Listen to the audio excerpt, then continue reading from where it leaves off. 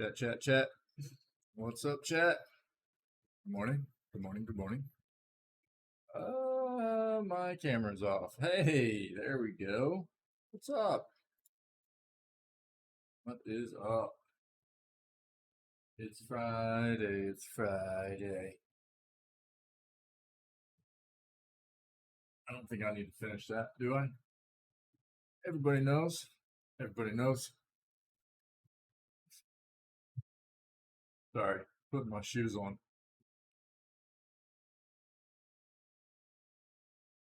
Ankle, yo. All right, dude.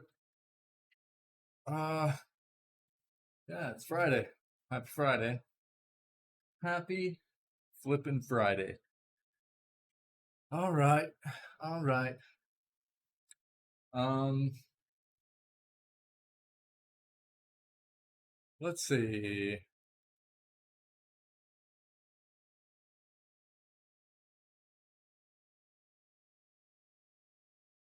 Hmm. Is that working? You're working? Yeah. Well, kind of want to chill for a bit. Let's chill till like 6:30. Give our amazing community a chance to hop in here and get ready for our Pillars playthrough. Drink a little bit more coffee. Sound like a Dilio? I think it sounds like a Dilio.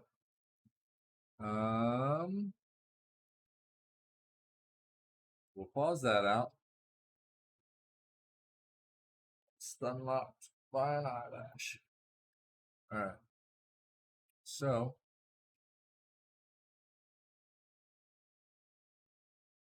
centered, more centered, till I move, and then we have to recenter. So let's do this.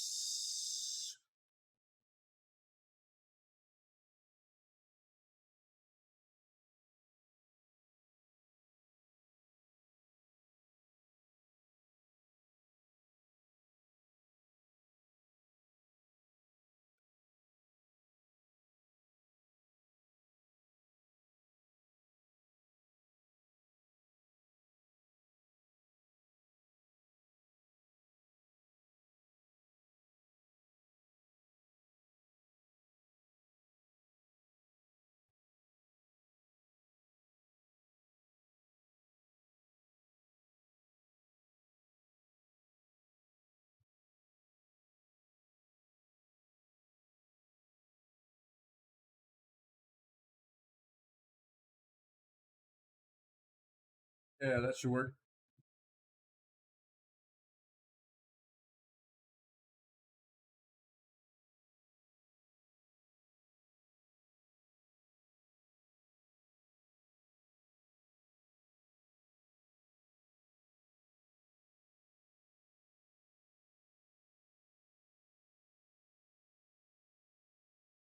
Cool. Let's just hang out, have some coffee this morning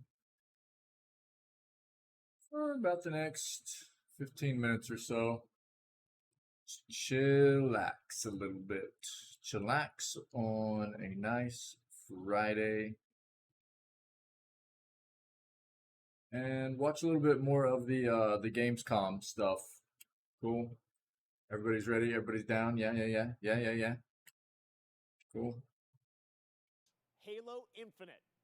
I had a lot of fun a few Halo weeks ago in the Infinite. first multiplayer tech test, which was a huge success. And now let's enter the world of Halo Infinite's multiplayer. I need to shave, chat. It's probably time. Either that or I just need to go ahead and commit to growing the beard out. I'll leave that up to chat.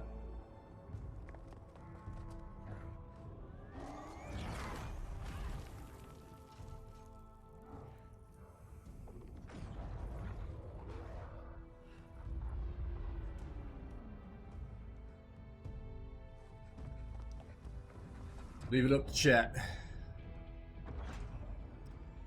Man, sharp pain in the ankle. Holy moly. To win. to be a Spartan.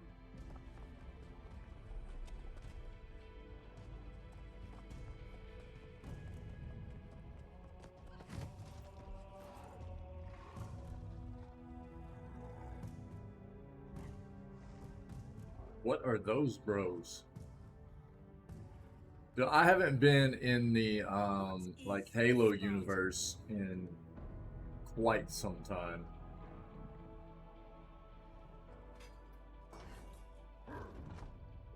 Oh, okay, yep. Hope where there is none.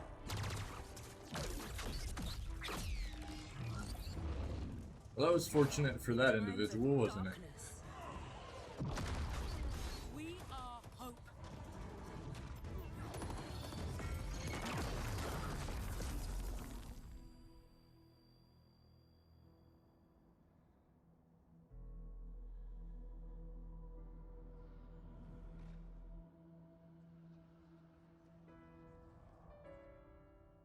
And together we are unstoppable.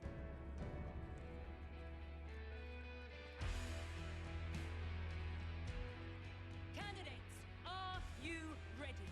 Yes, ma'am. I can't hear you. Ma'am, yes, ma'am. Again! Ma'am, yes, ma'am. Good. Who's first?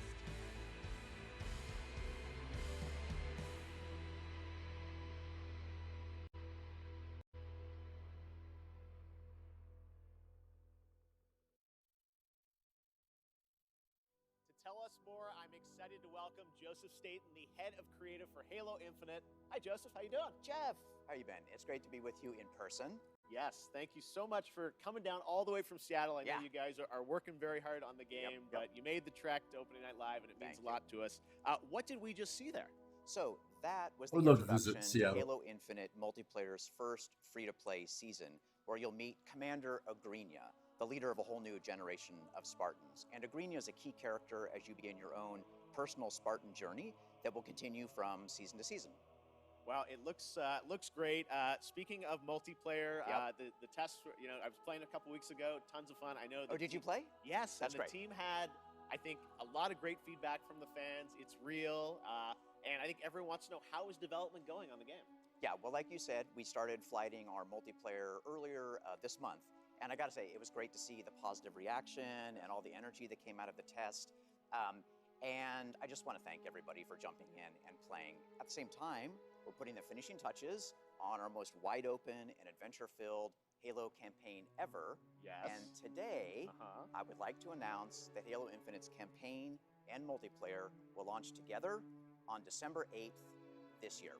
December 8th, it's real. There it Coming is. this holiday, just as you promised. Well, I know you and the team have been working so hard to land this, and exciting that campaign and Yeah. multiplayer will both be coming this year, because it's kind of an important year. It's the 20th anniversary of Xbox and Halo, right? That's right. It's a big year. And for this 20th anniversary, we might have something a little 20 special years, chat. up our sleeves. Oh, okay. Wow. Well, shall we take a look? Why don't we? Let's do it.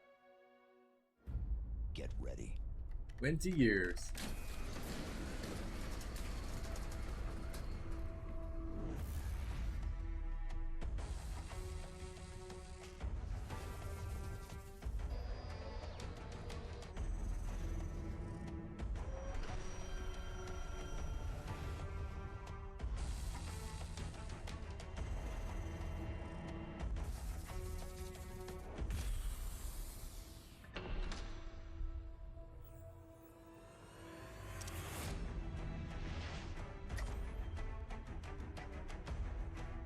Only $249.99.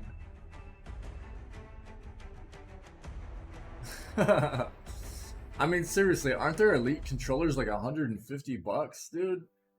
That's some controller.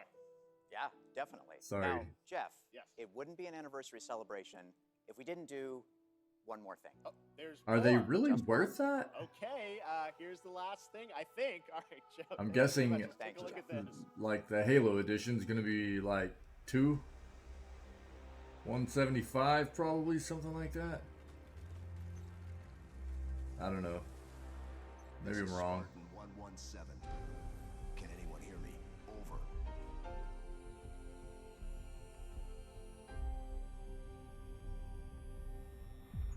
We need a fight.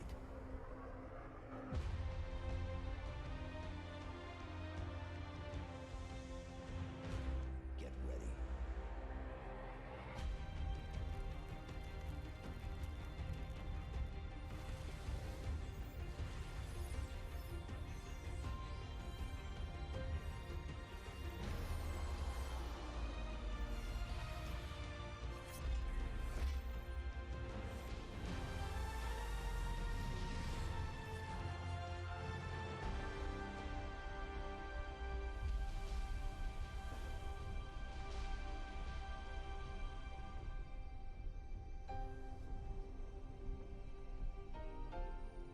Pre-order now. You can get it. Will receive in a year. Okay, next up, it's time for another brand new game announcement. An unholy but adorable union between developer Massive Monster and Devolver Digital. This roguelike action I love adventure Devolver, is set dude. in a super cute and undeniably dark world. Coming next year, here is the exclusive reveal of Cult of the Lamb.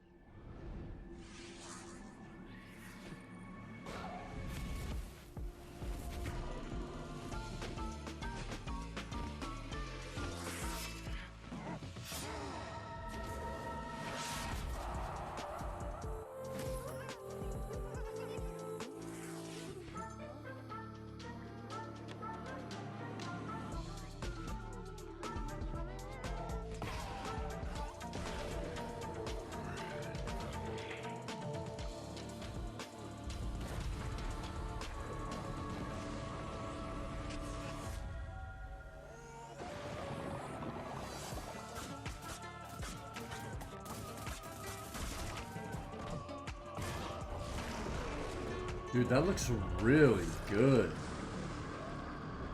I mean, just like graphics wise and everything.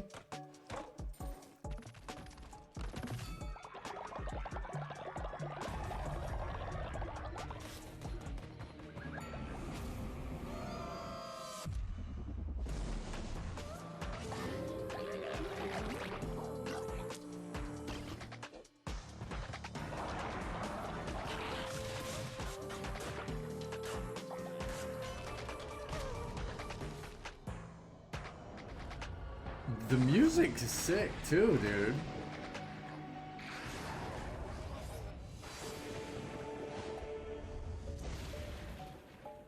Cult of the Lamb.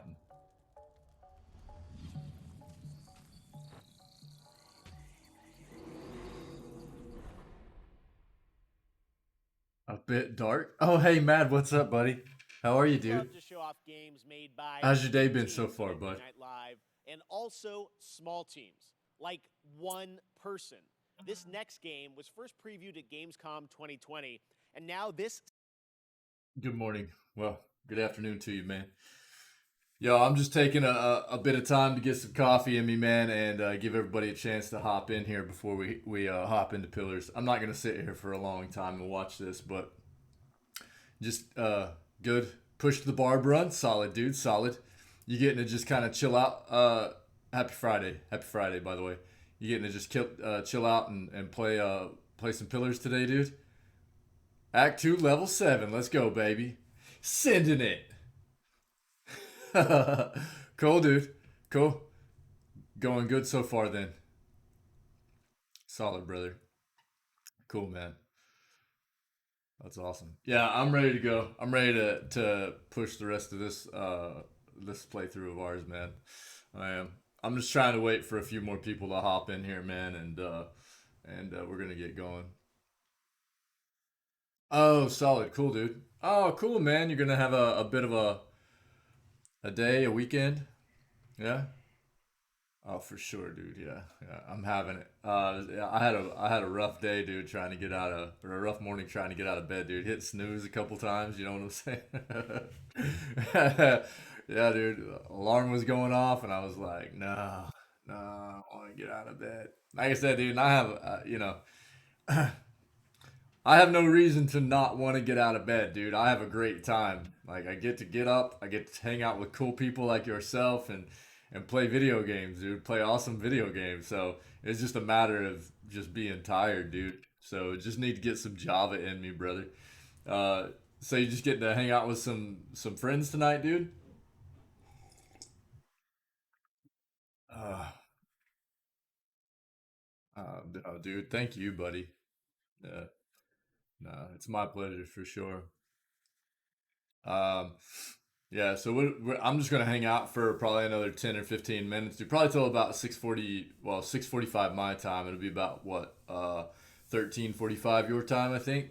Um, and we'll just about 15 more minutes, man. We'll just watch a little bit more of this, and then we'll hop into pillars, dude. I appreciate you being here as always, my man. Oh, dude, I want to watch that. Yeah, I want to watch it and drink a lot for sure, for sure. Well, be safe, be safe. I know you will, dude. I know you will. That sounds like a good time, though, dude. That sounds like a good time. Yeah, I want to watch the new Witcher animation. Yeah, for sure. It looks pretty good, dude. Looks pretty good. What are you gonna be drinking on, buddy? What's the selection tonight?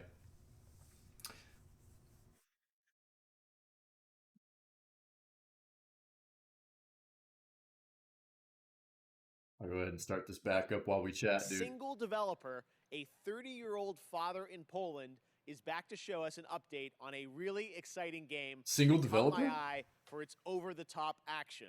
It is coming next year to consoles, PC, and Xbox Game Pass. I hope you enjoy it. It's a little over the top, but it looks so fun. This is Midnight Fight Express. Hmm.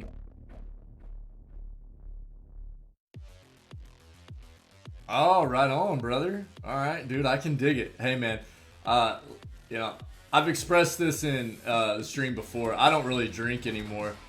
Just a personal choice, man. What? This looks insane. But I was a big whiskey fan, dude. I'm a big fan of whiskey, man. Especially Crown Royal. I love me some Crown Royal, dude. To me, Crown Royal was just a very smooth drink, man. And yeah, yeah, I liked me some Jack too, buddy. Yeah, for sure. And dude, whenever I drank, just pour me a little bit in a cup, pour me a little bit in a nice whiskey glass, dude, and put a couple of whiskey stones in there, dude. I was good to go. Need to check it out. Yeah, yeah. Some Crown Royal, man. Especially if you get like some of the, like even just regular Crown Royal, dude, very very smooth stuff. But like some of the Crown Royal Black and stuff like that. Yeah, Crown Royal, buddy. Yep, that's it. Yeah, very good stuff, man. Yeah, highly recommend, dude. Highly I got my recommend. pizza. It's I a got my manhole. Canadian That must whiskey. mean it's And TMNT Shredder's fantastic, Revenge fantastic time. stuff. Now, earlier this year, this game captured our imaginations and hearts with its reveal, bringing those righteous ninjas to PC and Nintendo Switch in 2020. That was my go-to, Today, buddy. we've Crown got the Royal. reveal of a new playable character. That's right, who is set for some action-packed combat against Foot Clan's devious Yeah, soldiers. no worries, dude. Including No worries. some I hope you're able to team get your hands on attacks, some, lots of dude. that, and yes, Um, the ability to revive a turtle via strategic if not, let use me know. a pizza. Let me know. I'll see what I can do about helping out. Yeah, let me know if you're not able to find it, and I'll see what I can do about helping you out, buddy.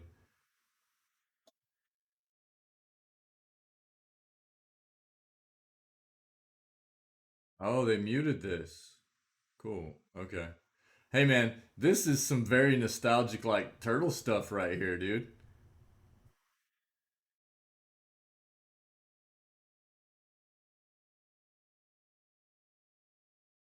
Check this noise out. Look, April up in the mix too. Dude, I loved the Turtles when I was growing up, man. Excuse me.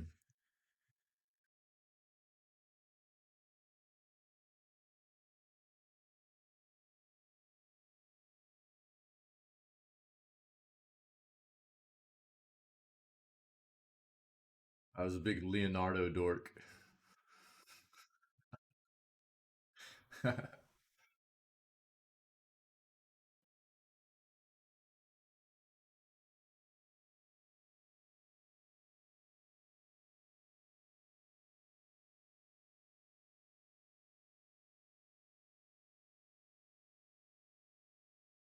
Seems like this entire part got muted out. That's what it looks like right here. It's all red. Hmm. Well, we'll just watch and see. You know what's funny, man? Um, I'm not against that at all, dude. Uh, what's funny is Hotline Miami came out back whenever I got like back whenever I really got into playing PC games again. Hotline Miami came out, and they did like a collab kind of thing with Payday 2, man. Uh, you know, when Payday 2 dropped is whenever I got big into playing PC games again after I had kind of fell out of it for a little bit, a couple of years. And yeah, it looked really fun, dude. It looked really fun. So I'm not against that at all, man. If I remember correct, I mean Hotline Miami is a bit aged at this point, right? I mean, it came out a little while after Payday 2, but they did some kind of collaboration, I'm pretty sure. Story's amazing. Cool, man. I'll check it out. Yeah, thanks, man. When did that drop? I'll look it up real quick.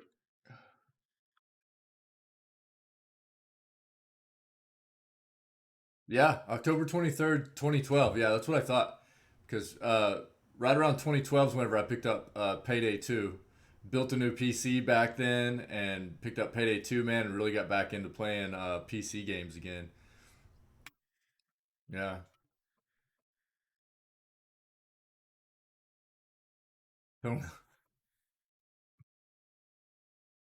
Yeah, right on, dude. Right on.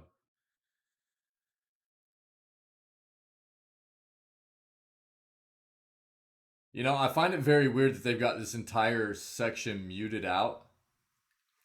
Even though, like, whenever we were watching some of this yesterday, um, there was like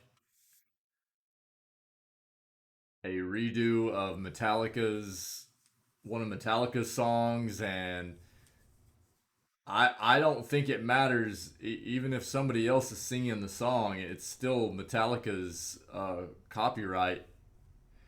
So I like turned the music off and turned the sound off. You know what I mean? But it wasn't muted on the VOD, even though they've got this whole little thing here, and this is all muted out. I don't know. Seems weird. And Metallica. Hey, you too, buddy. You too. Yeah. Stay safe, man. Hey, I'll be streaming tomorrow too, man. So if you're able to hang out, stop by or just come say hi, man. Thanks for always being a part of what we do, buddy. Have a good time with your friends. Stay safe, man. Thanks for stopping by and saying hey. Take it easy, buddy. Have a good time, man.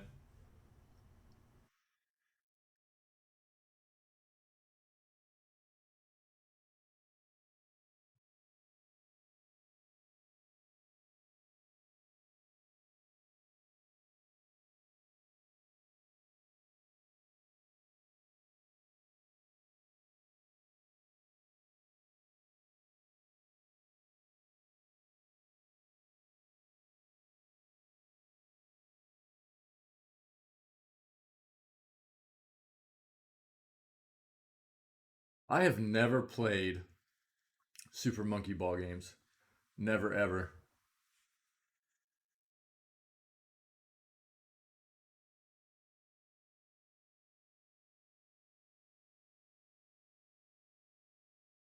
Bad. What a bro. What a bro.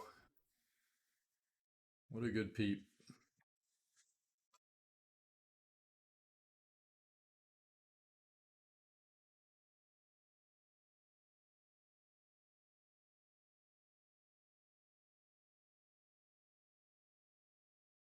Before I check out on this planet, I've got to get over to Europe, man, and ride the trains and just see all of Europe and stuff, dude.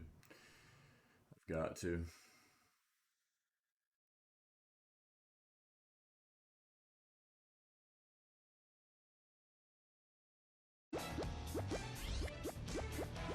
There we go. There's our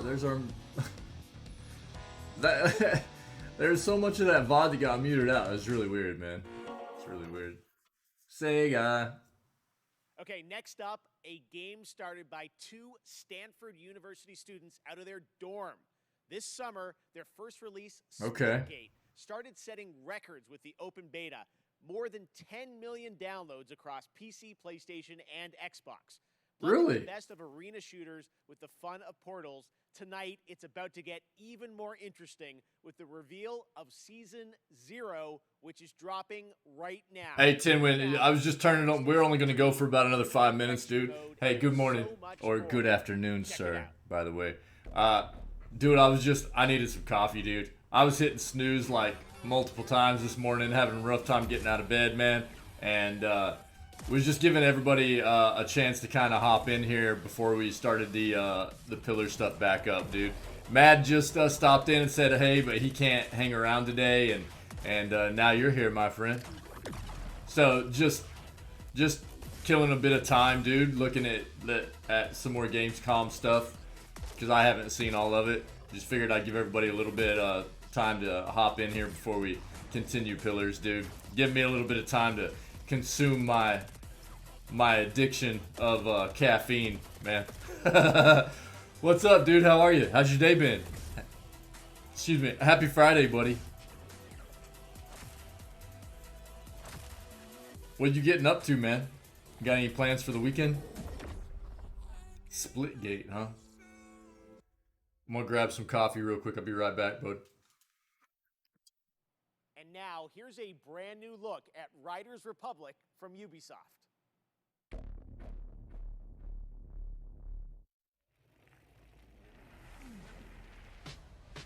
Standing on the stage, got the whole place rocking. It's popping, no stopping. Standing on the station, hotel hopping. Hey man, I've been hearing a lot about you.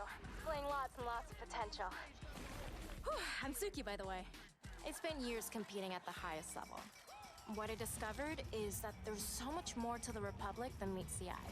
It's about adventure, exploration, and connecting with the outdoors on a whole new level. Oh, bro. So, This place is called the Riders Ridge. It's the heart and soul of the Republic. Team up with friends, other riders, and compete against each other.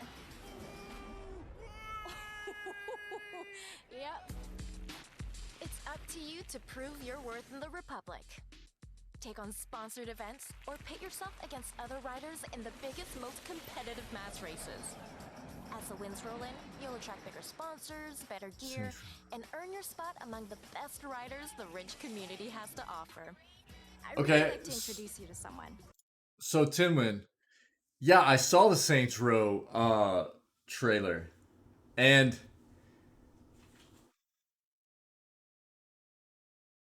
dude, I've only played like one of the Saints Rows, and it was a while back, dude. It was a while back. One of the things I was saying about the Saints Row trailer, of course, that there wasn't. Correct me if I'm wrong. There wasn't any gameplay in it. It was just cinematics. But again, it was one of those things where, and especially afterwards, because they had like one of the actors, right, that they used for the game. That she was like, the game's going to be awesome, and you know, like this is these. There's my character, and there's all these characters, and it was like one of the things I was talking about, and some of the other people in chat. It was like, to me, this game just gets kind of lost with all the other games that are so similar to it. You know what I mean? For me to get excited about a game like that genre there has to be something unique about it to draw me in and to keep me playing it. You know what I mean? Um, ever since Grand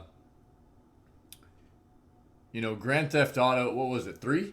Was it Grand Theft Auto 3 that came out and kind of set the bar for those types of games?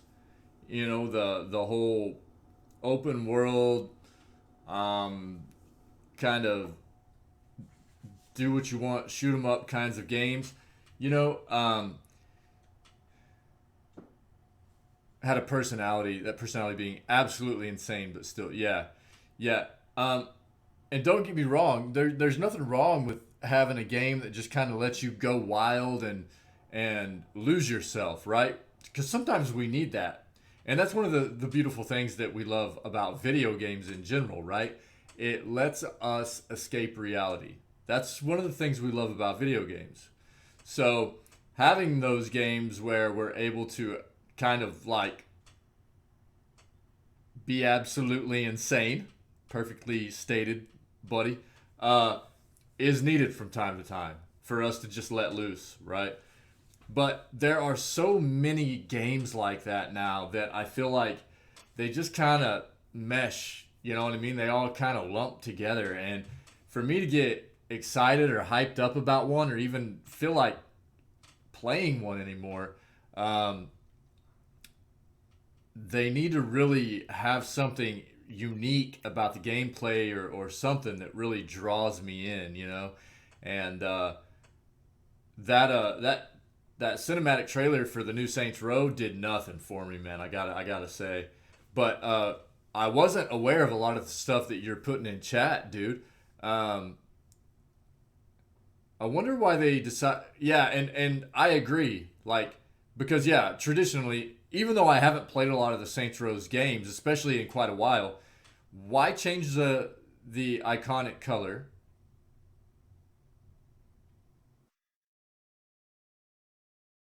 Yeah, if they're changing that much about the game itself,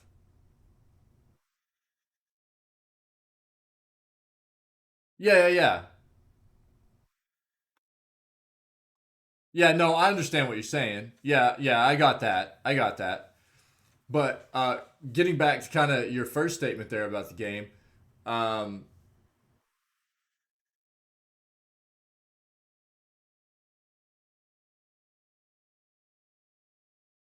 I agree.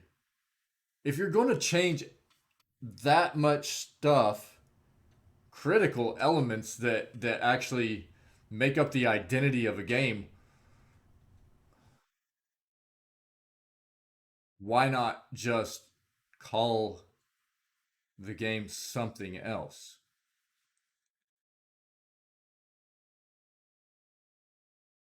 Because if you do have fans of that franchise, you're probably going to piss them off. I would assume. If you have fans of what Saints Row has always been, right? Yeah, for sure. Well, and yeah, I mean, the point I'm trying to make is like, if you actually have people that are fans of that game series in general, they might not be too happy about what's going on. You know what I mean?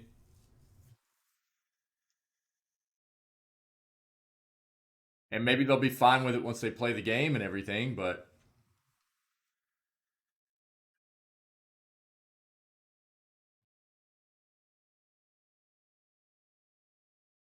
and change isn't always necessarily a bad thing, but right. Yeah, I agree. I agree. But it does seem weird, like why change that much stuff about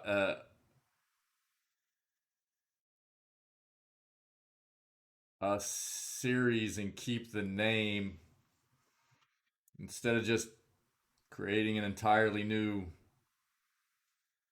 franchise potentially and just make it another Saints Row game as well. I don't know.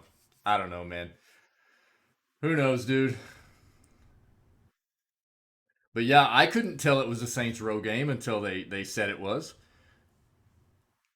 I had no idea. The game looked like I don't know. It was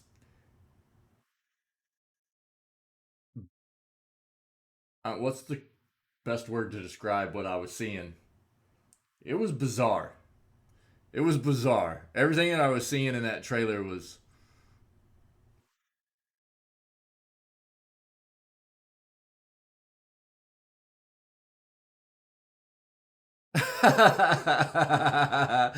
Yeah, true, Tinwin. Yeah, dude.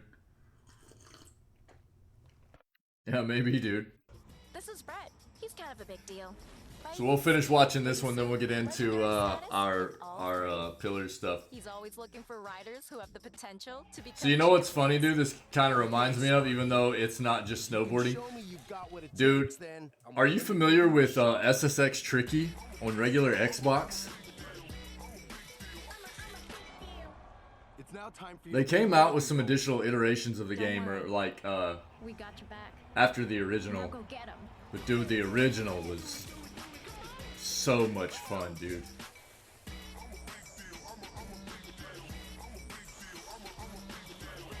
And again, I've always played a variety of different kinds of games and stuff, and I haven't traditionally gravitated towards like sports. Like I've always played a lot of different stuff. The Riders Republic SSX Tricky was an amazing game, dude. I wore blisters onto my thumbs playing that game so much on regular Xbox. It was so much fun, dude. August 28th, the beta is open for everyone for free on PC and consoles. Okay. You're invited to join frantic 50-player mass races, compete in a variety of multiplayer. Okay, so we'll pause this real quick. So just check it out.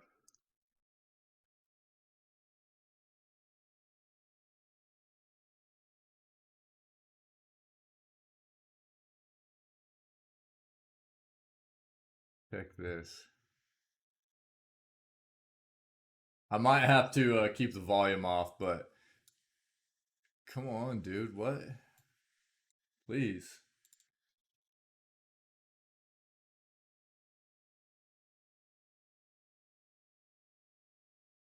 SSX Tricky, dude. I was really young when I played this too, but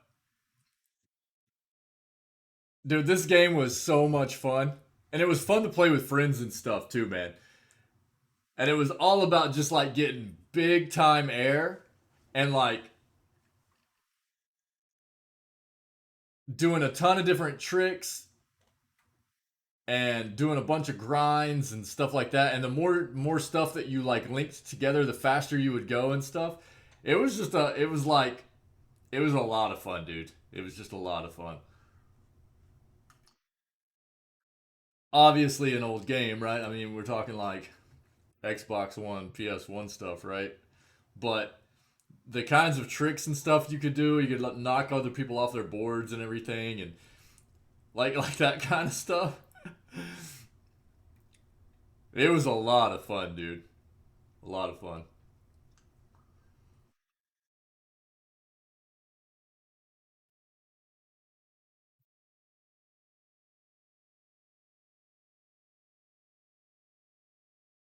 And one of the cool things about it too was like there was a lot of progression in the game. So it was like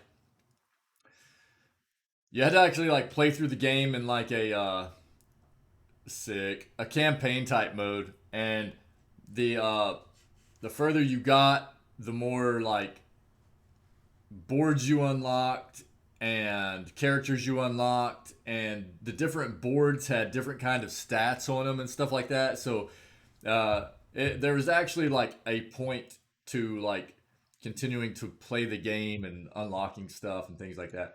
It was a lot of fun, man. I mean, I was young when I played that, but it was a lot of fun, dude. And that's not like the kind of game that I usually go for, but I had a lot of fun playing that, man. It was cool. Let's get into this. Let's get in it.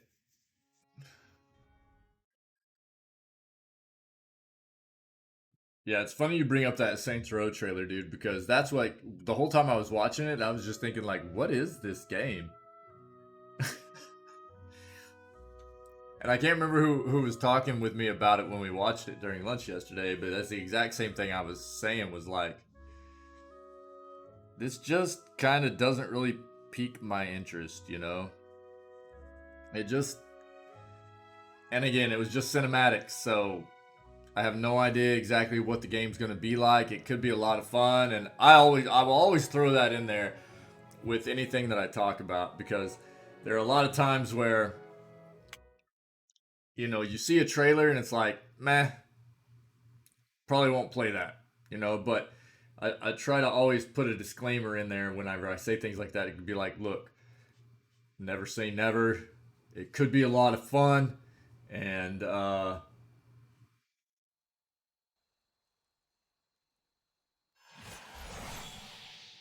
no. What's you know, impressive? maybe there's is some cool creepy things in the men game that slime I'm not the aware hell of that head clean off. would make me want to That play. takes aim. Did that once. My case was an accident, and I still wake up some nights feeling bad for him. Right.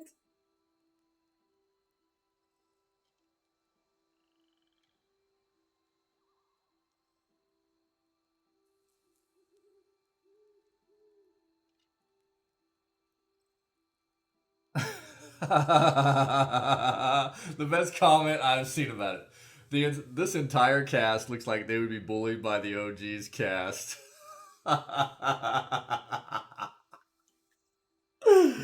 Yeah, dude. That's pretty funny, man. That's funny. But I mean, so this is what gets me. Is that what today's generation is? Are those the characters? Is that the type of, like, is that what appeals, dude? Am I that old? Because it just, I mean, it didn't grasp me. You know what I mean? Is that what today's generation is going for? God, is that what the future holds for this world? You know what I mean? The Fortnite crowd. Yeah. Yikes. Yikes, dude. I'll stick with my pillars. You know what I mean? Give me an eater who wants to pet a Haravius. You know what I'm saying? I'm here. So, Tinwin, good question, man. So I kept asking if you were around yesterday at the end of the day, man. So,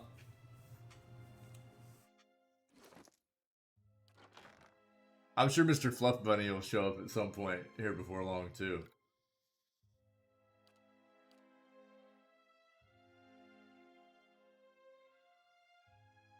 As you can see, we have baby.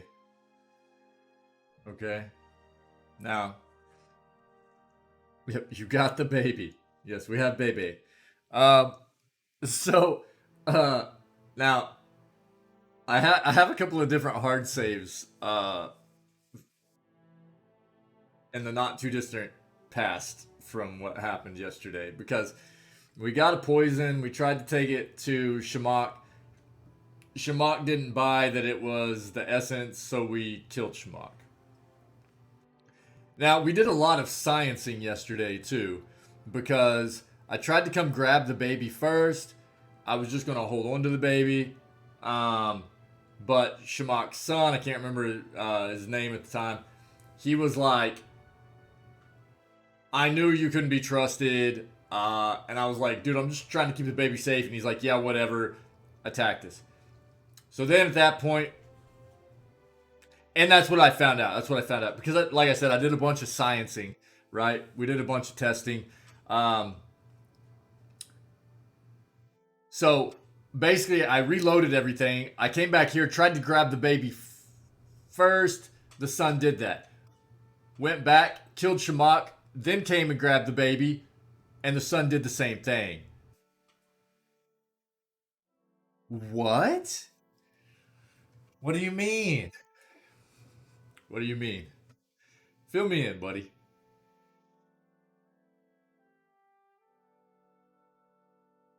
I didn't even take it that way, but that's hilarious, dude. That's hilarious.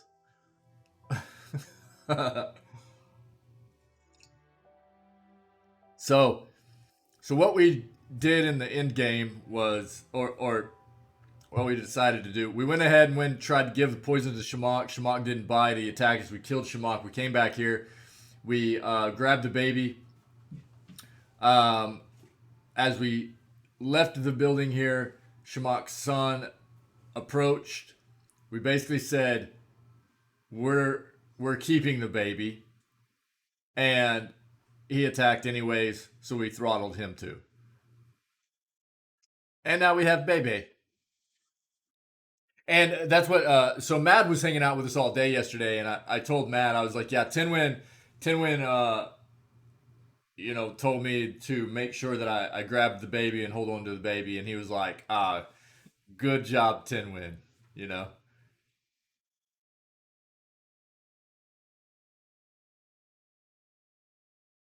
Ah. Okay. Okay. So yeah, Mad was giving you props yesterday.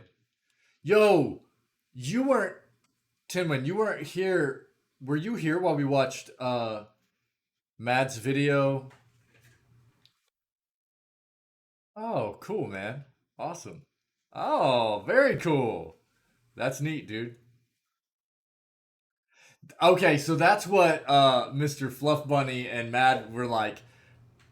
They were kind of like joking about, but they were like, no spoilers, no spoilers, right? Talking about how the baby would be in the sequel and stuff, but I couldn't tell if they were being for real or not. That's very cool. That's very cool.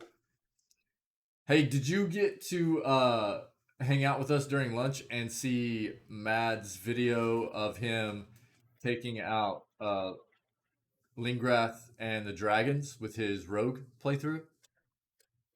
Do you want to watch it real quick? I have it. It's only like 8 minutes.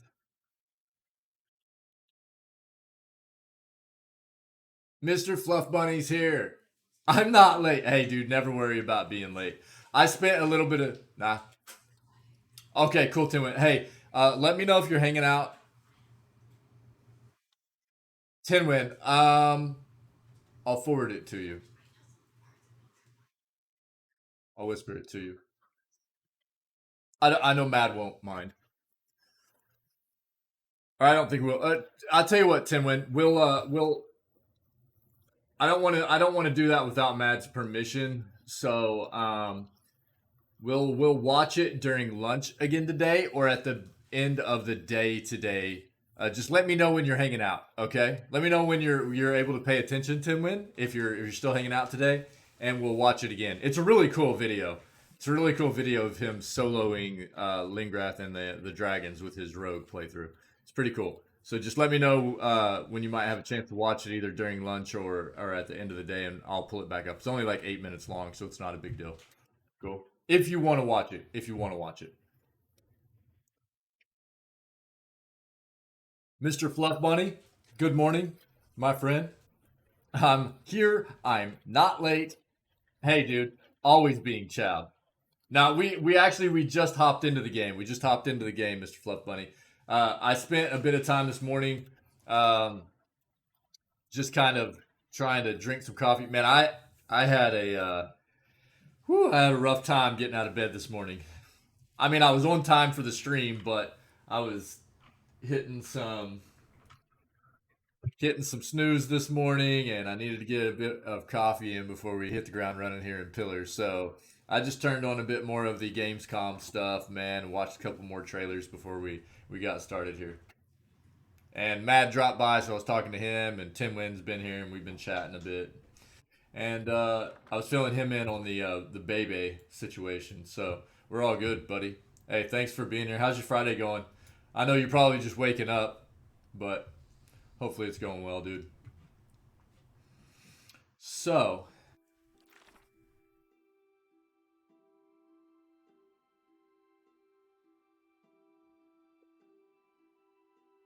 at this point,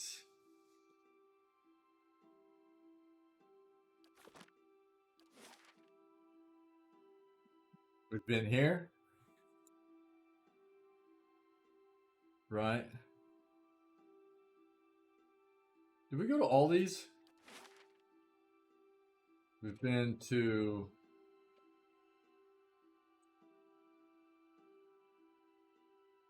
We waking up. We wait. You have anything that you got to do today, Mr. Fluff Bunny, or are you getting to just chill, man?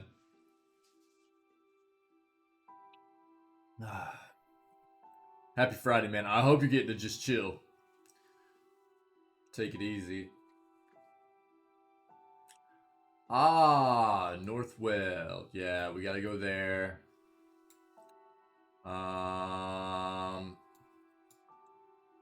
We have to go to Raedrix. We'll have to stop by Gilded Vale, Northwell. Oh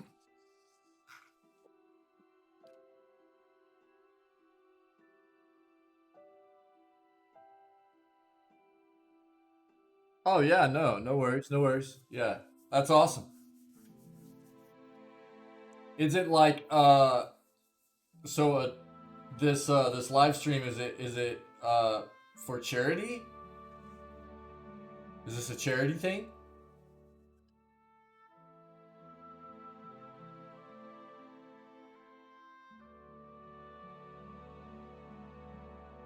Or is it just like a 24-hour? Gotcha. Okay.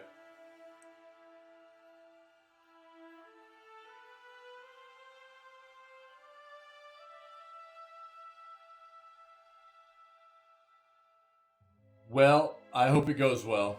It's unfortunate that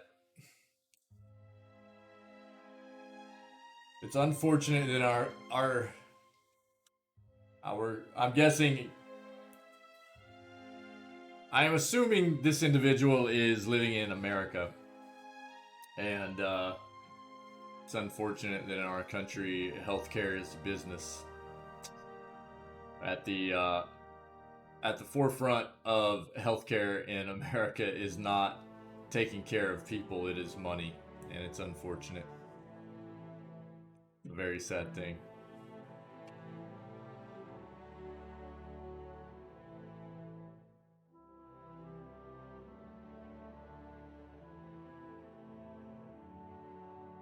Cool. Awesome. Good. Mr. Fluff Bunny. Cool. Well, I hope it goes well. I do hope it goes well. So we gotta check this out. We gotta go to Raedric. Mercy of the Tribes.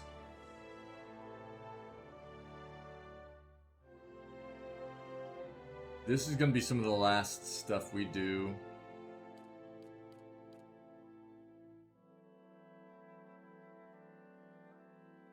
This is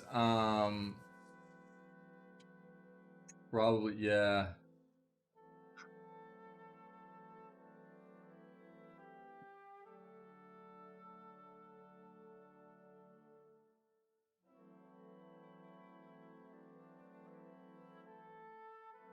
Okay.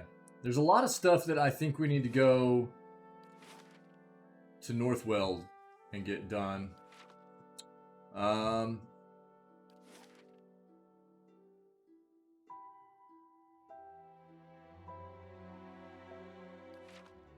Let's go here real quick. I'm excited to go get Raedric stuff done, though. That's going to be a lot of fun. I think, anyways. Apparently, we're going to melt Raedric, so it's not like going to be a like challenging undertaking, but cool nonetheless, I think.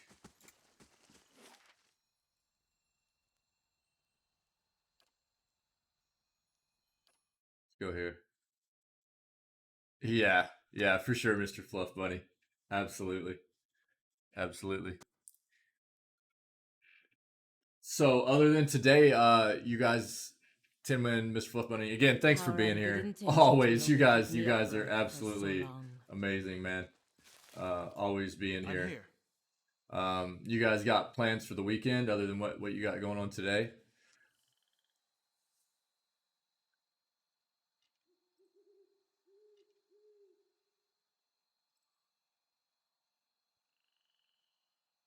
What?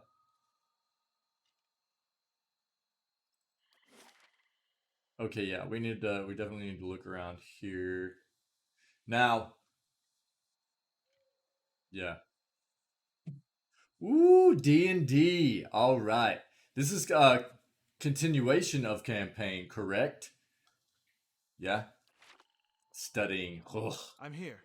Oh, God, buddy. I'm sorry. Estremor. Estremor. An Orlan woman stares at the sky with an air of deep contemplation. She occasionally puffs from a wooden pipe, blowing smoke into perfect rings. What stands before me?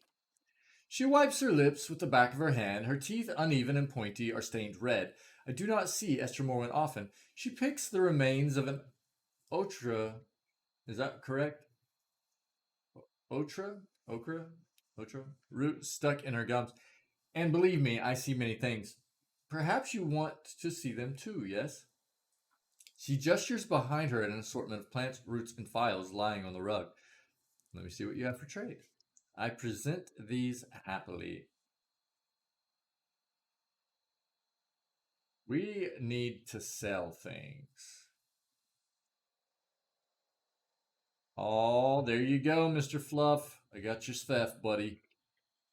Got your stuff. Just for you, man. That's all we'll take for right now. But I got you, Ben. I got you. I'm gonna go ahead and no, I'll do that off stream. We got a lot of stuff to sell, but I'll do it off stream. I'm here. Unless we end up in a situation where we need a lot of. Let me just prepare my nostrils.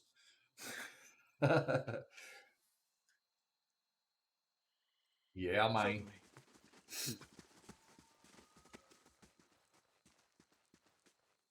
Tag. Okay. Protector.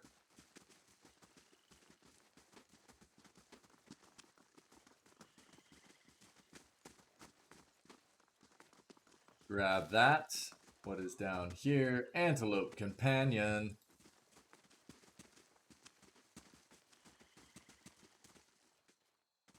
Protector. No. Okay. Grab that. Yeah, run all the way around. Oh, okay. I was expecting him to have to run, like, way around. Cool. 180 we take. 102 we take.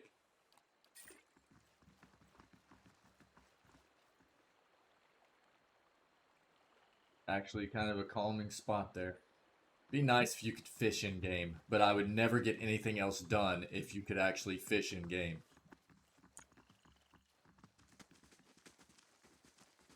To be honest. No one to please, no crowd to inspire, no furry maiden's kiss to spark my song's fire. What brings you here? Pillars 3, fishing game. Nothing else gets done, just fishing. Absolutely. Salutations, Estremor. The Orland chirps in a sing-song voice. I am known as Delum, chanter of old song. I trust you are enjoying the beauty of the sacred place.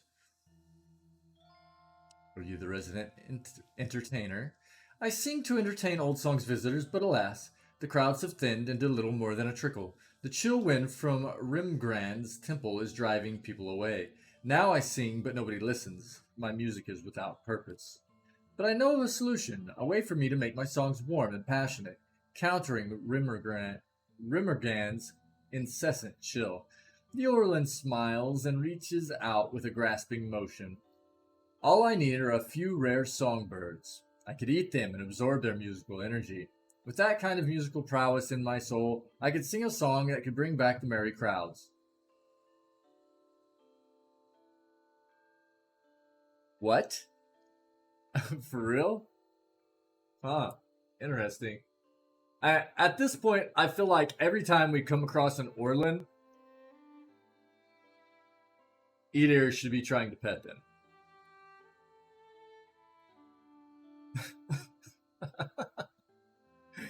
That's what I want to happen anyways. All I ever picture now is like we come across an Orlin and Eater is like slowly trying to like creep over to him and like put his hand out to try to pet him, you know?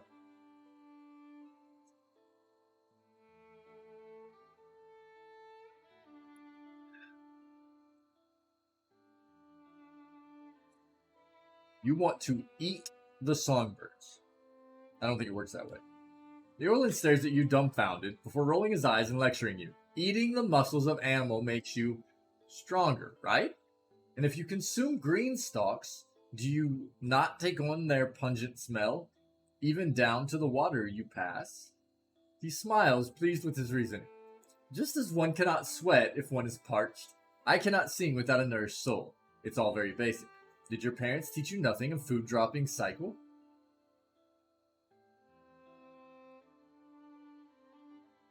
Spare me your reasoning, I'll help.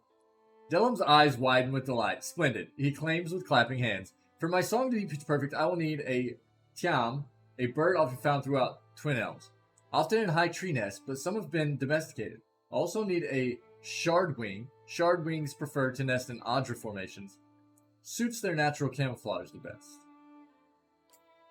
Oh, and most importantly, if I plan on hitting those high notes, I'm going to need a cloud singer. Those little warblers can only be found in the highest mountain peaks. Many thanks, Estremor. Bring me these birds, and I'll sing like Hylia herself. This is gonna suck, dude. Yes? I knew this was gonna be a crap quest.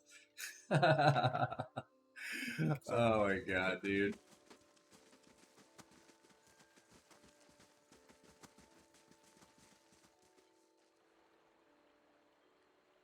I'm instructing Estremor. What do you need? Nothing. Farewell. Okay.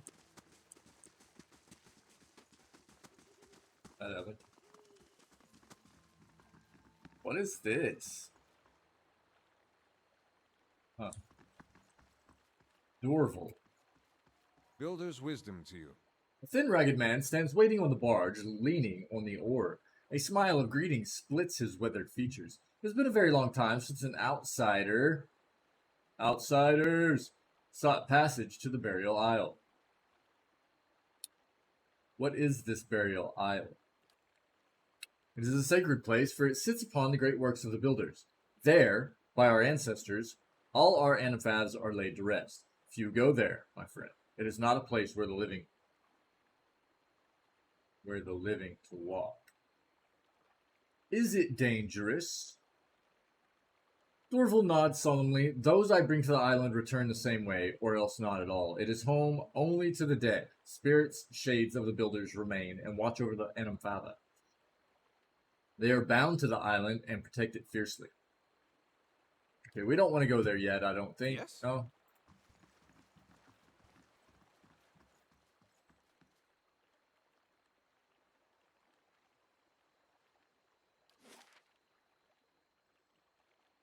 Noonfrost. Keep looking around here.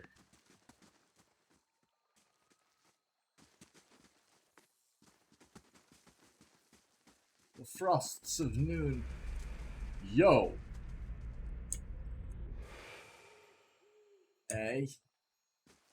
Wow. Wow.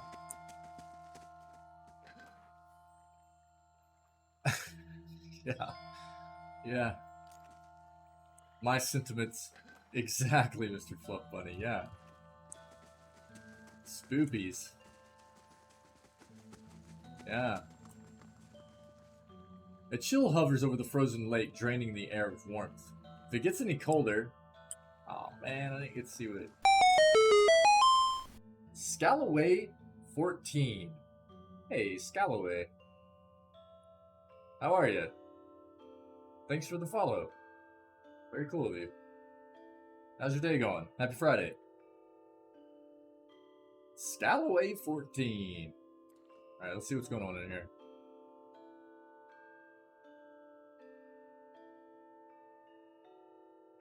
Alrighty.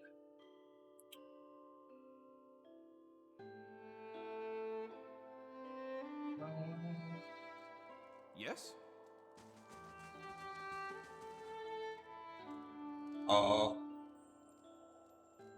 Vesjol. The pale elf searches you with ice blue eyes. She shifts and knits her fingers together. Welcome to Noonfrost. Most of the temple is currently closed for sacred ceremonies to Rimgran. She forces a smile and waves to the eastern doorway. The shrine is to your right. You're welcome to make your offerings to Rimgran there. The rest of the temple is off limits. Tell me about Rimgran. Rimmergan. I have such a hard time saying that because I always want to throw another R into the end of it. Hey, again, thanks very much, Scalloway. Much appreciated. He's the gold of cold. The gold of cold. I have not had enough coffee this morning, everyone. I apologize. He's the god of cold, entropy, and collapse. Hecking rhymies? I know, man. I'm getting all tongue twisted. Many see him as a harsh god, but few recognize that he also gives life in his own way. All things wind to a merciful end in his shadow, only to feed creation elsewhere. Many see him as a harsh god, but few recognize that he also gives life in his own way. That seems to be the trend with gods in this game, right? All things wind to a merciful end in his shadow, only to feed creation elsewhere. She frowns, gnawing her lip, but he is a silent god and his ways are mysterious. To follow him is to accept inevitability without explanation. Her eyes dart between the two doors on either side of the room, if that's all. Why is most of the temple closed? As I said, we're in the middle of sacred ceremonies. She enunciates carefully. They are rather complex, and we don't permit outsiders to witness them. She glances at the elves over her shoulder. Others of my clan get rather touchy about them, which is why you should visit the shrine and take your leave. What are you doing here? This is a weird... He's a real mean one. Yeah. Yeah. My clan journeyed from the white that wins to pay homage to Rimmergand here at Noonfrost. No outsiders! I know, Mr. Fluff Buddy. Agreed. Twitch discrimination. We will not have this. Outsiders unite. Let's go. We will stand as one. We'd learned that this place had been abandoned for several years, and we felt it our duty to tend to one of our god's oldest temples. She rolls her shoulders back. It has been a long journey, but Rimmergan demands endurance. No doubt he will reward us for ours. Sigani's mouth is set in a grim frown. I hope it is. Good morrow, cousin. I'm here. Okay, let's see what this is all. You look gnarly.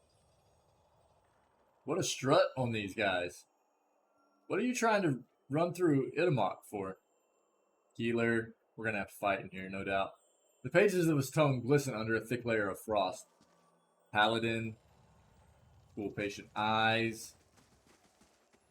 Outline of an Auroch skull is etched into this paladin's armor. That means I want it. Paladin armor. Yay.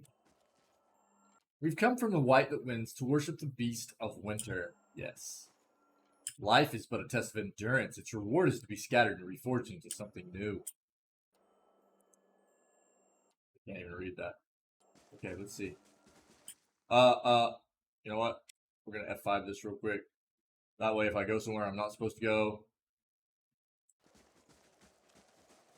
and we get engaged in combat.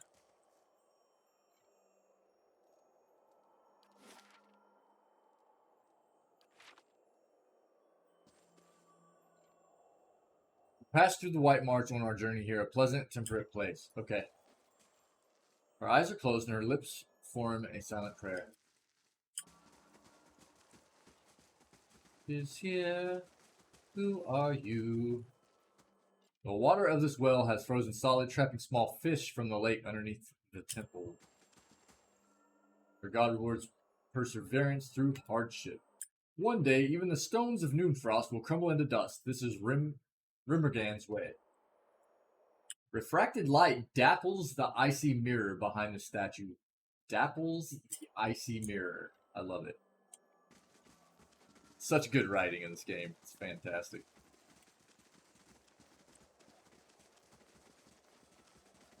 What are you? Hold, Wanderer! Hell Elf Vanquisher. Venturing beyond all doors is forbidden. Do not trespass against our will. Apologies. Ooh, you're fun. Each line and wrinkle of this warrior's weather-beaten frown has been chiseled from the ice. The outline of an... Okay, yeah, I want your armor. I will have. Ooh, I wonder what's in there. Ooh, I wonder what's in... This is not... Sorry, sir, I was just looking for the restroom. Yeah. I gotta go real bad. We can legit unlock... I don't necessarily want to engage in combat. But that's not a red lock. That's a gold lock, which means we can unlock that if we so choose. And... What? Can I just sightsee, please? Turn back and do not cross any doors. The halls beyond us belong to Rimmergrand and his faithful. Hey, dude. You guys aren't any fun. Alright, we're gonna keep searching around real quick. Just looking for the restroom. Buddy.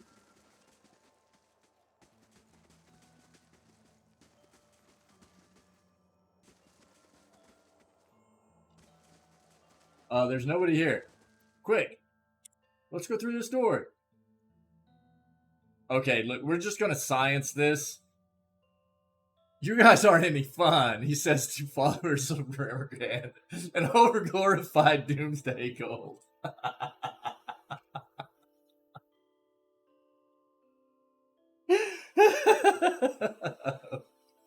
Oh, Mr. Fluff Buddy, dude. I love it. That's too much, dude. Yep. And that's what we do. We're actually going to unlock this. We just saved. So we'll probably save scum this, but just for funsies. Let's go. Let's see this stubborn bastard. It's done.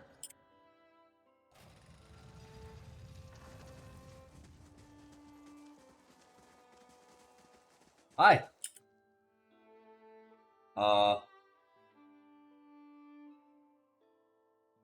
I'm afraid to talk to anybody, so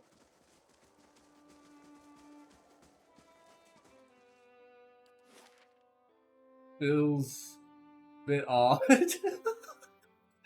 just like unlock the door and run through there, and they don't think anything of it. You know what I mean? Let's see this stubborn bastard. It's done. Oh God. Is that what she says every time we unlock something? Have I not noticed that before?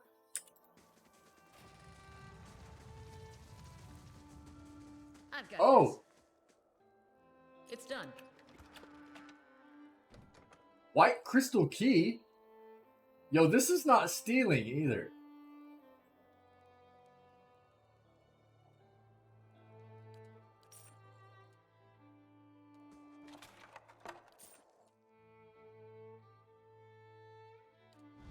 I'll stay out of sight. The plot thickens for real, dude. Uh-oh.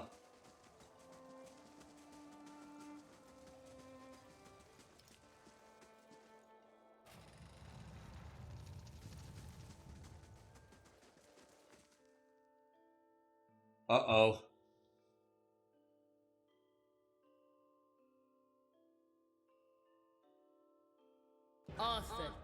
Uh-oh. Word. Where's Eater at?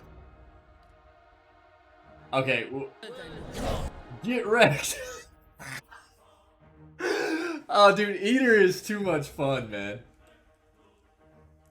Oh, for real? She confused, out of everybody she could have confused, she confuses Idamak. That's the way this game works.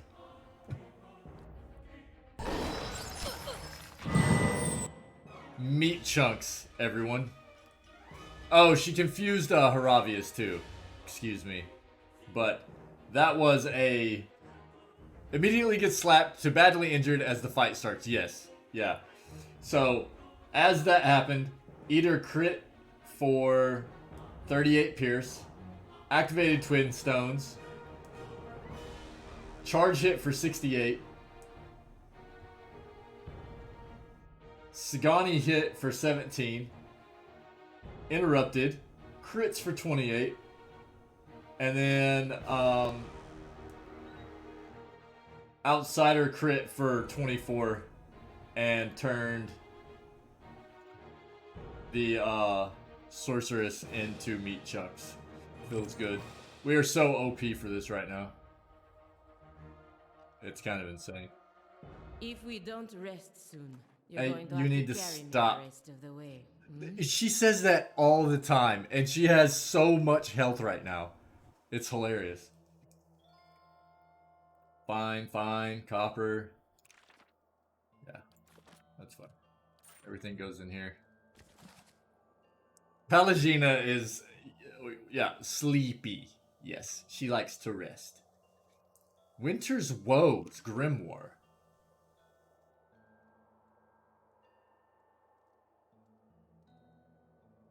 Huh. Okay. I've got to say, I am really, really interested in, at some point, coming back to Pillars 1 and trying a Battle Mage. It just seems like, I know that it probably won't work very well. It's just super intriguing. And that's not like a kind of class that I gravitate towards. Like, if I'm going to play a mage, I'm going to play a mage. Like a straight up... Yeah, Muscle Wizard. Mr. Fluff Bunny, dude. That is awesome. A Chad mage, right? A Chad mage. Muscle Wizards cast Fist. Muscle Wizards cast Fist, yes. Absolutely, yeah, absolutely. A Diesel Wizard. Yeah, we'll come up with all kinds of fun names. What was, dude, whenever we first started this playthrough, we were all talking about needing, like, an actual, piece of artwork done with, in the style of, like, you know, like the 80s styles Vans that would have, like, the Conan-esque medieval artwork done on the sides of them, you know? But it would be like, the reason it came up is because, like, if you go into the, like, Durance, this is why this started. Durance is yoked, right? Durance is yoked, and I had no idea until I took his armor off. It's like, because look at Durance. Eyes cocked like a pistol, right? And you look at Durance with armor on, and he's like... Durance comes off as, like, a jolly... Yeah, I know, Mr. Fluffy. Durance comes off as, like, this... To me, more like a kind of heavy-set priest kind of guy, you know what I mean? So, the first time I ever took his armor off, I'm like... Durance is yoked. He's like all dieseled out and everything. So it was like, it became this meme that we needed to have, like Durance is like our Rasputin kind of, you know what I mean, priest dude, and we need to get some kind of like artwork done where it's like Durance with his staff and he's all jacked like he's our Rasputin dude, and then it's Grieving Mother with her pistol, you know what I mean? Like all 80s style artwork and stuff. It became a meme for us for a little bit in the early goings of this playthrough. I can't remember who was like keeping that going, but it was just funny, man. The first time we took off his armor, and it was like, Durant is jacked. He's jacked. He's not plump. He's jacked. It was pretty funny. Yes? All right. So, Winter Woes, Edring Hadrat, Enigmatic God of Cold. I don't think I've read this. Give me like 3 minutes. I'm gonna grab some coffee, and I'll be right back, and then we'll read through all this stuff. I don't think I've read this one. I don't know that I've read Edring Hadrat either. I might have, but I don't know that I've read this one. And we're gonna read through this real quick. But let me get some coffee real quick. I'll be right back.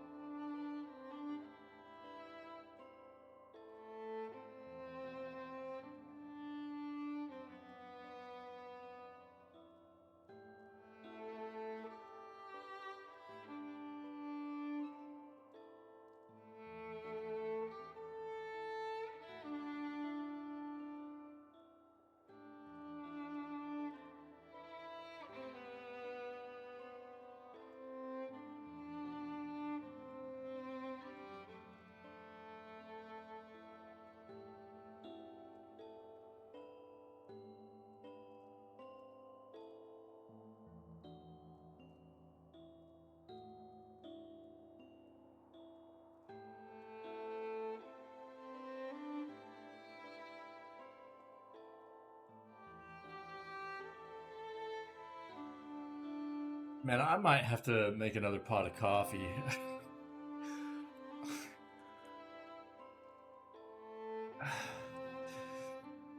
I don't need it, but I want it. You know what I mean? The enigmatic god of cold. Let's go. Hey, thanks for bearing with me there. Sorry about the break.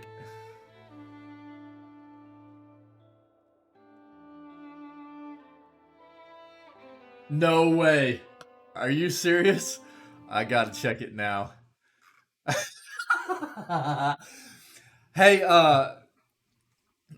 that is awesome. Thank you. Did so man, it's probably way up there. I made a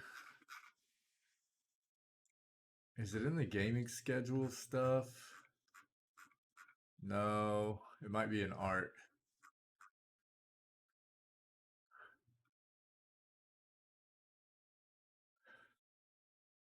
Hey, hey,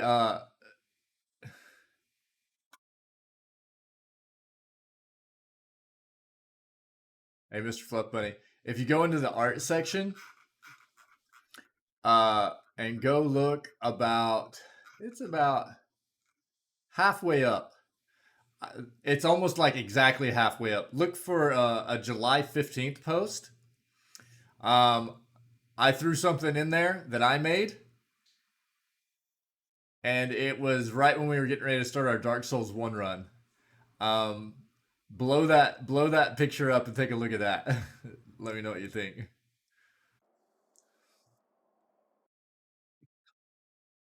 That's pretty good though, Mr. Fluff Buddy. That's awesome, man.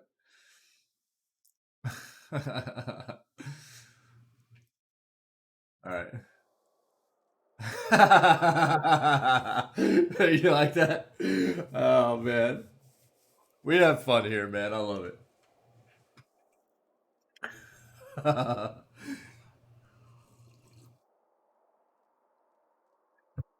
Young students are often confused by Barath and Rimgrand's seemingly overlapping roles in holding dominion over death. Barath oversees the cycle of life, death, and rebirth. Rimmergand oversees the cold, destructive act of death itself. This difference is often difficult for novices to appreciate until they've lost a loved one and endured the absence for a time. It is Barath that determines we will be reborn just as certainly as we will die. But Rimmergand is the executioner's axe. Rimmergand shows us that all life ends in stillness. Rigor mortis. Right? I need only show them the symbol of Rimmergand. The bone white oryx skull found carved within the most ancient of Ingwithan ruins. It is a symbol of death and doom in every culture. Any child with 4 winters under his belt needs no introduction to the ancient symbol. Rimmergand embodies not just death, but all manifestations of collapse, be thy famine, plague, or simple bad luck. Rimmergand is a primal god, silent and inscrutable. As death itself. He makes himself known with his passing, not by proclamation. There are innumerable stories of the god's terrifying passage through the lands of Eora. When the beast of winter stirs, bitter winds and beastly howling follow the creature's every move. Wherever the beast plants a hoof, all life withers into dust. The faithful of Rimmergand insist that even another god's life can end in stillness. They claim the other gods must flee from the beast of winter's mastery over death, but we know not if this boast holds true. Though the beast of winter is shrouded in snowy clouds, those who have seen the shaggy white monster claim that the souls of the fallen can be seen clinging or perhaps frozen to the beast's fur. Oh, insane. What a cool, that's neat. I'm going to read that one more time. Though the beast of winter is shrouded in snowy clouds, those who have seen the shaggy white monster claim that the souls of the fallen can be seen clinging or perhaps frozen to the beast's fur. That's neat. The dwarves of the Boreal South have numerous stories that tell a similar plot. A brash hero seeks out the beast of winter to rescue the souls trapped in its fur. These tales never end well, for even if the hero saves his beloved soul, the hero dies in the process.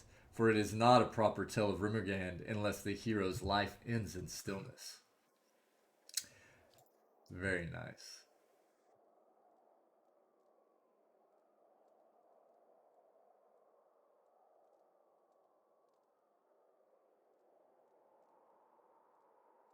I'm trying to see if I've read this before or recall if I have.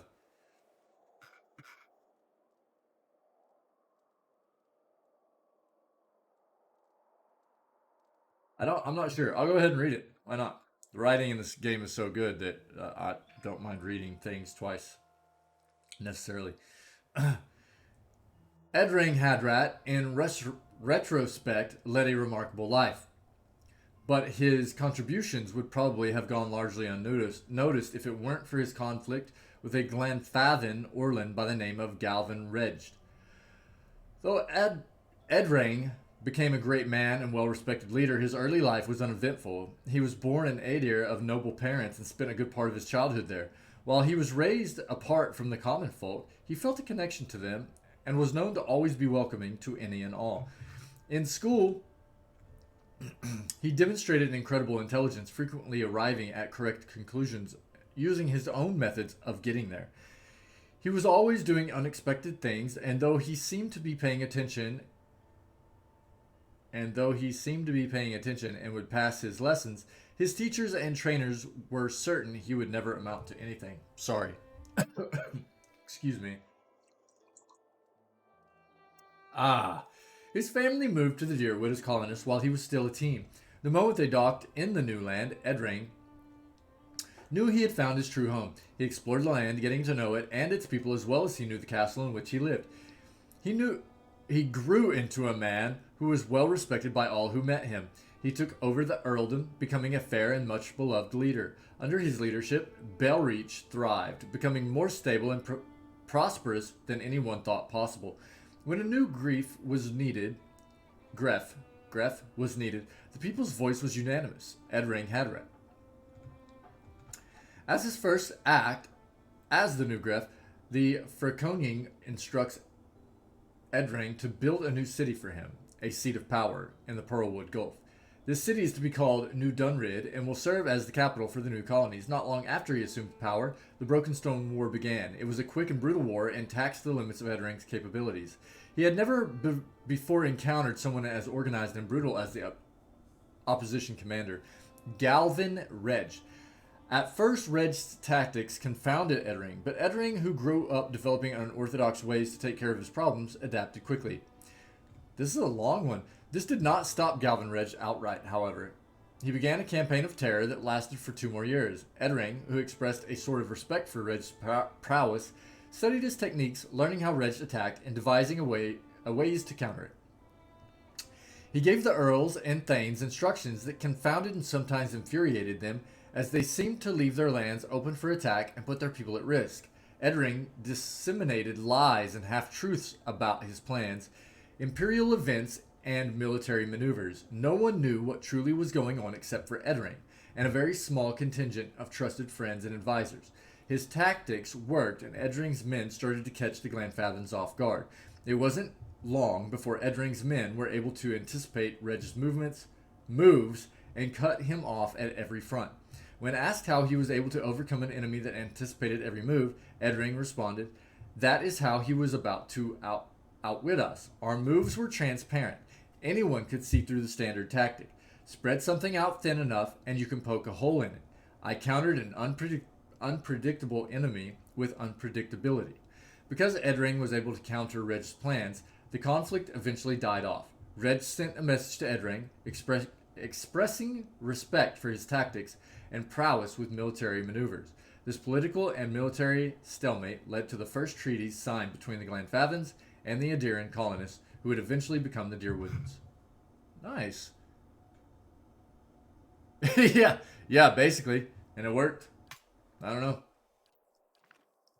I'm here.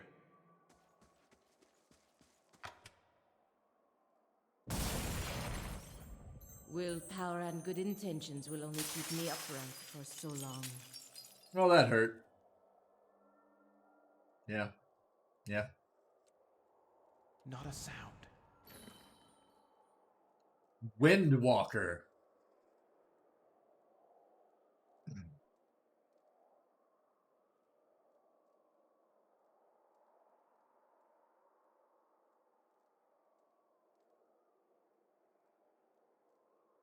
And just stands there. I didn't even try to move. Yeah.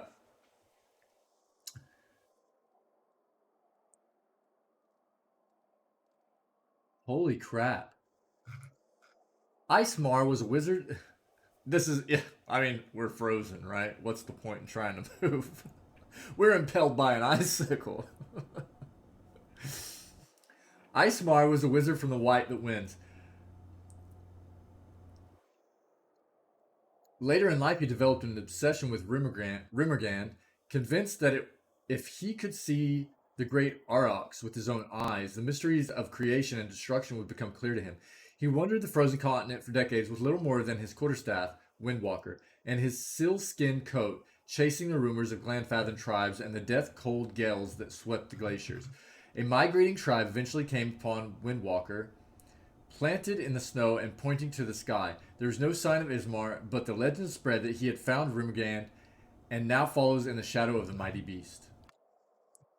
This thing is pretty awesome, actually. For a unique, you know what I mean?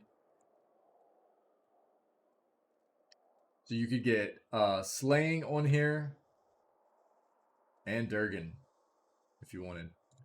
But it's not bad.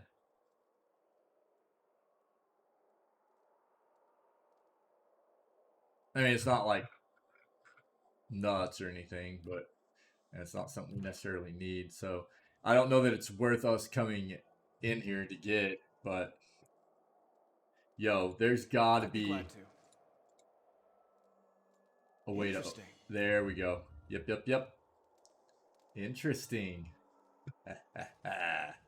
Hey, Council Hut, get your butt in here.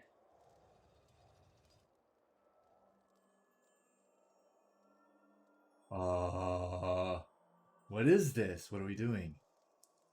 We need to kill all. The ice is as hard and solid as stone. I'm gonna make a hard save right here. Super cold.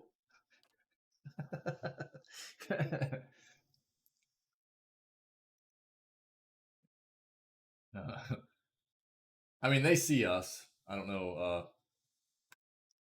Sorceress, Vanquisher, Glassvol, Paladin, Healer. This is fine. Everything's fine. Stumbles into a ritual. Yeah. Matter of fact, but we're just looking for the restroom. We didn't mean to interrupt.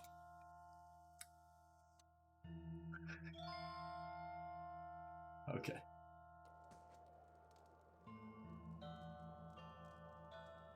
Alright. Well, this is fun. Let's see what this is all about. We're gonna die. As you near the platform, the temperature drops sharply. Something saps every last bit of warmth from the air, leaving the breath of your lungs cold. As it escapes your lips, you see a doorway filled in with glowing ice. Silhouetted against it is an elven man, his arms outstretched. Gods, it's gotten hard to concentrate. You shouldn't be here, traveler. And the others of my clan won't be so lenient if they find you sneaking around. So if we don't sneak around, will everything be okay?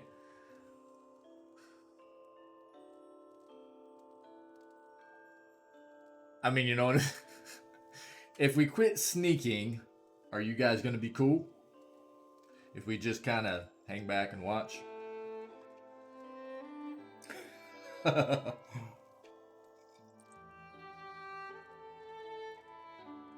What's going on here? We're reaching out to Rimgand. The last way we know how. He turns back to the frozen arch. Please, I must concentrate. Right, exactly. Yeah. I mean, that's all I need to know.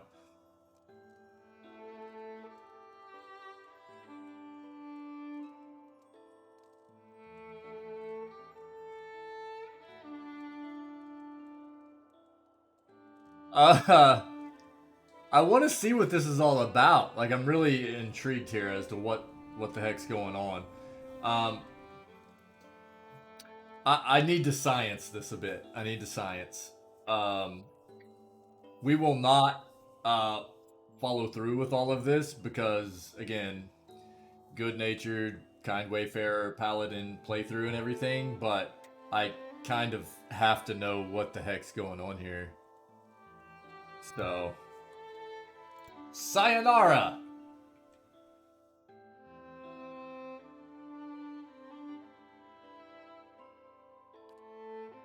Get a meter.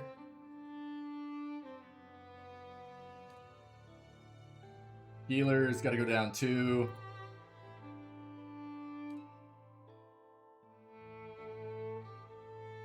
We're about to throw him the heat. Again, this is just... I just need to see what is happening in this place because I'm intrigued, really. I know this draws out the playthrough a little bit, and I'm sorry, but just really kind of interested in what's actually happening here.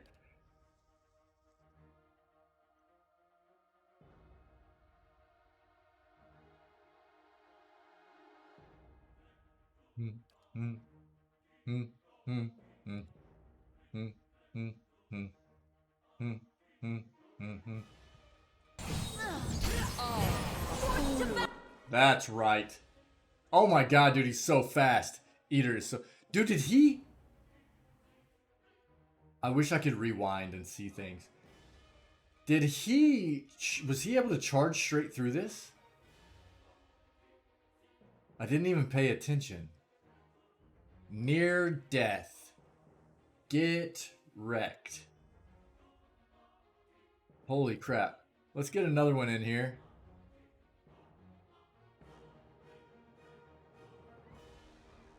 Healer?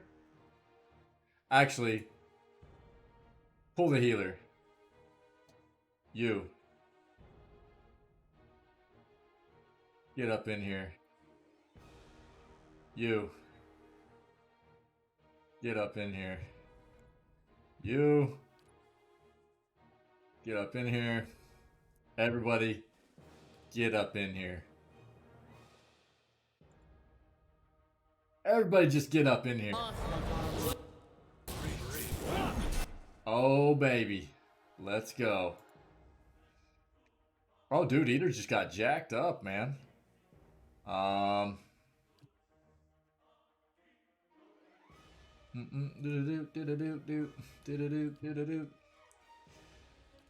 That's alright. We're gonna get a big heal in here. Yep. Everything's fine. Meat chunks? Pretty sure I saw meat chunks. Feels good. You. Knock that down. You. Oh, actually, go ahead and charge through here. Cast that off. You're going to shoot that. Durance. My man. Rasputin. Cast that. You, sir, go ahead and immolate. What's she doing?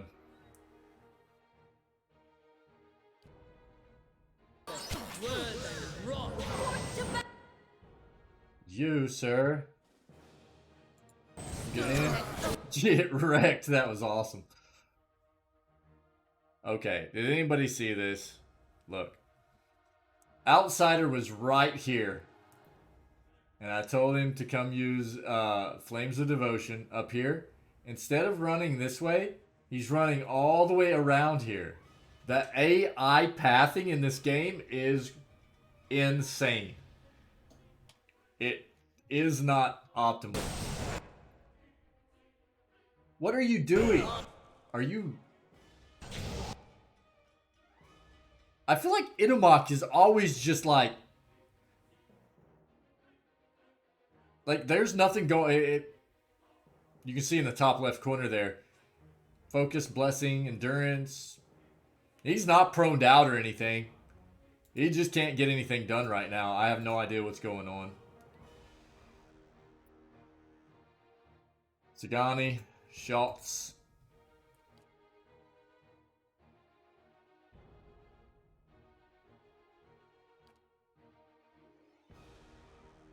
Come on, man. Get hits in. Get wrecked. Oh my god, dude. Feels so good. Everybody's dead. The Sacred Immolation is just, I'm here. especially having two of those, blasting enemies at the same time, it's kind of nuts. Exceptional, exceptional, exceptional, exceptional. I'm here. We'll take it all.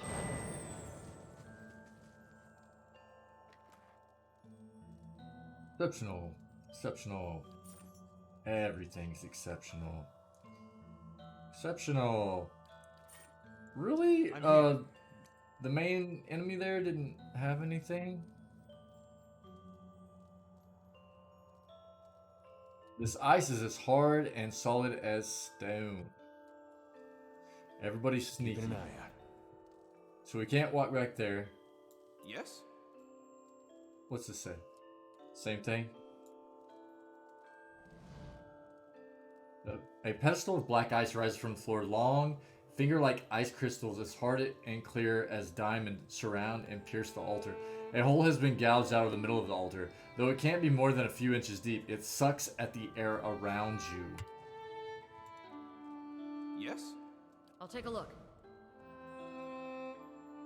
The gleaming wall of ice seems to leach all the warmth from the room. The cold sears your skin and draws back, and you draw back before touching it. No, go in. Yes? Everybody go in.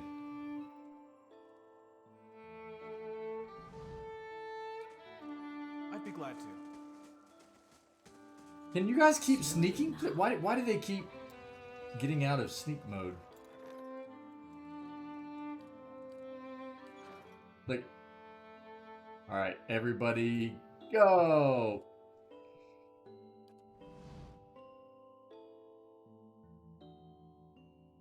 Eater. Charge. Hey. Feels good.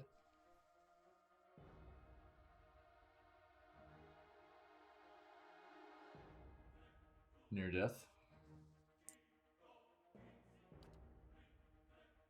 That's a lot of enemies. Hit a mock. Knock down the paladin. Actually, you come up here. You. Healer. You here. Feels good. Who am I on? Stop. The fat clicking, dude. Never ceases. Injured feels good. Get up here. Eater. Get out there. Attack. Get up here. Rants. Here. This is over. Oh my gosh, dude. They just got hecked. Do not go in. No, we're good. This is easy stuff. Look at Eater, man. He is just an absolute madman. Near death, injured. This one's dead. Get a shot in. Ravius. Cast. Scani. Boom. Paladin.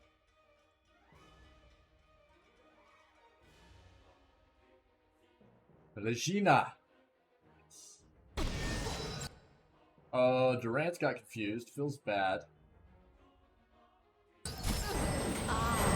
Get wrecked. Get knocked. Pelagina. What? Why won't you let me click on... Oh, she's confused? For real? That's fine. Whatever, dude.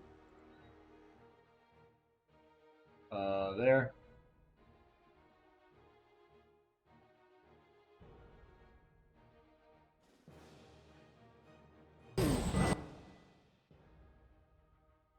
Defend the breach.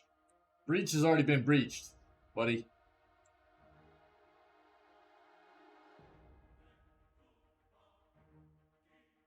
Okay, meat chunks. Feels good. I love that every time Outsider kills anybody, it's like kills for everybody. Kills all around. Feels good. Knock. Get wrecked. Yep. Why are you... You'll learn what that weird door frame is later, probably. There's a quest. Can't go into the door. All right on, Mr. Fluff Funny. Cool. Yeah, I'm gonna reload. I just wanted to do a bit of sciencing for a second. Thanks for letting me know, though. It'd probably be better just go ahead. But look at this. I told him to attack right here. He was right by this mob. Right by this mob. He's running all the way around. Why? The pathing in this game, dude. Okay, apparently I must have misclicked or something. I don't know, dude.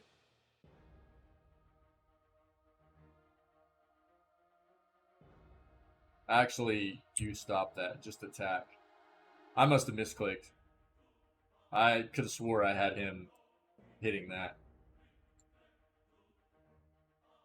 You attack.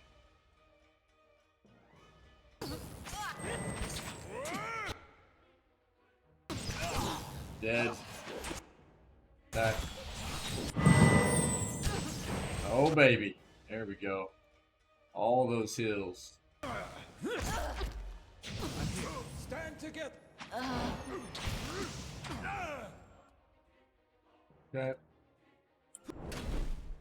Meat chunks.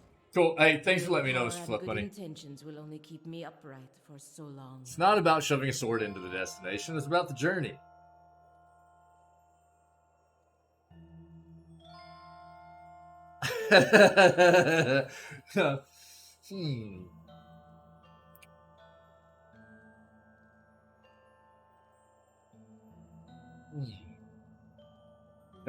Yes?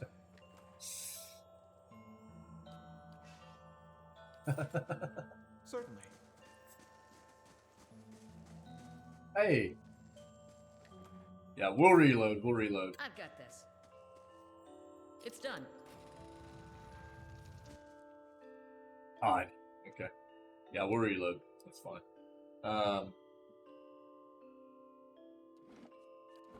Wasting too much time here, I know.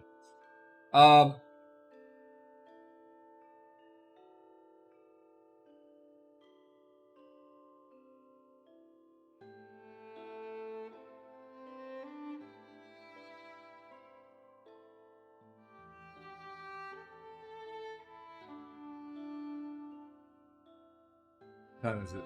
8:09.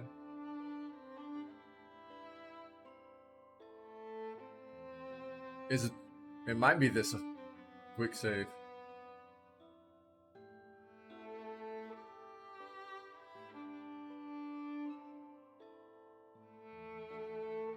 Let's see. Mad made me do it. Super Gold, this is where we had already unlocked stuff and created angst within this place. Let's take a look at this.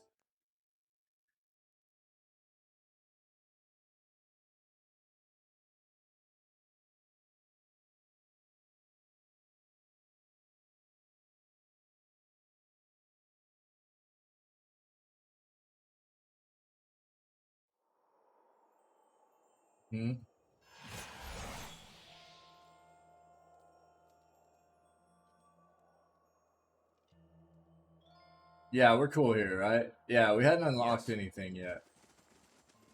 Hi. Hi. Yep. Cool. So we're all good. So we'll just bounce out of here for now.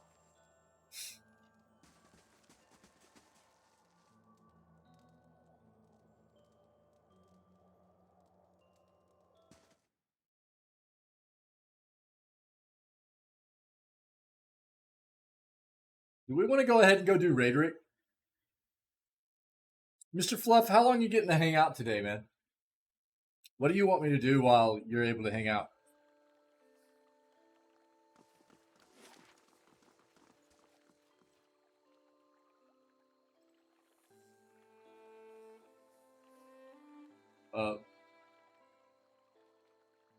Oh yeah. Okay, so yeah, you're I forgot. You don't necessarily have to bounce. You're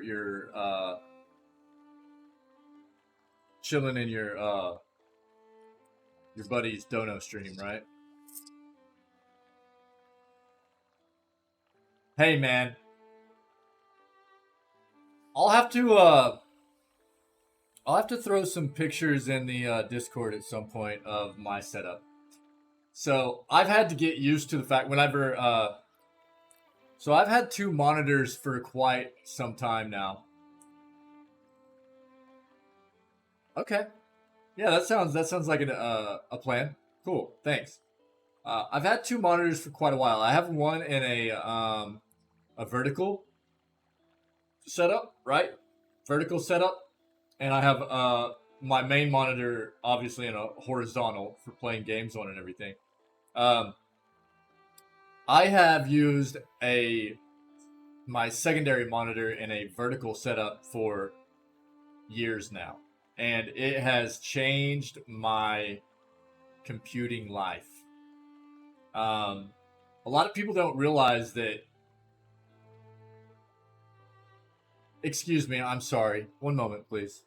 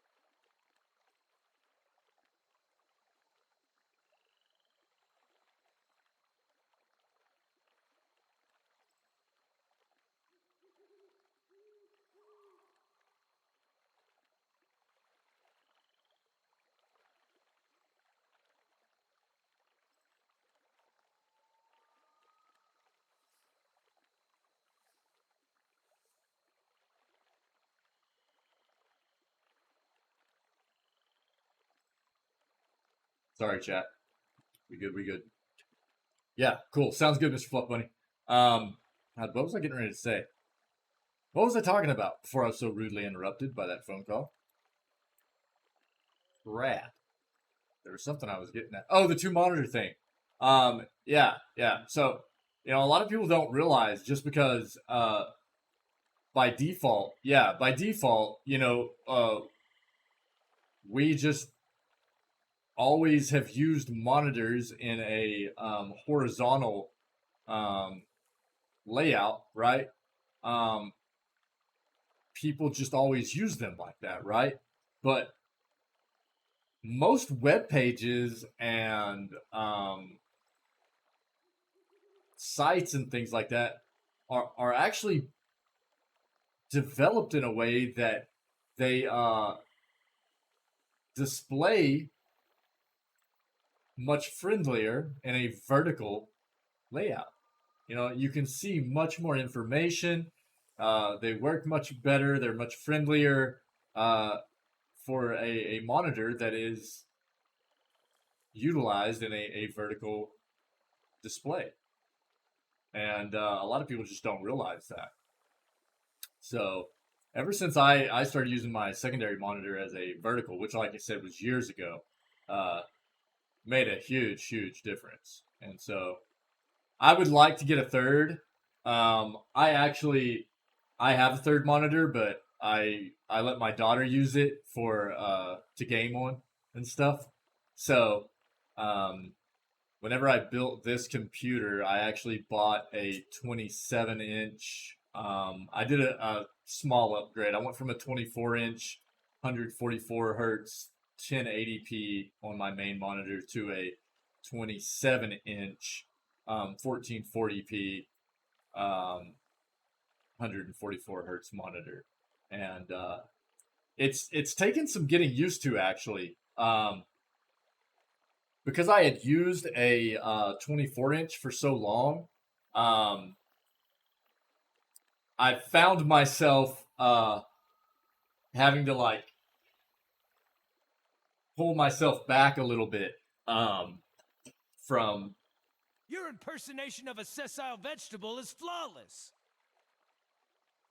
Well, thank you, Heravius. So kind of you to say. But I would like to get a third monitor at some point. Just especially since I'm streaming now and tend to have so many things open at one time. It would just make everything a bit easier to kind of deal with.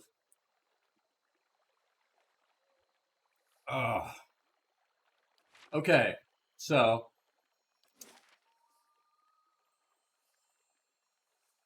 is it gonna be? We haven't looked everywhere here, right? Galloway's Maw. We haven't been there, have we? Have we actually thought we had looked? Can you go in that? Hold on.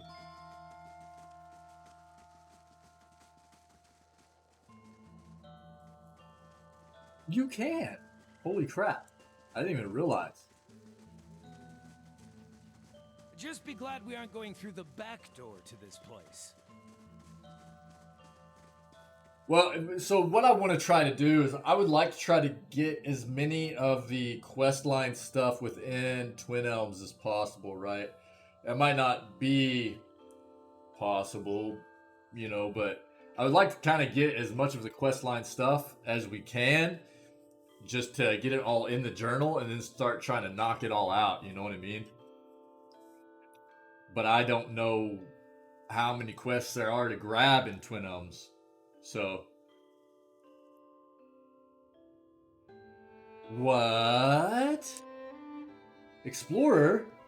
Visit every map, excluding those in the White March. Really? What?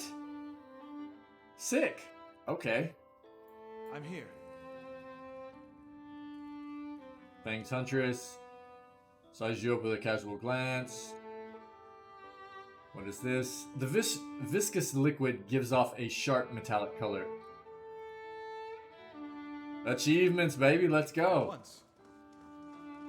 Things first, Blade. Wolf Companion. Let's just keep going. Arenci has no right to defend that Mind Hunter. cat in the back of the mall. Then That's track stealing. her down and tell her yourself. Kareth, this is no place for sightseeing. A wiry. Oh, sorry. The beasts of Galloway's Maw are dangerous, and now more than ever. A wiry elven man paces the cavern, his face etched with worry lines and his hand irritably thumping his hip.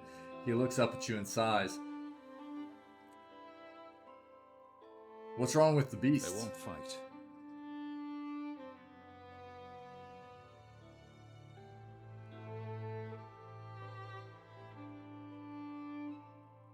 What's wrong with that? It's not Galloway's way. is not the way of the Maw. Okay. The Maw has always been home to one great predator. Every so often, a challenger comes along, and the two battle for territory. But Sol remains in her den, and Ornos can't confront her there. Now, two mighty predators and their kin hunt from the same stock. It's thinning the herds, and it's thinning patience around here too. He resumes his pacing, and this waiting, it's not the deliberate, watchful waiting of a hunter lying in ambush. It's stagnation, tedium, hoping for something to happen. He clenches his hands into fists. Excuse me, but I'm powerless to act. One half of the fangs will cry favoritism if I try to drag the lioness out myself.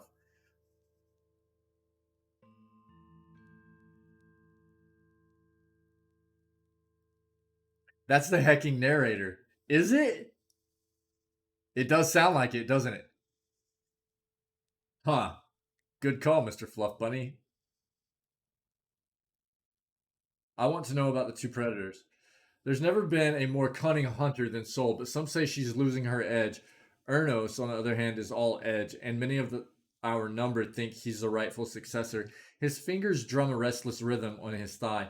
Blood simmering. It's going to boil over if a little doesn't spill soon. Would you favor Sol or Ornos?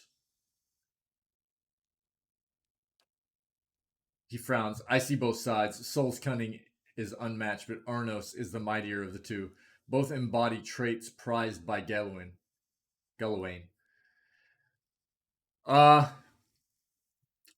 There is something to be said for cunning.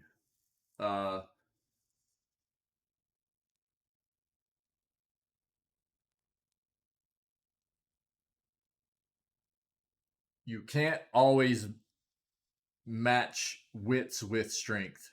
That's for sure.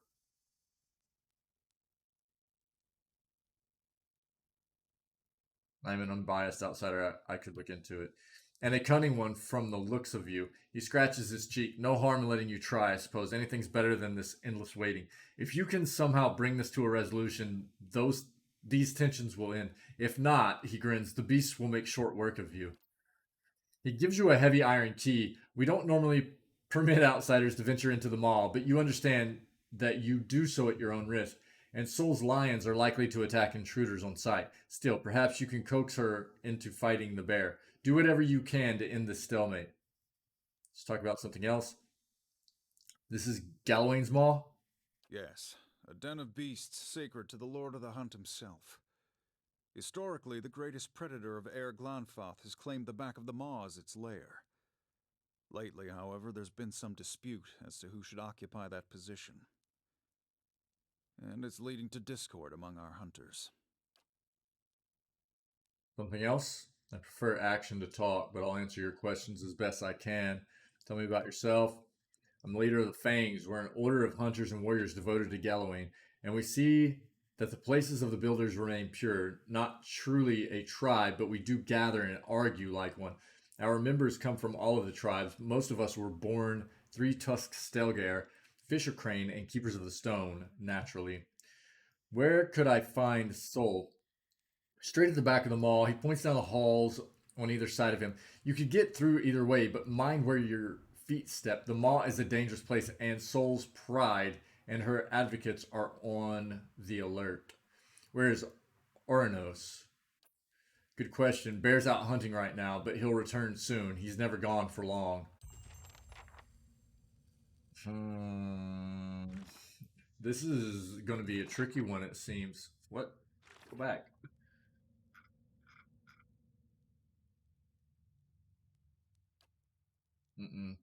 Right here. Greatest predator in Irglanfath has traditionally lived in the maw as Gawain's favored Sol, a lioness, has held that position for decades. Ernos, a bear, has come to challenge her, but Sol has refused to meet him. Without a fight to resolve the matter, the Fangs are split over which beast is the rightful champion. Death's when their leader hopes that I can coax Sol into open combat. Oh, brutal. Okay. I'm here. And what does the flame reveal?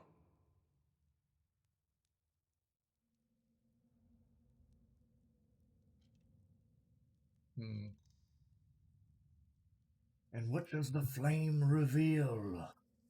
What is that? Absolutely. So he said, will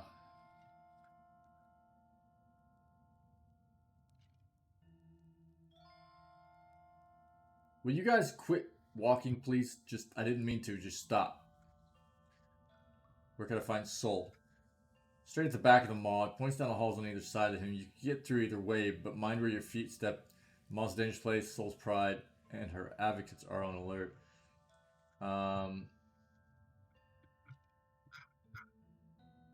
Okay. Mark this requires the proper key. That's the heckin' narrator. Get fast. The remains of a broken bridge along collapse lead to a deep chasm. The other side of the bridge pierces through the mist at the far end of the chasm, hanging precariously over the steep fall. Examine the area. The broken stones of the bridge, weathered after centuries of disrepair, are scattered along the edge and side of the chasm. A thin mist rises from below. The stones are coated with slick green moss, making them impossible to grip safely.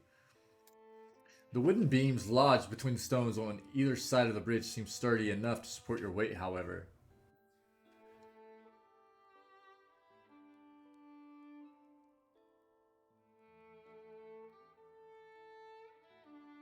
Toss your rope.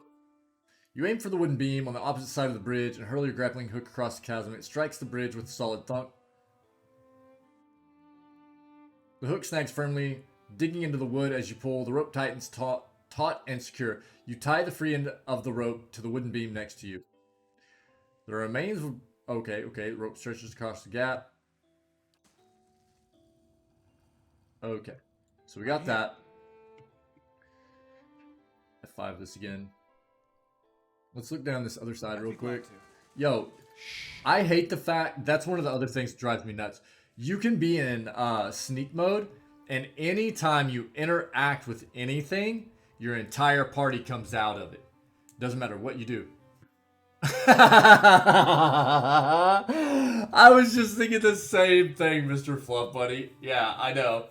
Everybody makes it across safely except for Heravius, who falls all the way down the chasm and breaks every single bone in his body. Yeah, I know. Heravius. Jeez. Let's see what's here. Book of the Hunt. When my students ask to be taught the way of Galawain, I tell them they have already failed. Does one ask a deer to present itself as dinner? Of course not. One must outwit, outmaneuver, and outpower the deer if one dreams of venison. Venison. Love venison. So it is with the seeker god. To ask a question is weakness and idle indecision. To seek answers is to understand and to become one with Galawain. Survival begins with strength from within. But I only strike my students when they ask the second stupid question, for all of us begin young and weak. It is a point fact and not one of shame, and a central tenet to Galawain's teachings. Perseverance and cleverness are prized by Galawain above brute force. A fact my young pups often forget. It is right and proper that the strong lead the weak, and it is equally proper that the strong be continually tested until the balance changes. Galawain celebrates the strength of the victor and the prowess of the well-fed predator, but above all, the clever hound celebrates the transformative nature of strength. Galawain celebrates the strength of the victor and the prowess of the well-fed predator, but above all, the clever hound celebrates the transformative nature of strength. Galawain's greatest desire for us is that prey becomes predator. Mewling babes grow into strong hunters, and the lost find their own enlightenment. This philosophy is best exemplified by the rites of the Anamfatha of Ir Glanfath. When one of the Glanfathan's spiritual leaders is old and nearing death, it is customary to enter the woods and confront Galawain's herald. If the seeker god finds that Anamfath's life, deeds, and soul worthy, the reward is a quick death, and his soul joins Galawain's pack.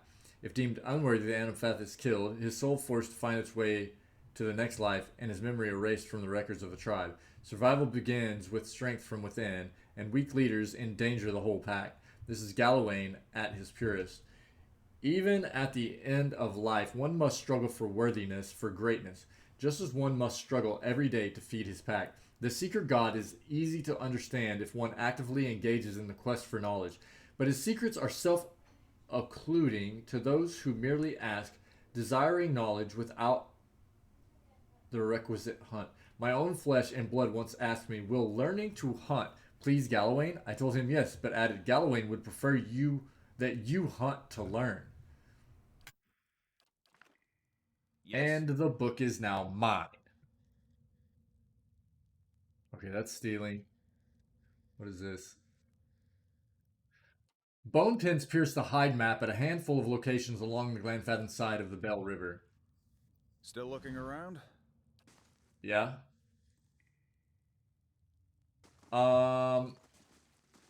Yo, please keep sneaking, man. We're just gonna cross right here.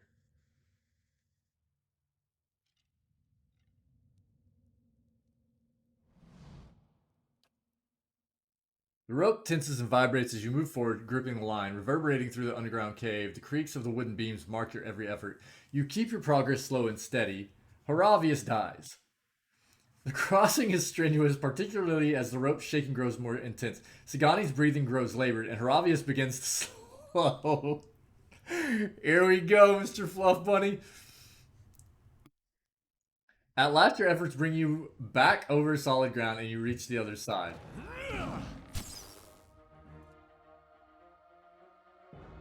He made it, yo. Surprise. Wow. Get wrecked. I like that this, like, we get across and it's just like, hey, you made it. Get wrecked by a lion. And your meat chunks. Yo, what? Lion clansman? Did everything just attacks us here?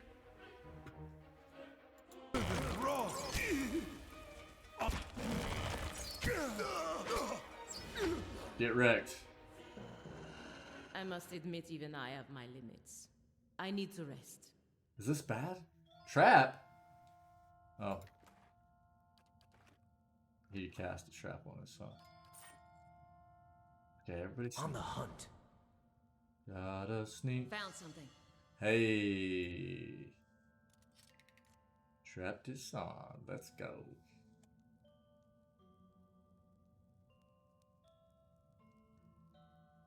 Okay.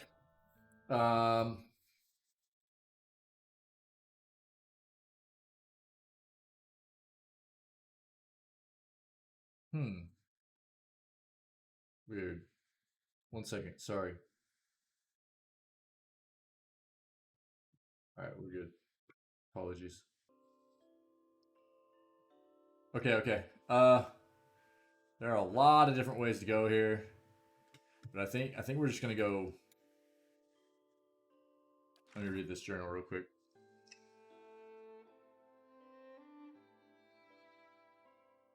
Now, Soul is the one that is, they were telling us was straight back, right? So we're just gonna go back here and try to coax Soul out. See what happens. Because really what it comes down to is we just need them to fight. Is what it seems like. It's not us trying to kill one or the other. It's us trying to get them to fight, right? Lion clansman. Absolutely. What? Elder lion.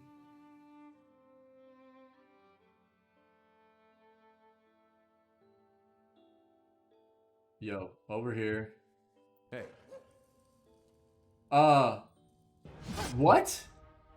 Why did he run over there all of a sudden? What was that about? Did you see that? That was so weird. Like, I was pulling everybody out of sight of these enemies, and then this guy ran over here real quick. Oh, this is fun. Lioness, lioness, lioness, elder lion, clansman. No, God, okay. Knock it off. Go ahead and do this. You do this. Eater, come right here. You also do this. You cast this. You cast this.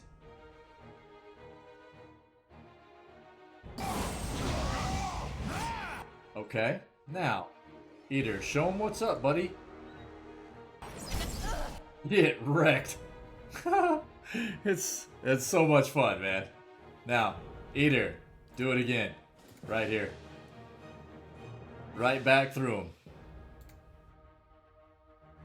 Actually, knock down. No, no, no. No, no, no. No, no. No. Okay.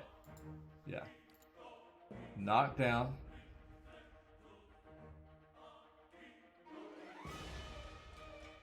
This is just gonna be hilarious. Okay.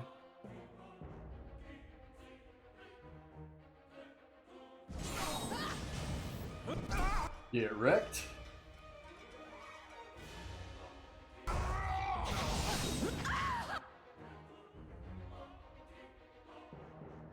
I snorted.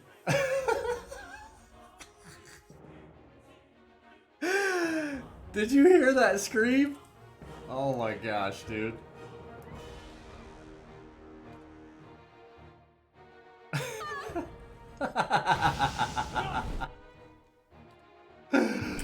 Oh my god, dude.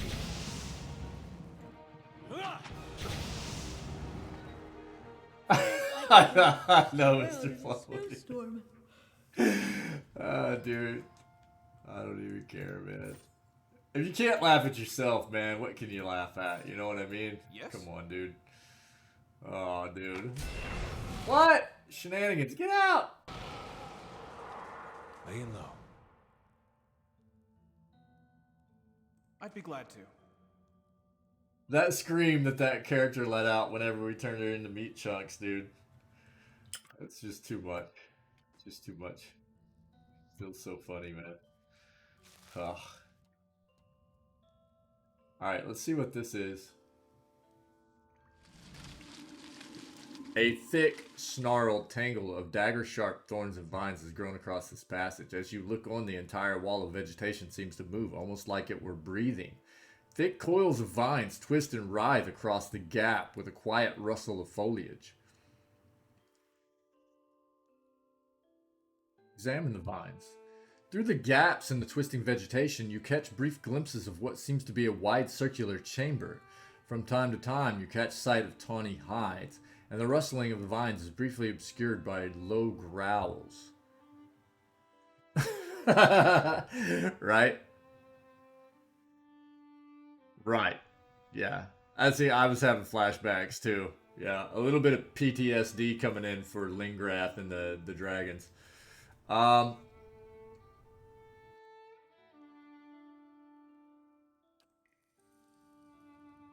want to see...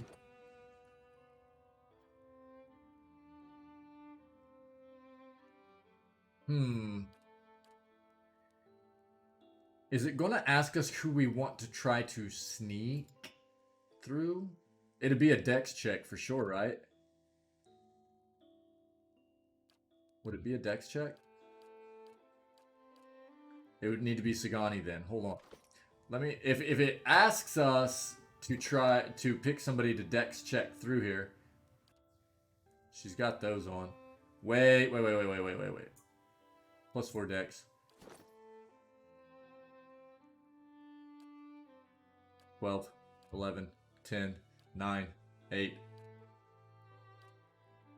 14 dex. Does she have anything giving her dex? Yeah. The belts. Does she have anything giving him dex? No. Do we get him up to 17 potentially?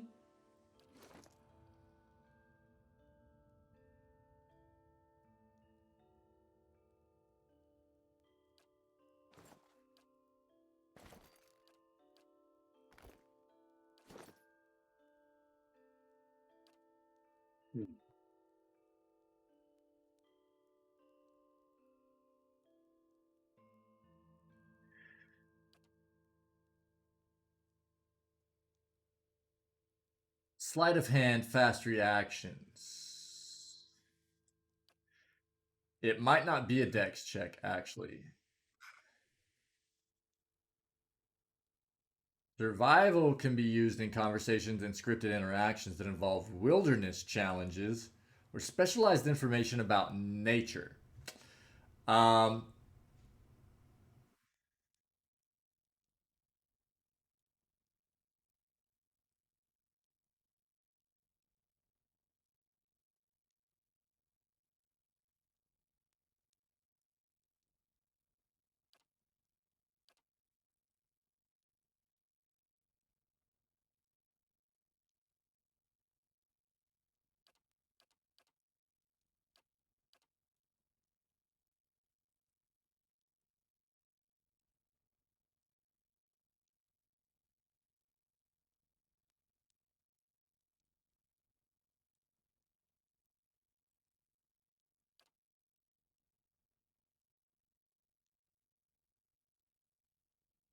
I'm so kind of conflicted right now. We might need to try to push Eater through it. Does he have anything giving him dex right now? I doubt it. She has pretty high survival too. But she's already got stuff giving her dex. 3 dex, right? Where is it? Right here. I can get Eater up to 15 dex and 14 survival. Let's see this. Let's see this. Switch these back the way we had them.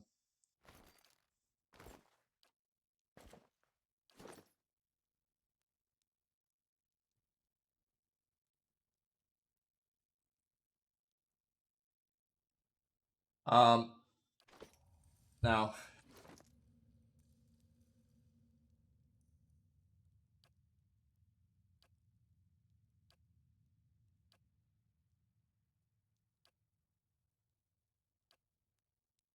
I thought we had. Oh, okay, we'll have him eat a bit of stew as well.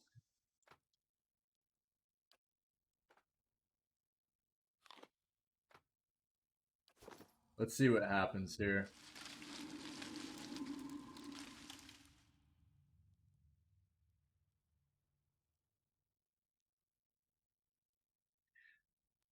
We could try to force.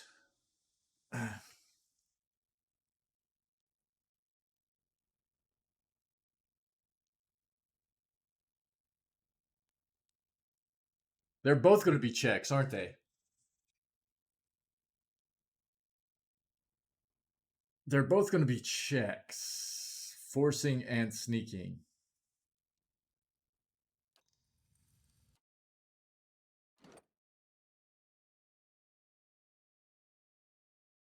Yeah, I know. That's what I'm thinking too.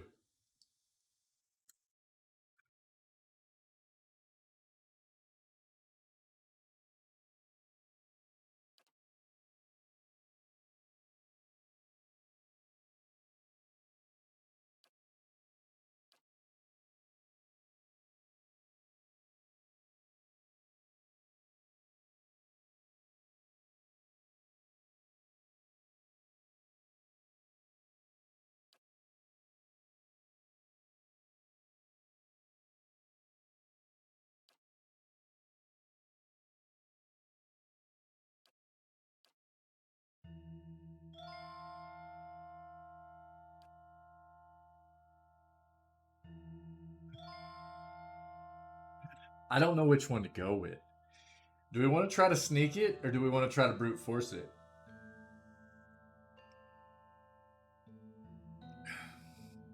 What are we thinking?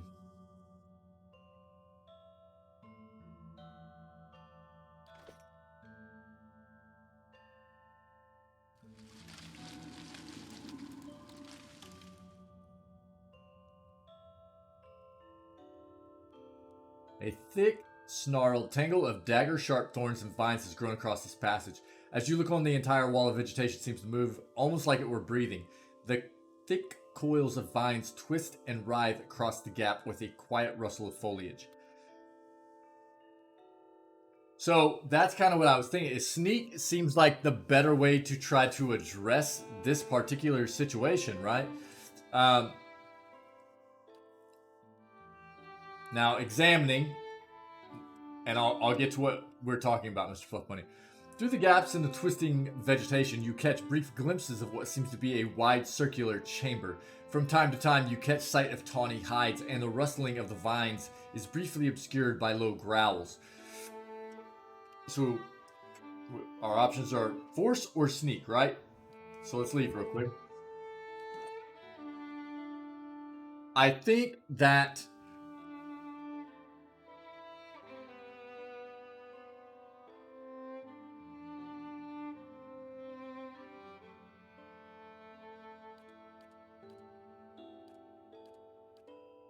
So I actually have Edir's dex up at 16 right now.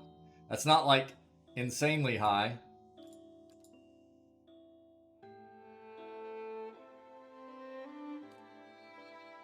But it's decent. Survival is another thing that can be checked on this kind of stuff, though. Survival can also be used in conversations and scripted interactions that involve wilderness challenges or specialized information about nature, right? Obviously, we're trying to sneak, though. Dex could be checked. That's why I got his dex up as high, because I figured... I know, that's what I'm thinking, too. And I don't know how often you can go into these kinds of situations where it checks multiple stats or variables. You know what I mean? Do we just try to sneak and see if it gives us the option to check or to select a certain character? This is the thing that's always kind of throwing me off, too. Because quite often it'll say, what do you want to do? Do you want to try to brute force it? Do you want to try to sneak? And then you select it and it goes, okay, who do you want to try to send through? Who do you want to select? What party member do you want to accomplish this, to try to accomplish this, right? And then other times, it doesn't even give you the option to select a party member. So, let's just try to sneak with Eater, see what happens, right? Sound like a deal? They do this better in Deadfire? Okay. Does it sound like a plan? Try to sneak with Eater, see what happens.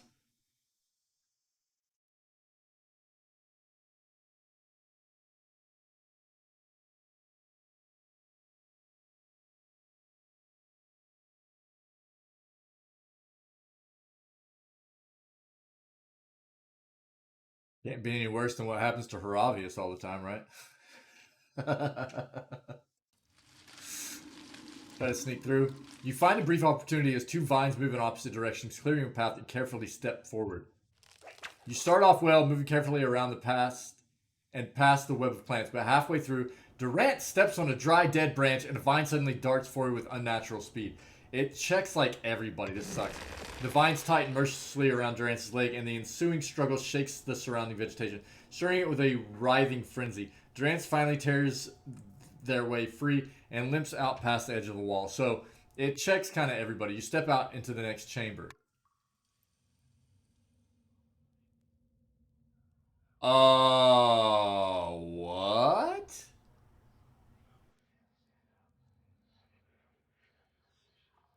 Critical fatigue.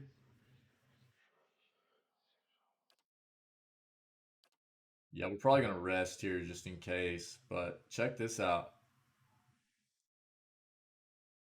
Major fatigue. Major fatigue. Insane, dude. That's a lot of fatigue. Yeah. Yeah. Yeah. Okay. And now Pelagina doesn't say anything about being tired. Hilarious. Which one did he get? Minor.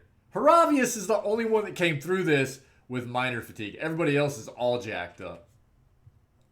Too tired to complain? Yeah, I guess. Let's Put the stuff back.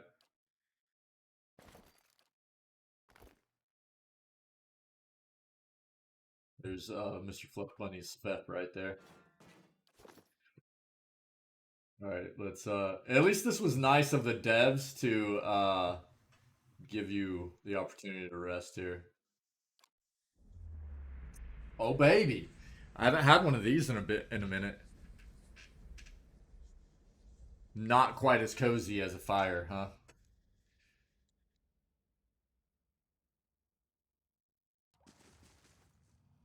Not a sound.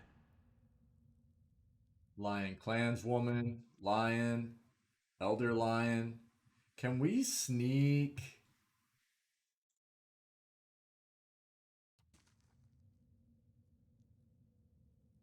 They saw us, no? Lion. Absolutely. Okay. Here it is.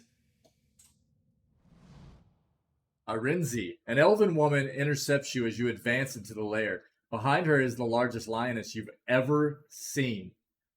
It's like a liger.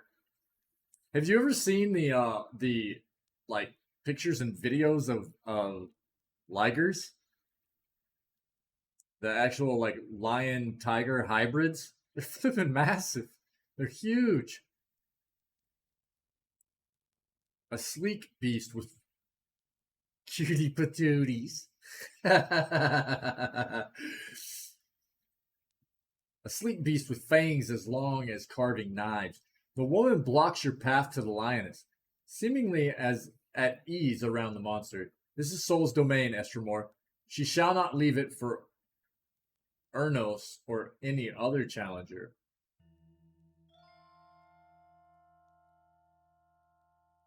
What are you doing here with Soul? She looks at the lion with something between fondness and admiration, defending the rightful champion of Galawain's maw. Ernos supporters would have her ousted in favor of a bear that isn't strong enough to come and seize this territory on his own. What? Why does Soul refuse to face Ernos? Ernos is welcome to confront her here, as many challengers have in the past. What the bear supporters want is for Soul to leave her lair and fight in the open, where he has an advantage. But why should she? If Soul has an advantage here, it's one she's earned. Would anyone expect to blunt the bear's claws in order to even the odds?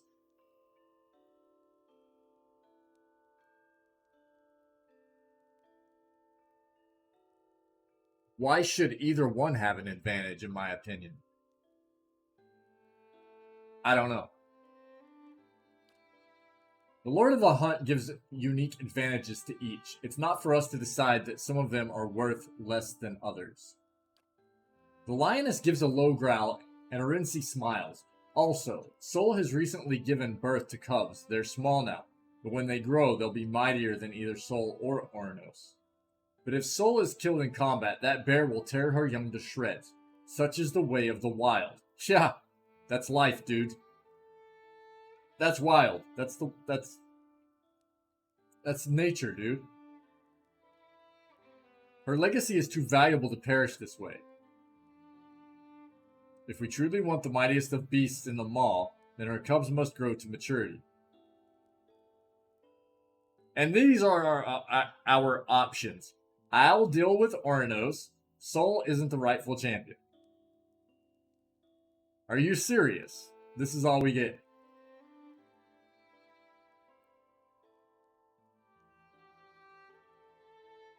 Feels bad.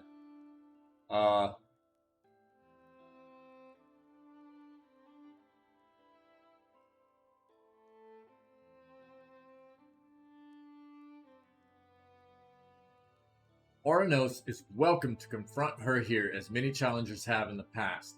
What the bear's supporters want is for Soul to leave her lair and fight in the open where he has an advantage. But why should she? If Soul has an advantage here, it's one she's earned. Would anyone expect to blunt the bear's claws in order to even the odds?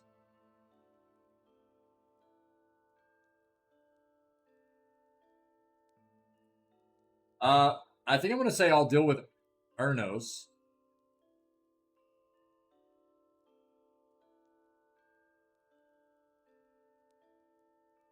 Well, right, and that's kind of what I feel like.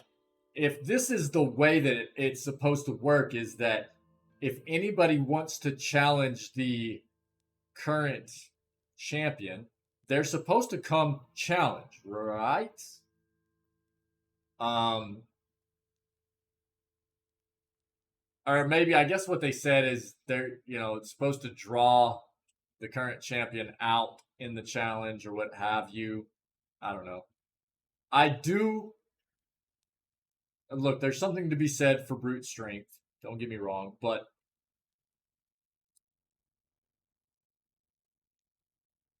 cunning, you know what I mean? I gotta side with cunning and wits, dude. So I'm just gonna say I'll deal with Arnos.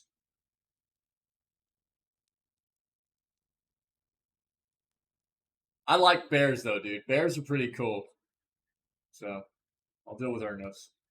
Good. That bear isn't nearly as strong as Indin and his followers think. If someone were to prove just how easily that bear can be killed, that would cure everyone of their delusions about it. I'm not looking to kill the bear. I would rather have these two fight each other. I would rather go see the bear and go, look, if you want a challenge, you need to go into Soul's Lair and do the challenge, right? Not go, hey, I'm going to kill you. Deal with it. Ravius glares at you with a worried smirk. I wonder what Gallowin will think of all this. His great lioness gets someone else to deal with her challenger. He falls silent for a moment before becoming instantly cheerful. And I would love to watch someone other than me offend the Seeker God. I can't wait to see how he tests them for their lack of decisiveness. Okay.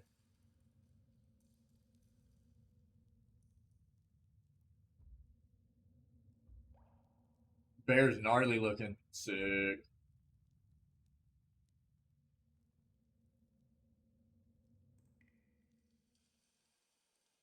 I'm here. Tufts of tawny fur and crushed grasses carpet a small hollow in the back of the cavern.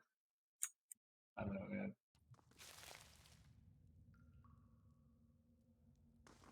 If it were the other way around and it was just like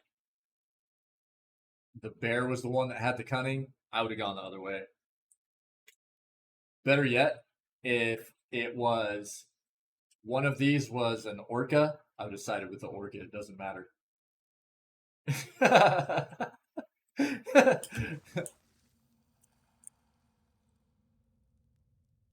So can we like run through here without running into enemies now? Because I would like to just like... Oh, okay, cool. Found something. Wow, that was really close. So yeah, I want to uncover this place now. Whoa, whoa, whoa, whoa. Everybody chill. Jeez Louise. You have a bad level side. It's done. Level up, dude. Do it in a bit. I'll ping everybody out What's first. this, Itamak? Pretty sure my character just walked straight over that. Hey, yo, Council Hot, where did you come from, buddy? Okay, we undid that. That leaves us out. It's done. Cool. Grab that. Found something. Well, oh, sick. Let's go. Potions. Who's taking the potions?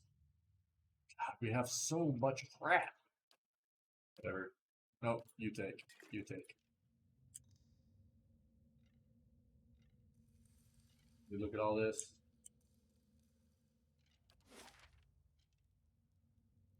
Oh man, my Fog of War stuff went away again, didn't it? Bill's not cool, dude. Alright. You a mad level side. Mad Lad. The bro. He was here this morning. He's got friends coming in though. To visit today.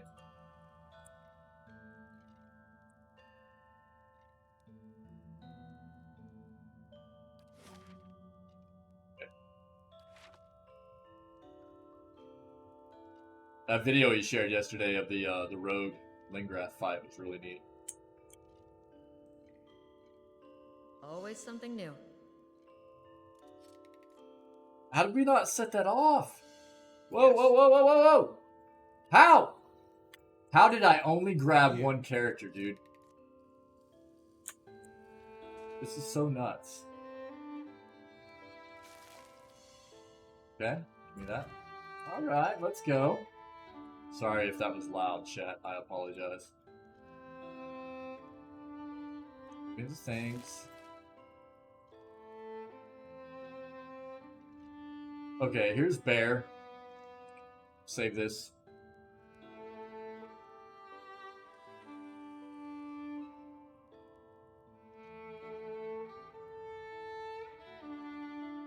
Why did this not formation correctly? I'm here. Need something? I'm here.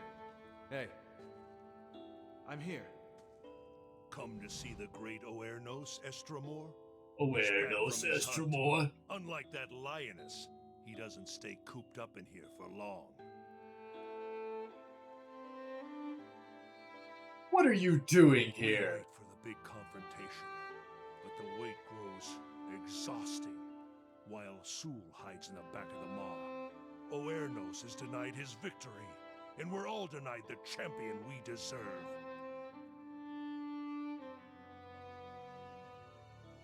Why can't Oernos go and fight the Because lioness? she holes up at the back of the maw, surrounded by her pride and the natural hazards of this place.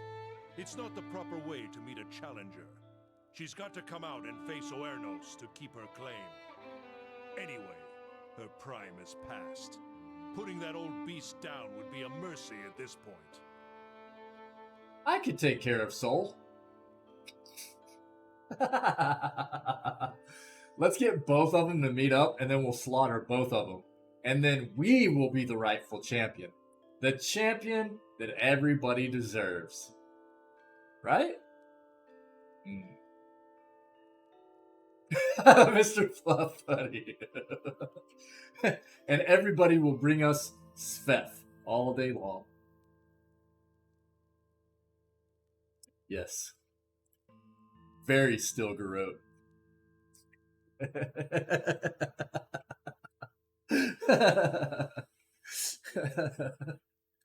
Alright. Oernos isn't the rightful champion. This is how we're going to play this. That way we can get on.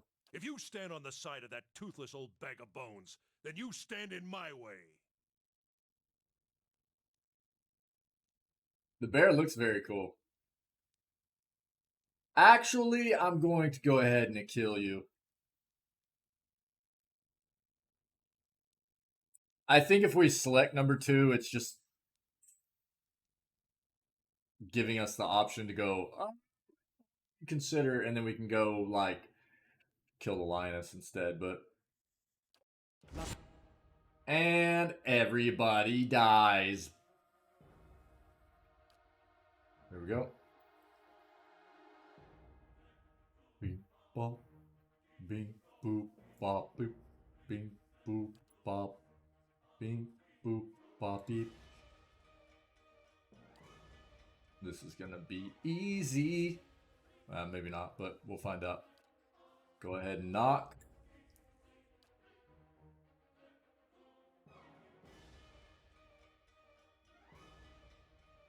Hey there. How you feeling, my man?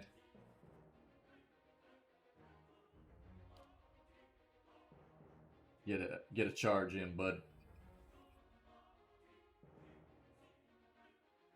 Pagani. Yeah, boy.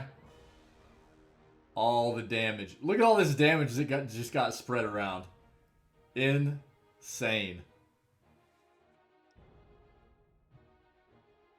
We have been in battle for literally a second.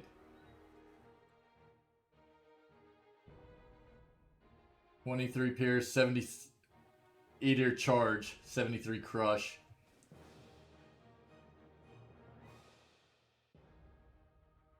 He's kind of nuts, man. 15 Shock, 17.3, 11 Shock, 10 Shock. Feels good, dude. Let's go. Did he get his cast off yet? Yeah, seems like it. We'll wait just a moment. Let's see.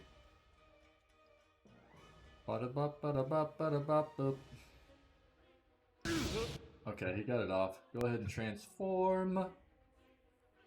Are you getting your knockdown? Come on, dude. That shot.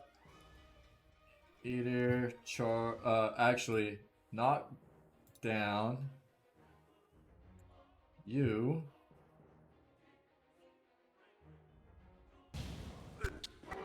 Get wrecked. Holy crap.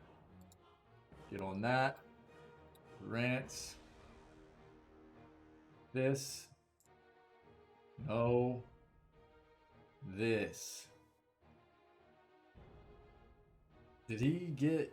Yeah, prone. 7 seconds. Come all the way through here.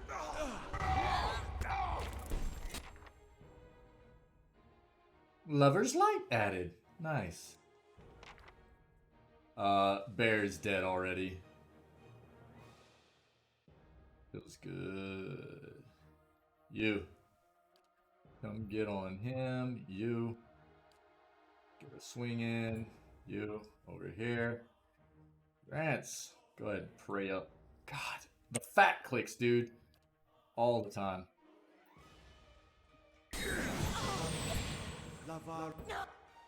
Get wrecked. Get on that. You here. You here. Oh my gosh, dude. Should have massacred.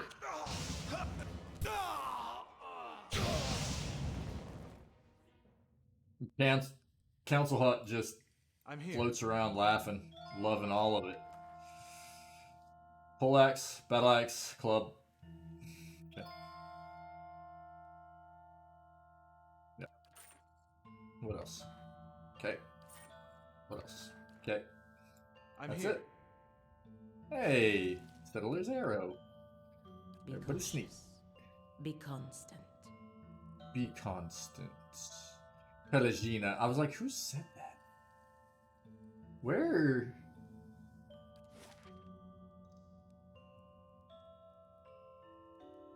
This is another way?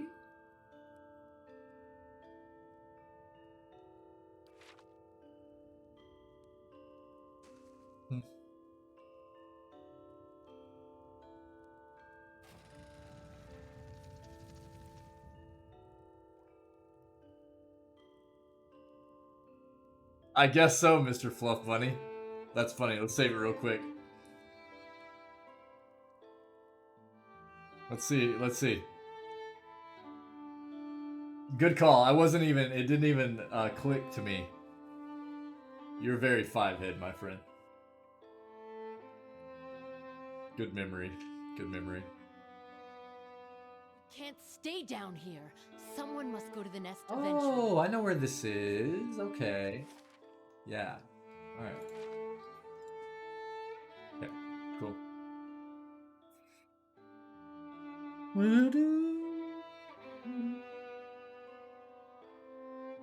So...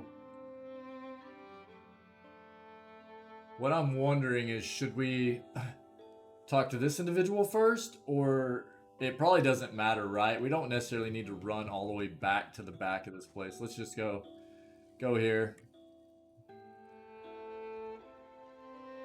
Still looking around? Watch your step. I've dealt Tempers with. run hot around here, and not just among the... And Soul remains champion. Many of the Fangs are gladdened to see her stay. Perhaps it's Gallowayne's way of telling us to remember our roots and prize our cunning as hunters. I'm sorry I cut off that voice acting part. I apologize. Thank you for your help, Kared. May Gallowayne guide your path. Take this with our thanks. He seems to suddenly remember something. You might visit Ter Evron prey to the Lord of the Hunt. He sometimes grants special favors to those who prove themselves. Quest completed. Cat's Claw. Oh. Meh. But we will read. 3DR bypass, exceptional. That's it. A knight once roamed the living lands in pursuit of adventure. Though few knew his name, all recognized him by his blade, a graceful weapon fixed to a lion's head pommel, and a crossguard shaped like rending claws, and by the black cat that followed at his heels. While some believed that the cat to be the knight's companion and familiar, others claimed that she was a spirit-shifted druid who had forged the knight's sword with a piece of her essence. The blade, long and slender, was said to slash at the soul of the knight's opponents. Cool. Cool. I like it. Very cool backstory. Now, let's look at this real quick. Lover's Light. Rewards copper lover's ring and silver lover's ring. For the last 2 years, sailors on the grace of Chimina, I probably butchered that, Chimina, have seen a pair of lights dancing over the waves late at night. Those who have come close have reported hearing two women's voices singing a song of unparalleled beauty. Some believe they are the souls of Alyssa and Pelan, ill-fated lovers from a century ago who were cast out of Ansinze by a mob and driven from the cliffs to their death. Ansinze's Duchess condemned the mob's actions, but the unsympathetic Sangreta Ducala did little to punish the offenders. Since the rumors about the lights have spread, romantic Valians have gone to the cliffs or even rowed small boats out from the shore at night to catch a glimpse of the spirits. And Shinzei's new duke is, I am probably butchering a lot of these names, I'm really sorry, is doing his best to curb the behavior, but he believes the only true remedy will be putting the spirits to rest. No small task given when and where they appear. Okay.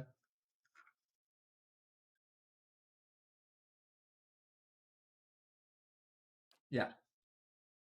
Grieving Mother can go. Feels good. Cool. Okay. Now, that's done. Cool, cool, cool.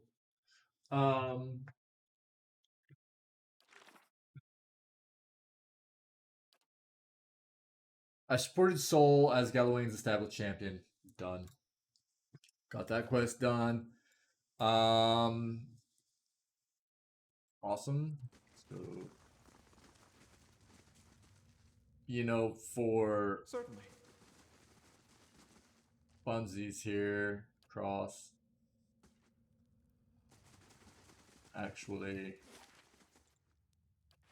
I just want to run back here. I know it probably doesn't matter, but I want to talk. And just see if they have anything unique to say. I've dealt with Honornos. You chose well. Soul's cubs will grow up to be quick and fierce, and so will the Fangs if we follow their example. She looks at the sleek lioness. Thank you for resolving this, Estremore. Yes, you're quite friendly, aren't you? We saved more babies. Yeah, dude. Yeah, for sure. I was hoping they would give us one as like a pet. You know what I mean? That would have been cool. Give us one of the little babies as a pet to follow us around. That'd be neat.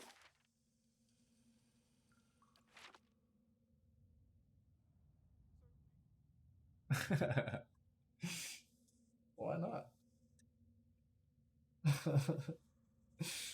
We love the babies. Just add to the growing collection of babies. Yeah, we're gonna have all the babies. For sure. Okay, well that was cool. Got that quest done. Working our way through it, man. Working our way through Act 3. I think we're gonna go do Raedric. I think we're gonna go do Raedric. I'm gonna take a quick break, real quick, and let's go do that. So, do you have feathers everywhere? Et Josie? You know, does your tiara match your tail feathers? We're about to find out if your viscera match your fur. Forget I said anything. I rather value my viscera. This game, dude. Oh my god. I'm so glad we have Haravius in the party. It never quits, dude. So good. Oh my god. So do you have feathers everywhere? I'm here. Oh my god, man. Insane. Insane. Too good, chat. Hey, give me just a few minutes here. I'm gonna grab some water, and take a quick bio break, man, and then we're gonna go take on Raedric. Undead Raedric, I think. Yeah, no doubt. And he's gonna fail, Fluff Bunny, for sure. Yeah. Hey, thanks everybody for being here. Give me just a few minutes. We'll be right back at it. Cool. You all are awesome. Thank you. Give me just a bit.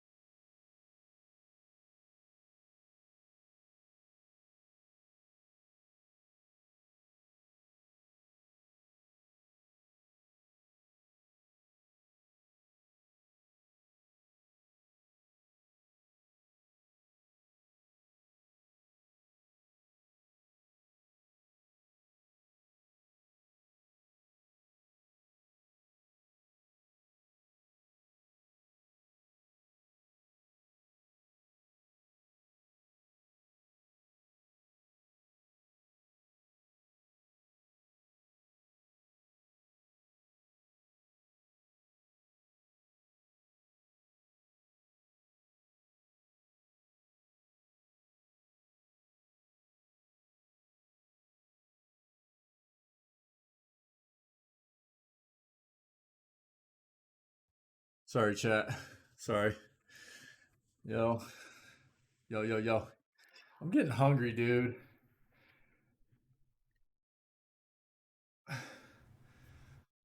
Getting hungry. I didn't mean to leave the music off, chat. I meant to leave the music on, and I clicked over in OBS. I apologize. Left you guys just looking at a blank screen. I suck.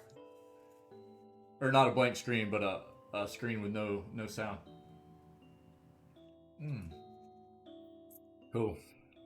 Sorry, guys. Thanks for being patient. Okay, let's do this. We ready to do some Raid Drake?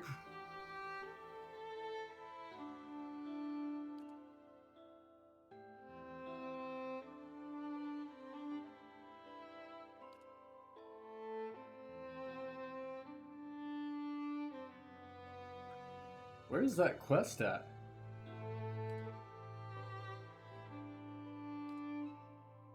Yeah, let's go, Mr. Fluff Bunny.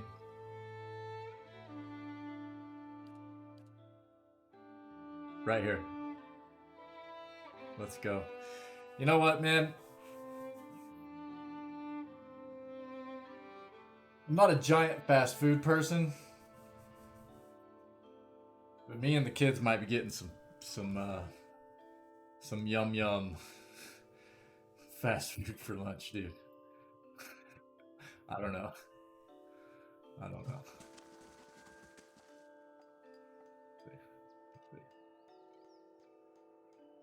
Friday, dude. It's Friday. Yes. Everybody gets down on Friday, right? That a song? Alright. Yeah, let's go do Raid Drake, man. Let's get out of here for a little bit. Then we'll come back and do Twin Elm stuff.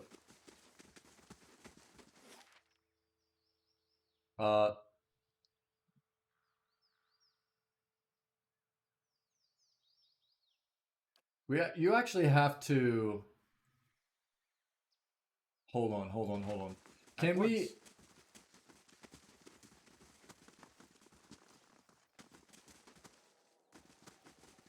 I want to see something real quick.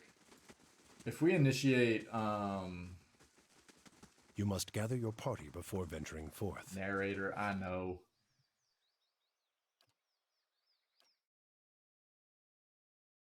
If we go here,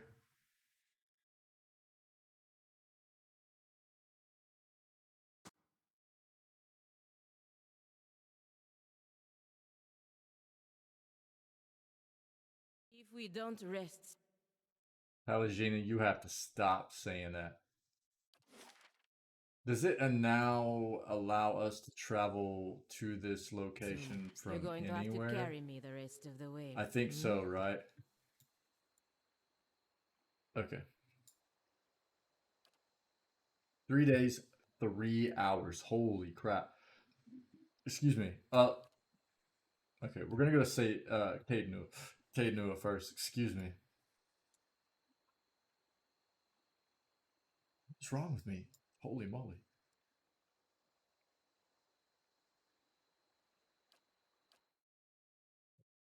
Cade Nua first. We got some stuff we need to grab out of the treasury. We'll do a rest.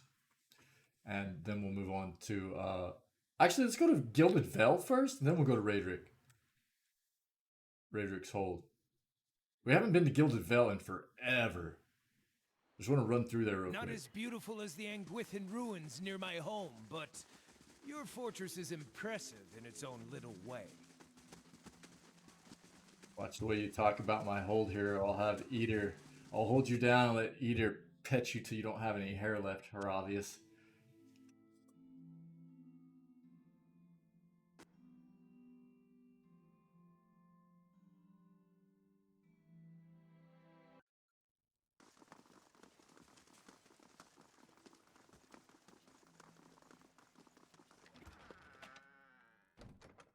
What we got here? Oh, dude, the Blighted Coals. Sick.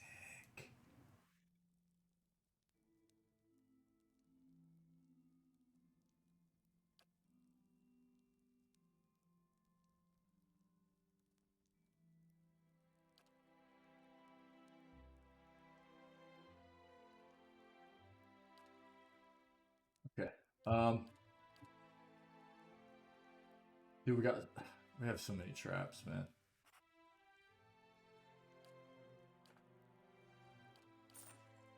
I'm here. I'm gonna have to take an honest look here pretty soon, before we really hop in game stuff at like enchanting a lot of the stuff we're using that isn't fully enchanted. Oh, dude. Sorry guys. Sorry. Boop. My bad. Not as beautiful as the Anguithan ruins near my home, but Still trying to your get used fortress to is impressive in its own little way. my new break screen there. I forget about it sometimes. Apologies. Apologies.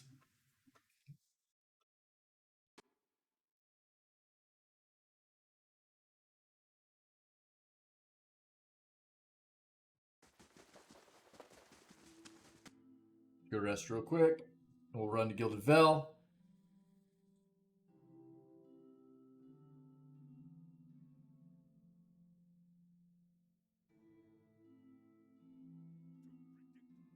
Give me 1 second, guys.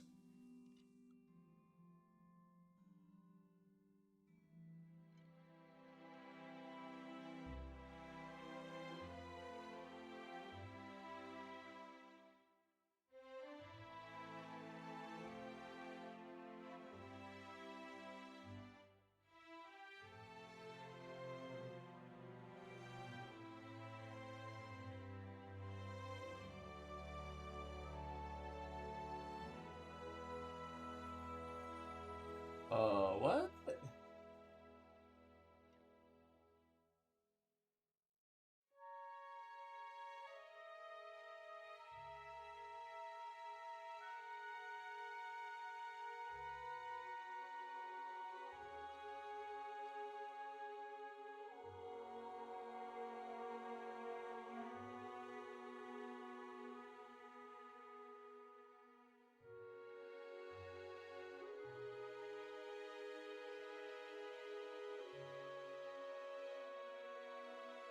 I'm here.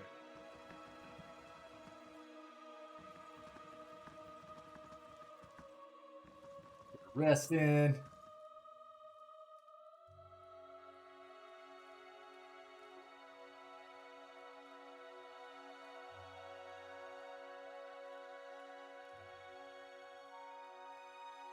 Let's go for perception. Let's go. Mr. Fluff Bunny. Rest it up.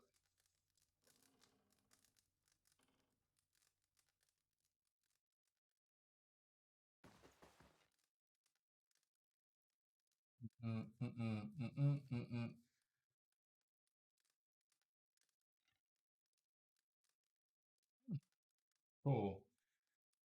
Okay. Ah. Fine.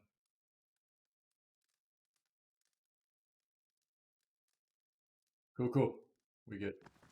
Let's go. Yeah, let's go Fluff Bunny. Perception all the way, man. Get it. It's so nice resting at Cade Nua, man, getting the buff for like multiple days. I need more camping supplies, I think. Pretty sure. I need to run back in the stronghold real quick, I think. I think. Not as beautiful as the Anguithan ruins near my home, but your fortress is impressive in Knock its it own off, little dude. way. We heard you the first time, buddy.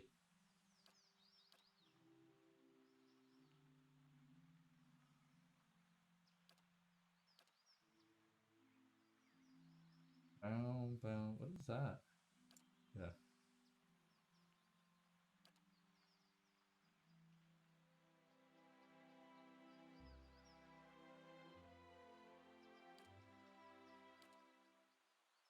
Do-do-do.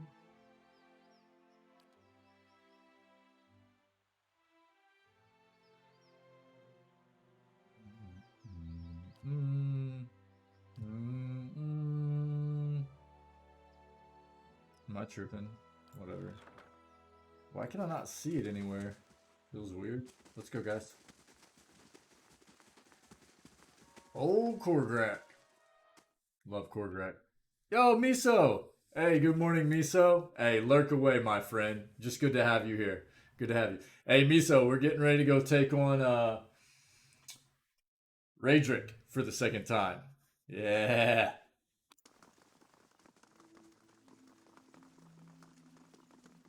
Gods keep you.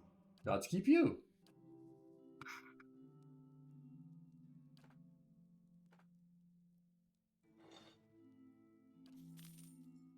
Feels good.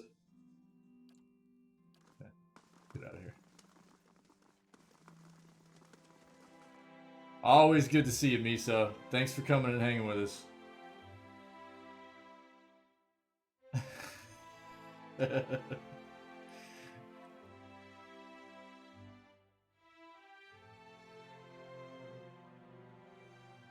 Amazing. You could fit a whole village in here. Sorry, guys, 1 second.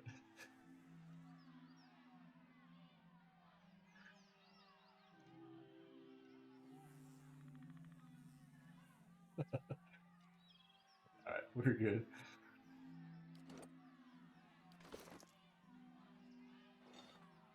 Good. Oh, dude, I'm so stoked about the Blighted Coals thing.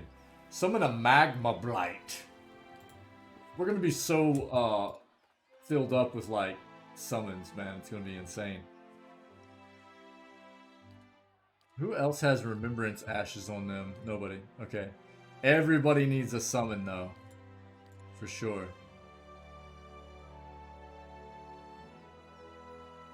How many times do we have to teach you this lesson? What the heck happened to you? You really let yourself go, Raedric. Right? I'm excited, dude. I'm excited for this. Let's see what happened to him. Because he's got to be like some kind of like undead something, right? That's going to be pretty cool.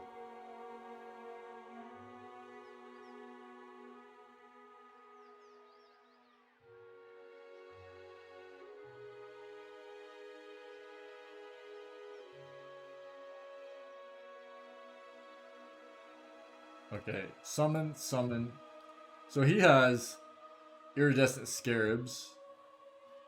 Iridescent scarab. Nothing. Oaken scarab. Ebony spider. Obsidian lamp.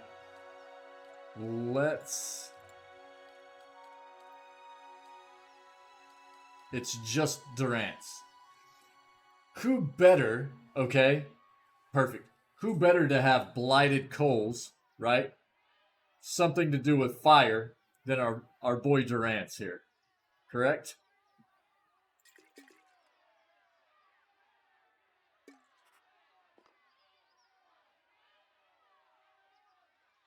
Hilarious. Ogren's Flame. Toasty Boy Durance with a Toasty Boy Blight. Let's go. I'm here. Feels good, dude. Yeah. We don't have anything going on here besides Lover's Light, right? Yeah. Freaking Mother's handling that. Cool, let's go back to,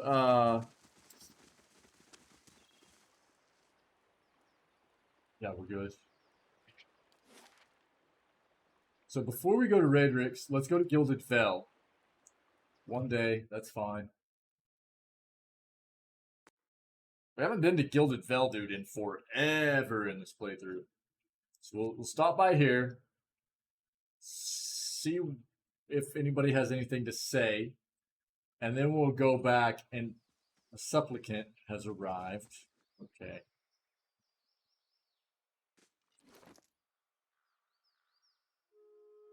Take care of this real quick.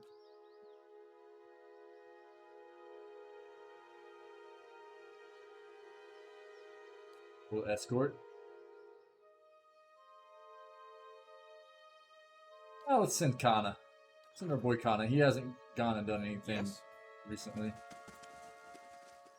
Feels like we've been seeing more bandits along the roads. Hugo. I've done all these. I'm not gonna reach out for the souls again. Who are you, villager? Look at you.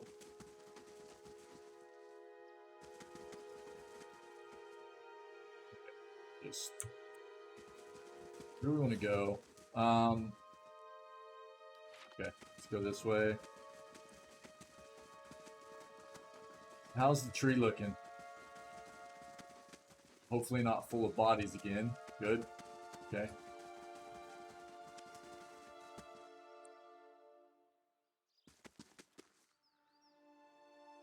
You're the one who murdered Lord Raedric on behalf of that cretinous traitor, he sniffs. I'm sure you understand your request for housing and land is completely out of my hands now. I'm here. Okay. So, there might not be anything that actually happens here.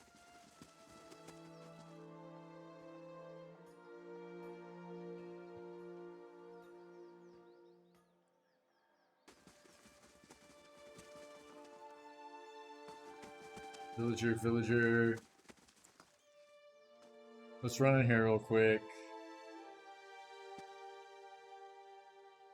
I just wanted to run through Gilded Vale real quick, see if anything had changed now that Raedric had come back. Hail and well met. What do you got for sale? Oh yeah, I'll take those. All. We actually already have all 6 of those.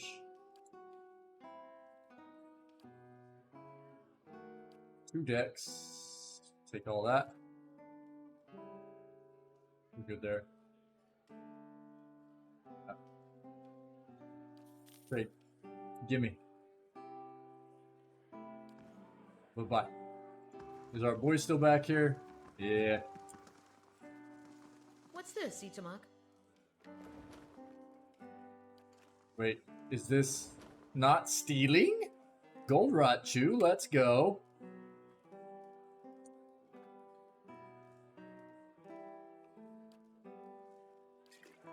Okay, cool. Yes?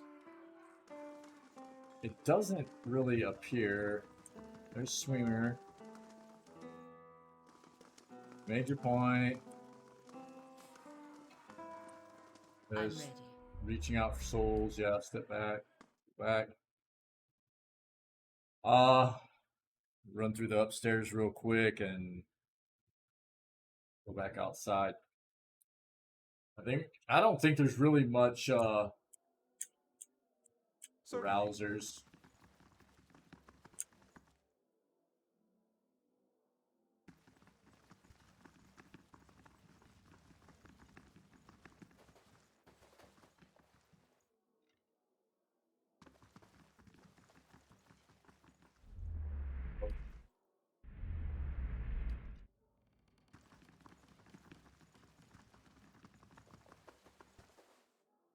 I'll stay out of sight.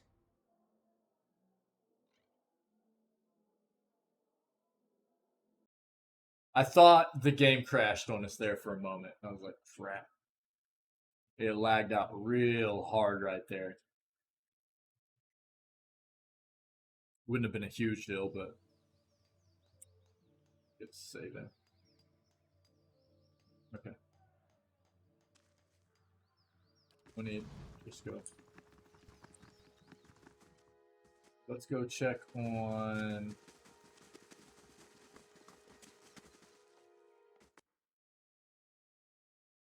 What's going to be funny is she's still pregnant, huh? This individual's still going to be pregnant.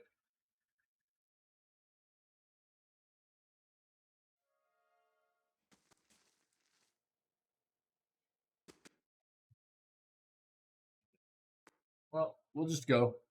I don't think there's actually anything transpiring here in Gilded Vale. Feels weird.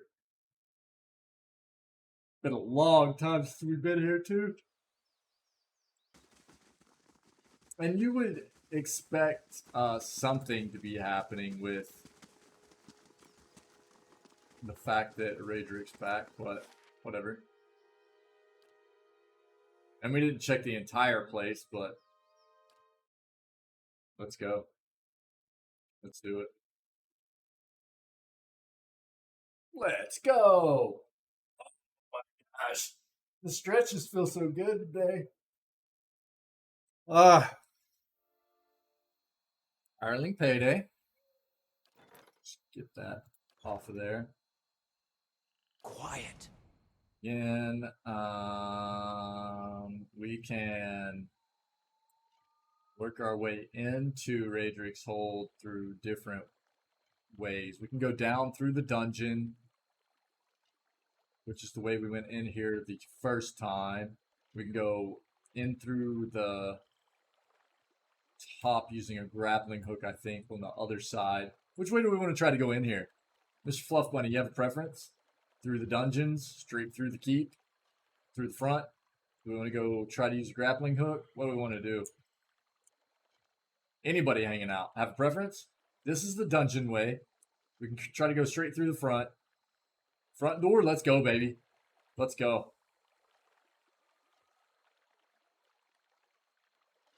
Pallegina looks insane with the big old heavy armor and the massive Abaddon's hammer.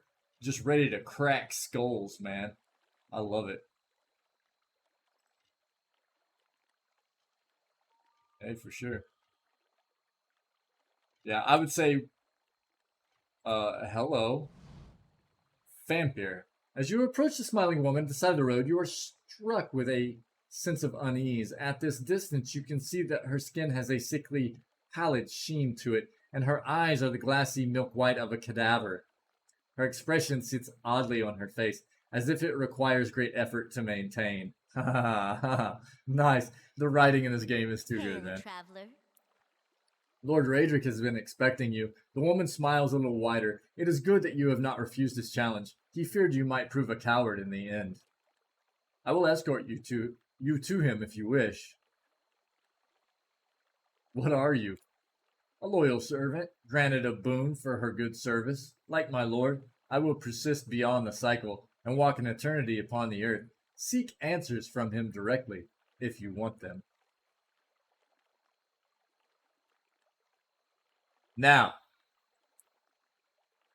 do we just go through here slaughtering everything? Or do we just say, yes, take me to him? I would say, in line with our character, we'll say, yes, take me to him. But, what is the community feeling as far as the scenario? They're undead, dude. What are, like, vampire-ish type of creatures we've got going on here?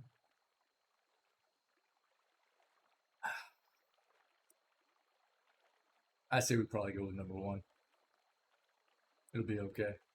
We'll kill them all in the end anyways. No mercy for the spookies? You saying 3?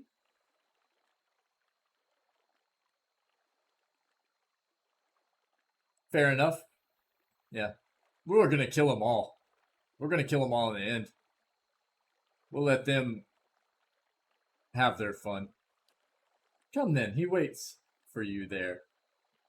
She points up towards the topmost tower of the keep and leads the way over the drawbridge. Yeah. As long as they all dead in the end, yeah, they're all gonna die. Oh, I bet they're vessels too. Hold up.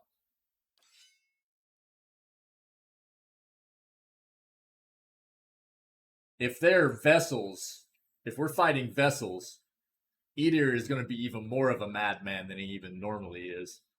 So, this is going to be nice. Hey. Lord Raedric waits for you upon the tower. Okay? I've already, like...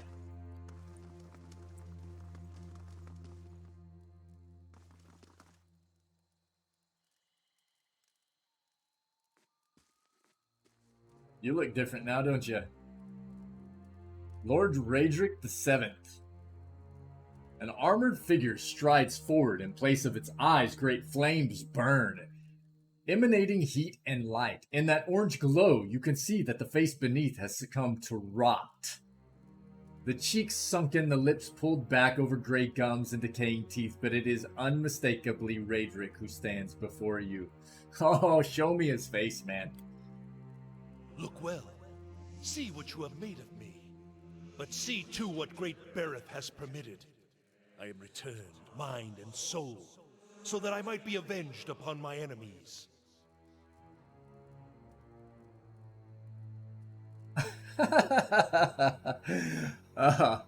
This was a terrible idea. I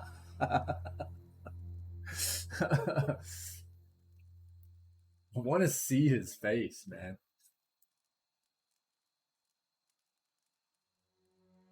But see to what great breath has permitted. I am returned, mind and soul, so that I might be avenged upon my enemies.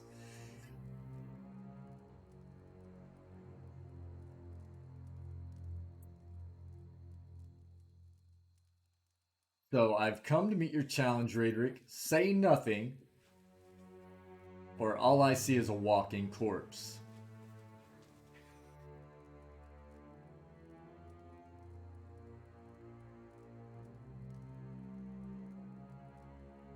Uh...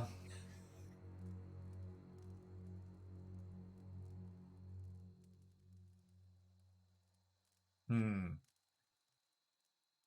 We'll just meet his challenge. One moment, chat, please.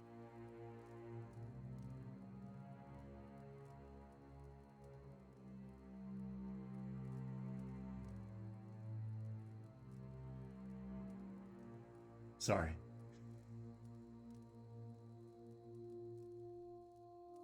We'll meet his challenge. And I am glad for it. I have sent servants forth to observe your progress. I feared your soft heart might falter, but you have proven your valor in this at least. I have strangled the life from the usurper Kolsch with my own hands. So fell your champion, your great hope.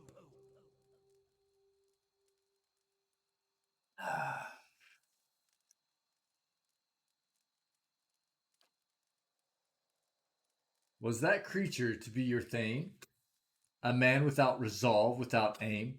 A leech growing fat upon the veil, senseless to the ravages his vanity inflicted upon his people? Almost sounds as bad as the alternative, Heater. I will not allow my lands to fall into ruin. I will cleanse the scattered god's poison from the blood of my people. I will scour his name from the Deerwood. Bereth has blessed me with its favor, and I will be its sword. There will be no more mercy for the heretic, the thief, the charlatan. All will meet with death.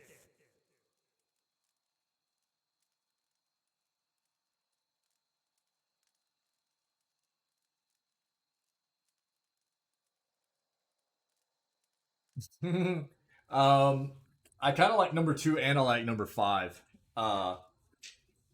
He's not a man anymore, so number 1 doesn't fit at all. You'll know justice, Radric, if I have to kill you 100 times. I enjoy that one. That's nice. I enjoy 4 as well. Barath itself won't be able to stitch you back together after I'm through with you. That one's fun. You're going to waste your second chance at life fighting me again. And I like 5. So, I like 2, 4, and 5. What's everybody thinking? And let's try to stick with our character for this playthrough, who is, again, we do have many good options. We do. Keep in mind who we are. Good Wayfarer, Paladin, don't lie, don't steal. Kind of seems like number 2 might be the play. You will know justice. Yeah, I feel the same way, Mr. Fluff Bunny. Yeah, let's go with 2. Let's go with 2. You'll know justice. Do not speak to me of justice. The glowing fires of Radric's eyes burn white with rage. I decide what is just within my lands. I am Lord of the Vale, and you are but a passing pestilence upon the world. We grieve for the lost 5 timeline. Yeah. And here we are. Vessel. Get wrecked. This is gonna be fun. Throw that in. Get on it. Either charge. Come in. Hey.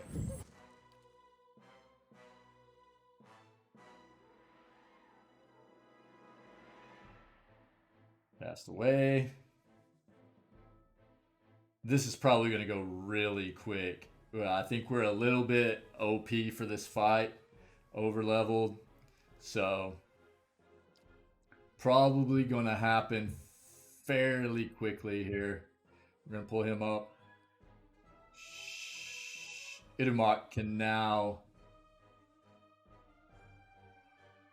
Guardsman. We'll knock that down. We'll have her do this.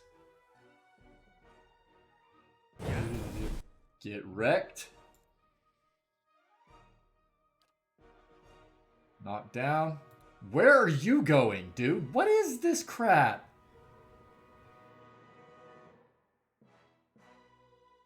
I don't know, dude.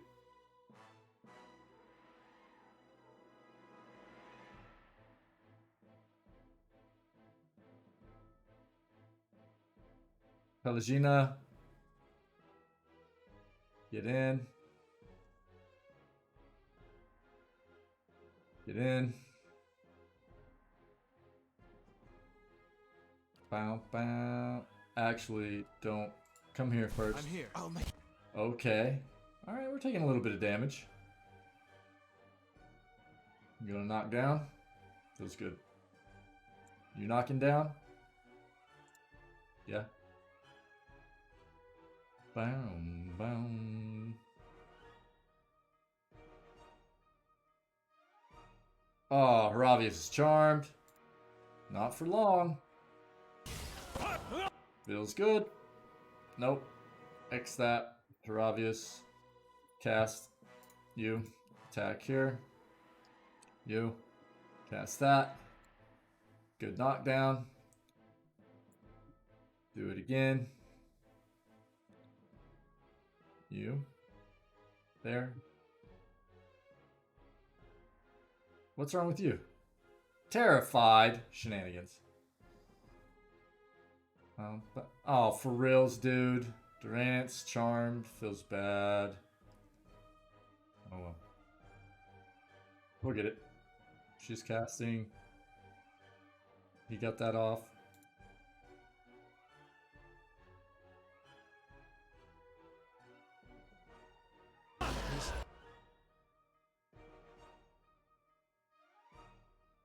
This again. Knock him down, baby.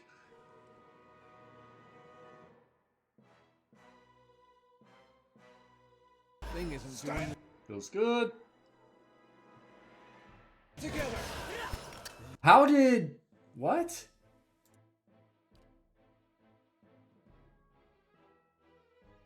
Please knock him down, dude. Why is he not getting his... I've told him to do this like 3 times in a row now. Is it the terrified stuff? Okay. Whatever. Come down here.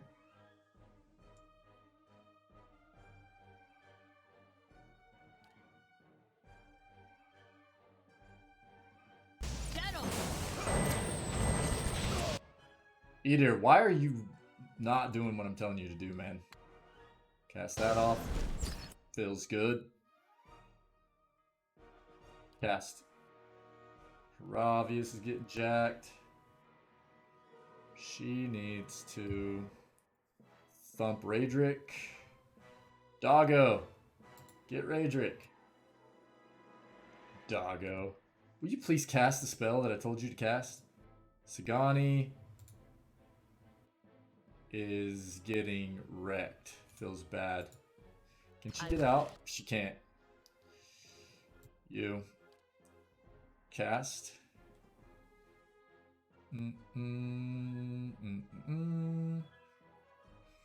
Eater. Knock down.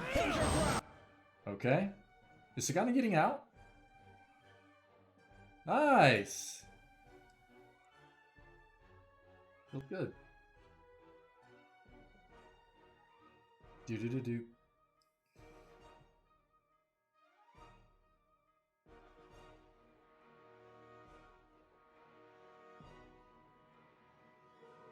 Got Eater knocking people down. Supposed to be, anyways.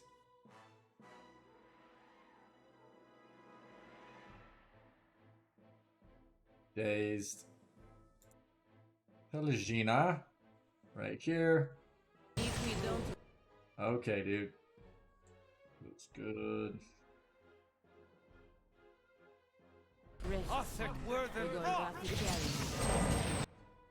Dude, why is everybody going after Sagani like this? Insane. Because she's awesome?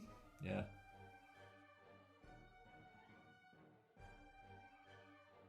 Raedric needs to get thumped like now.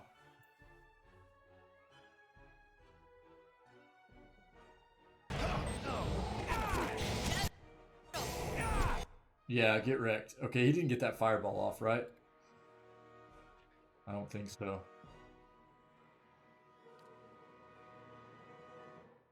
Go here. Use her right here.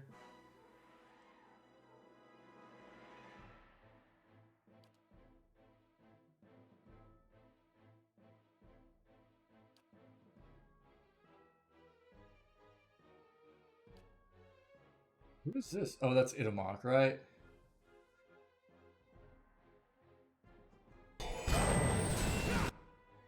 That not hit? Feels bad, near death. Who is this? Drant. Oh my gosh, dude, what was that? Are you serious? Holy crap, dude. We got throttled right there. I was not expecting that. Oh my gosh. Who we got? Look at that. Insane.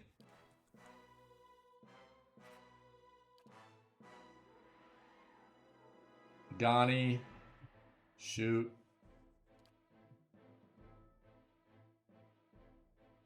Right there. We'll be okay. I think we got this. Hold your ground. Feels good.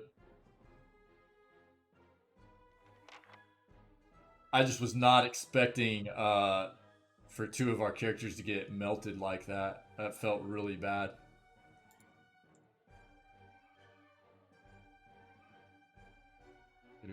There, you there.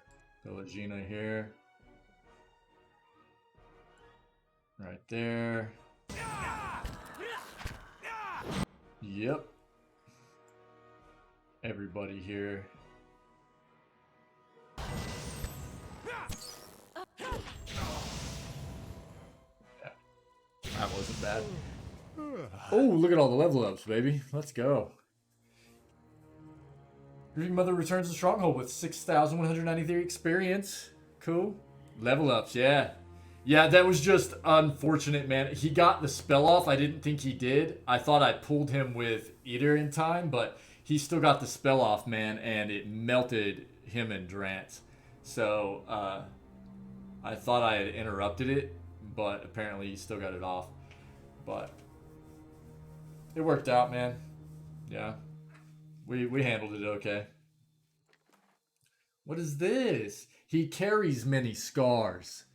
Fine, Defiant, Regeneration, Unique Heavy Armor, DR 14, Recovery Speed -50. Fine is not the greatest. It's got high slash pierce and it's got shock. Plus 50% armor DR when under 25% health. Plus 1 endurance every 3 seconds. It could be good armor if you were building a low endurance build. There are a lot of really cool items that you can actually throw on a character for a low endurance build that would make somebody insane. That's a really cool thing that I would like to try at some point in this game as well, is to make a low endurance build. Oh yeah, it could definitely be better, Mr. Fluff Bunny, but they have some really neat items. It looks really cool too if you look at it. I'm going to read the lore behind it in just a moment, but they have some really neat items that could be used to create a really cool low endurance build for a character in this game. Kind of like speedrunners do for Dark Souls 1, where you just run around with low health all the time and you, I forgot the name of the ring, but basically you do a ton more damage when you're on low life with this certain ring you wear. You could kind of do the same thing in this game, building a character.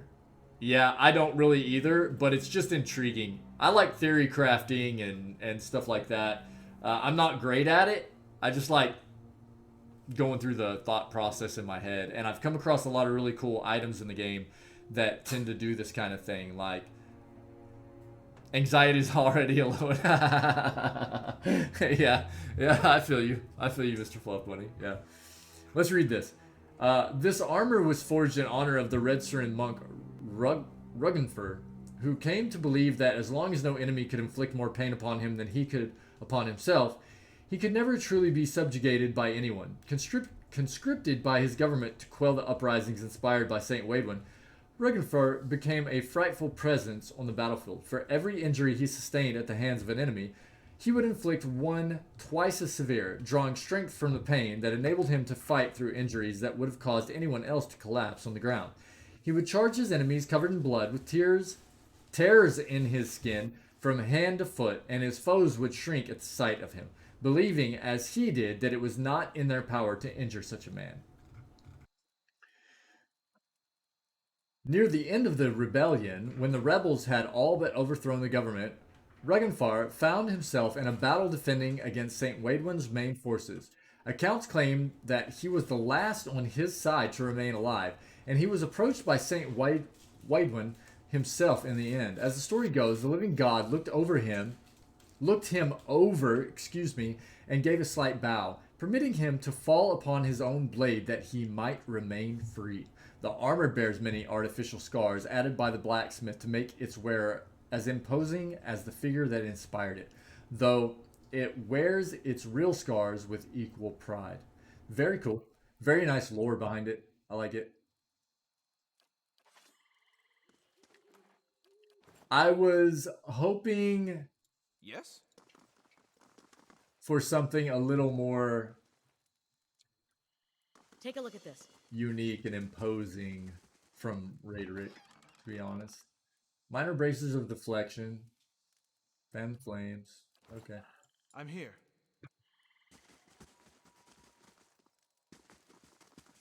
So Raiderick dead. Cool.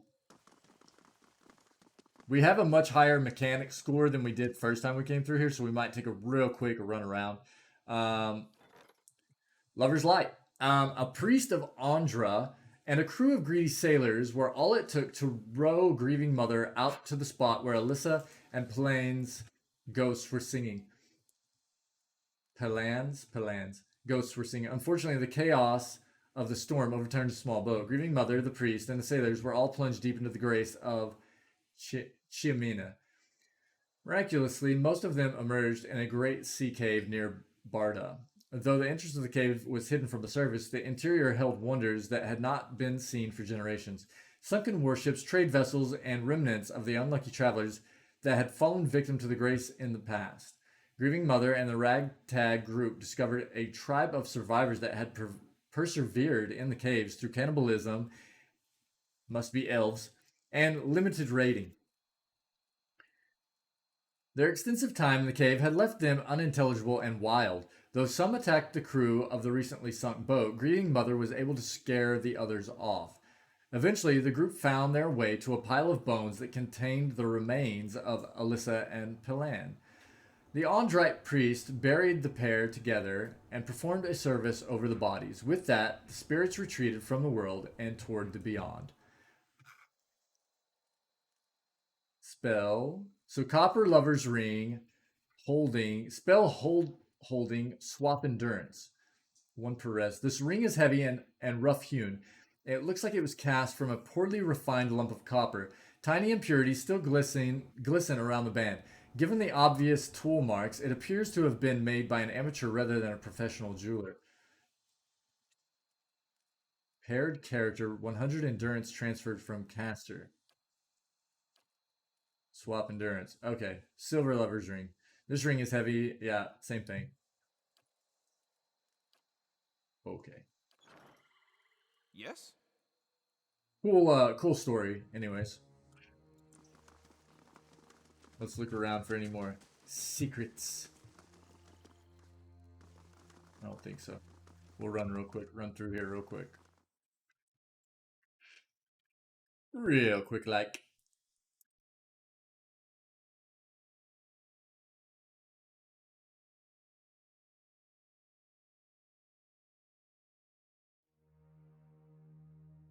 I wonder if there's anything else up in this place.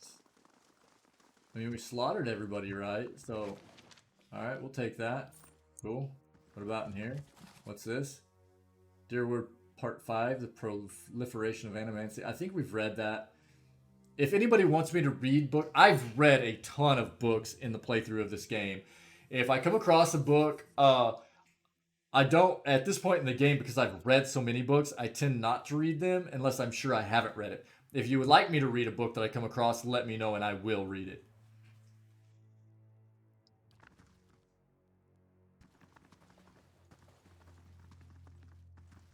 That leads us down. Let's take a look through all of this and make sure we don't find any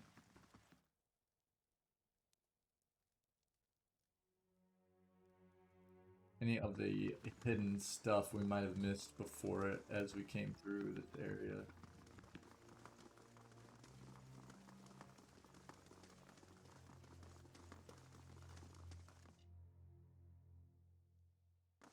Okay. Not here.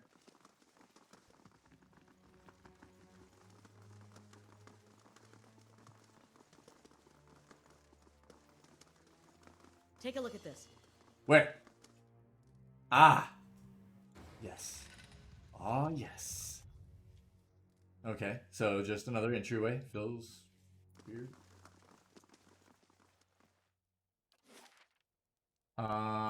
Let's look in here. Let's look in all this. Let's look in all of this before we head out. Not that anything we find here is going to be worth a ton or have a lot of utility necessarily, but you know, I don't necessarily want to be coming back here at any point in the game. Now that we're like kind of hitting end game, since we're here, we might as well just take a look. All of that. Okay. Come on. Come on. Go.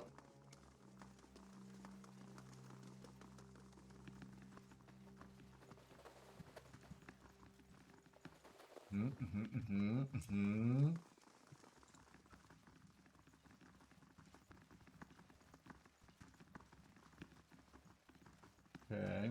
What's here? Outside? I think this takes us outside. I remember being in Raedric's Hold. The first time I came through here, I got flipping confused trying to run around this place. But especially because there's like mobs everywhere and stuff. I don't know. It was kind of odd.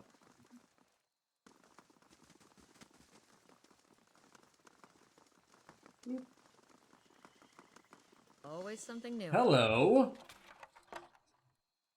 Okay. Throw it in the stash.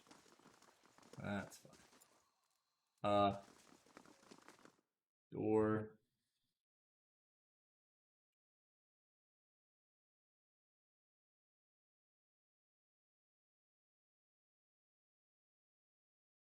You know what would be really awesome? A soulbound shield that a paladin could use. That'd be really cool.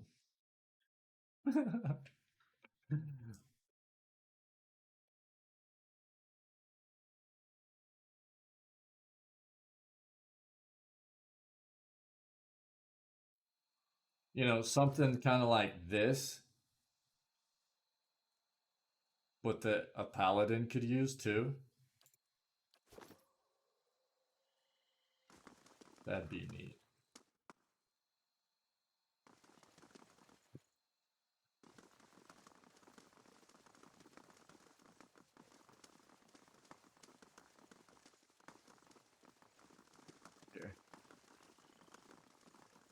Pitter patter, pitter patter, pitter patter. Pitter patter.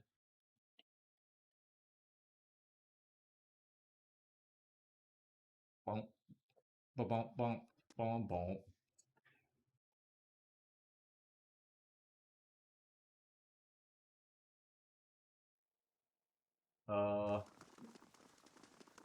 Okay. Oh, Raedric. What a mess.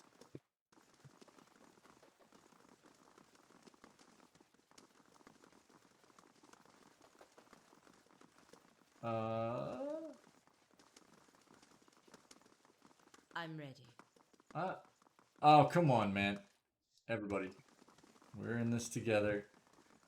Nobody cleaned the blood off the bed. Disgusting.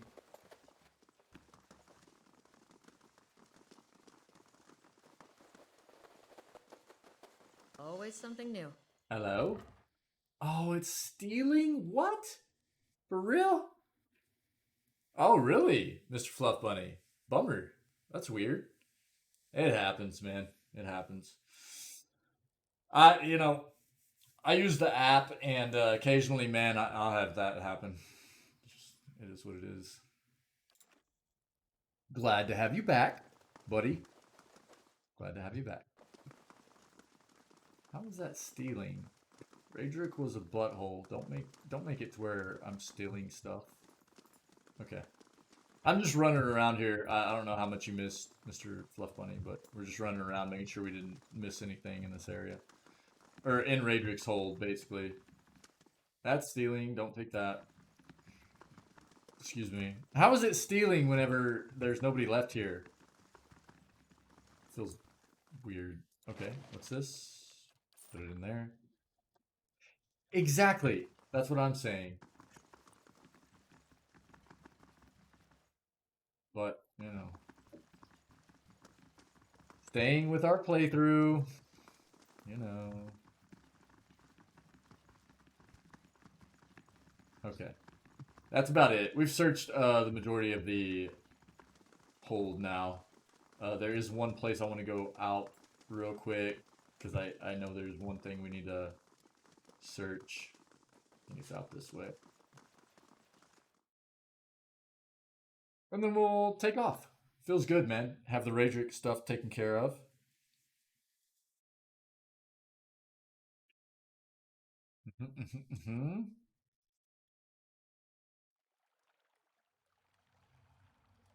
I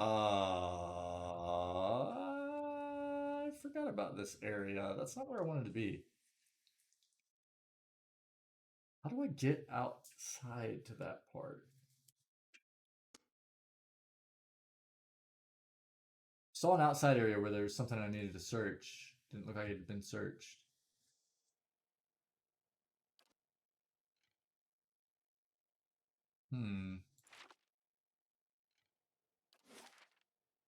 Oh well. Like I said, there's not really, even if it was like hidden stuff here, there's not going to be huge utility in anything we find. It's just this pretty low level area. So, not a big deal. Not a big deal. Boom, boom, boom. But this area, there was... How do you get up here?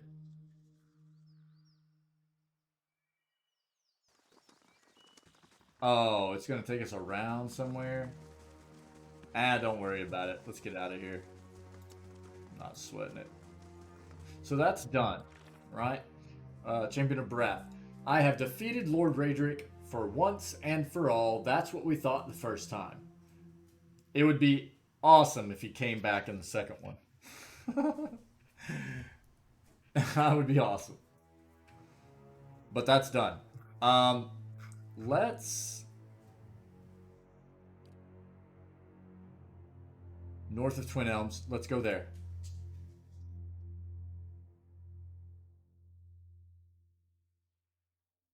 Yes. Yes, Mr. Fluff Bunny.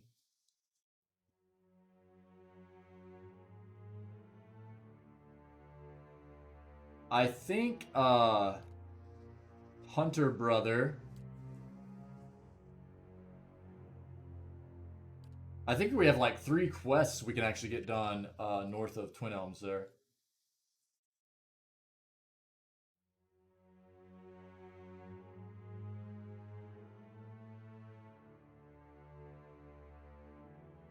Okay. Okay. We good. Sorry, chat. We good.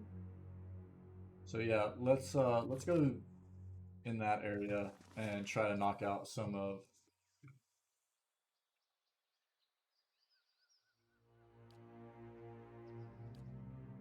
They're good. Let's go here. Let's try to knock out some of these quests real quick.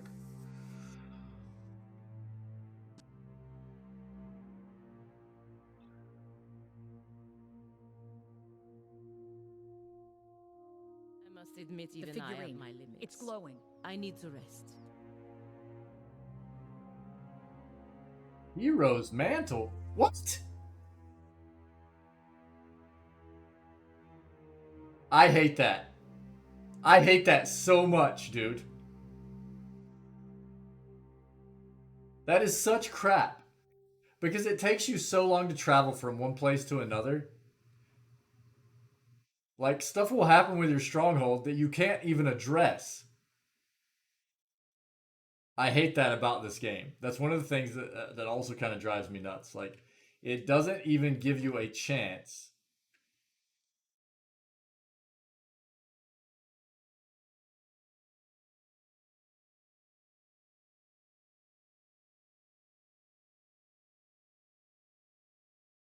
What the crap?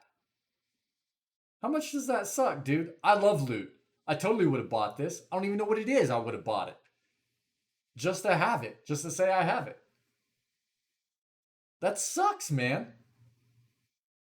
And we weren't even close to being able to get it. This kind of stuff happens all the time when you travel. And it feels so bad. That feels like a really big oversight from the devs. Like,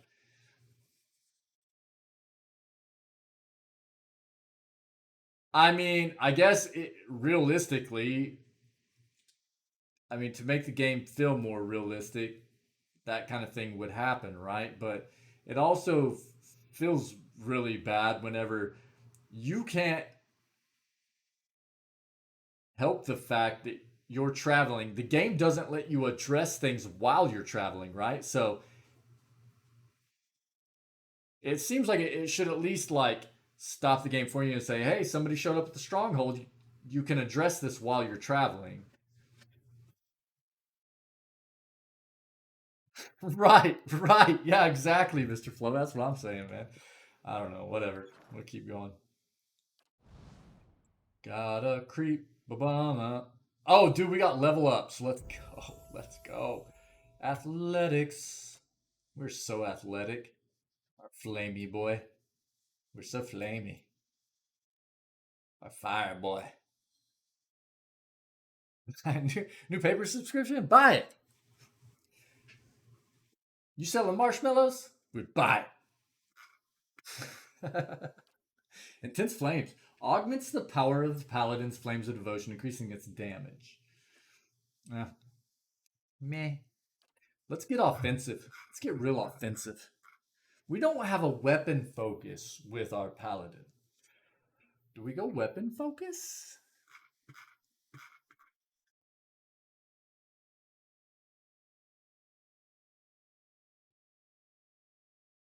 Yes. Definitely buy that. Girl Scout cookies forever. Hey, what's your favorite Girl Scout cookie? Throw it out there in chat. Let's go. It's okay if you have multiple favorites. I just need to know. Let's talk food. I love food. Oh god, I love food. I'm so hungry.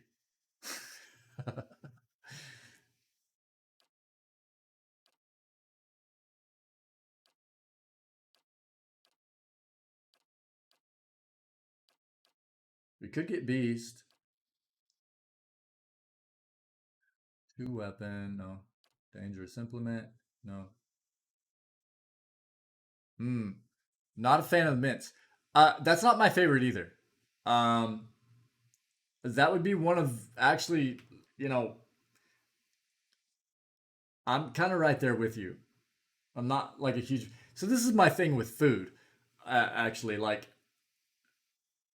I'm not one of those people that's like, I don't like that. I'm not gonna eat that. You know, like I'll eat things even though I'm not huge on it. Like I'm not a big fan of raw celery.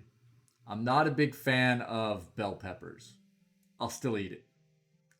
So like something like the Thin Mints Girl Scout cookies, I'll eat it.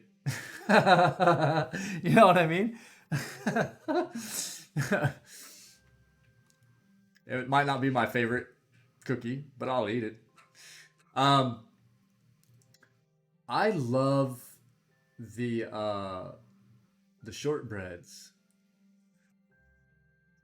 I'm a big fan of like pecan sandies, just in general, you know. So, right, yes, jogging, correct? Jogging.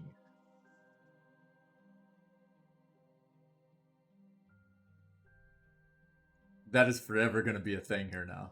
You realize that, right? Yeah, shortbread. Oh man, me and you, Mr. Fluff Bunny. I love the what are the ones that have the coconut? I can't remember what the Girl Scouts call them. We work it out, yeah, the jogging, yeah, for sure. Are they the macaroons? Not the macaroons. The what do they call them, man? They're like caramel and yo, Tinwin, what's up, buddy? Hey, we just took out Raiderick, man. It was a cool fight. It was a cool fight. Samoas, that's them. Yeah, yeah. Love the Samoas. Love the shortbreads, and yeah, we're chatting about cookies, Tinwin. I'm hungry, dude. Tinwin, what are you doing, dude? What you doing, buddy? Hey, did you look into the Crown Royal, dude? Did you at least like look it up so you know what you're looking for? Um, those would be my two favorites. Those would be my two favorite Girl Scout cookies. We got level ups we're in the middle of doing right now too, Tinwin. After that would be the chocolate, the the cookie, the peanut butter ones that have the chocolate and the peanut butter dollop on the top. You know what I mean? I like those. Yeah, those are good. I need some peanut. I need some Girl Scout cookies now. You got me all jacked up, man.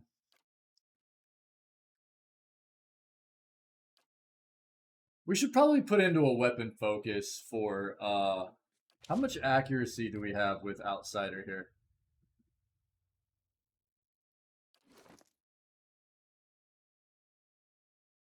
Woo! Oh, cool, man. Right on, Timwin. Awesome, buddy. Very cool. Solid. Yeah, we need to get a bit more accuracy. -4. Yeah, we get -4 accuracy. This is what's crazy.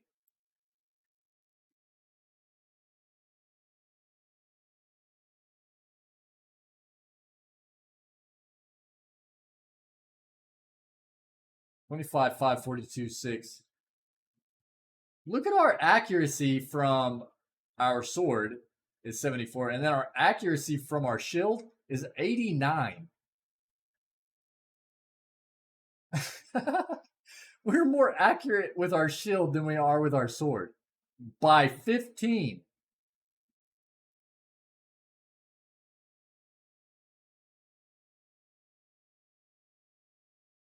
Is that right?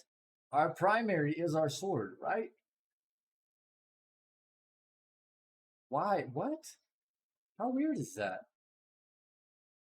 And we should get 12 accuracy off of that.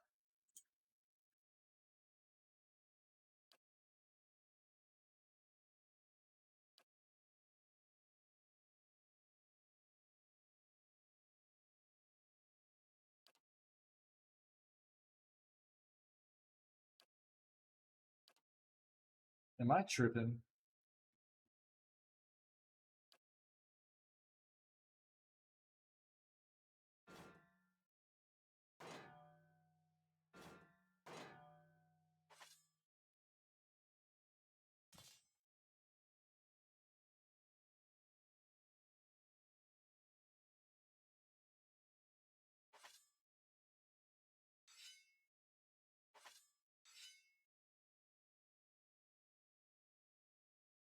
How do we have the same accuracy with the sword as we do unarmed?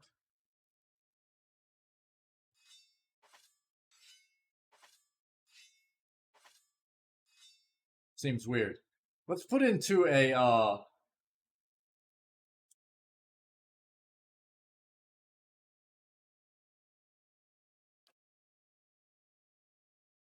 I really like this sword.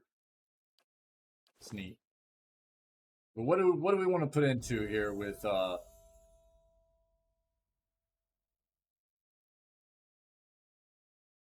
athletics? So adventurer is poleaxe, stock, flail, wand, warbow. Battle axe, sword, morning star, crossbow. Morning star is two-handed, right? Battle axe and sword are one-handed, right?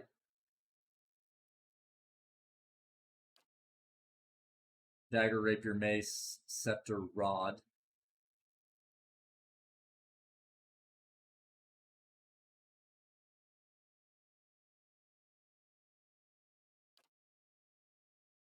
Hatchet, spear, no, that's definitely not going to be it. Saber, stiletto, club, pistol, greatsword, pike, warhammer. Warhammer is one-handed.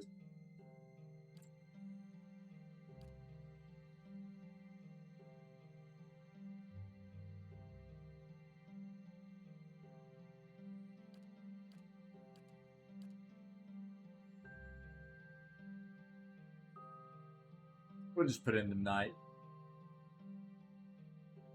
We'll just put in the knight. Whatever. Doesn't matter.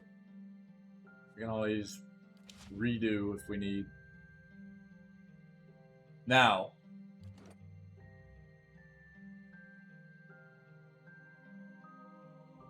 What? What is happening, dude? How did we go from 74 to 77? I must.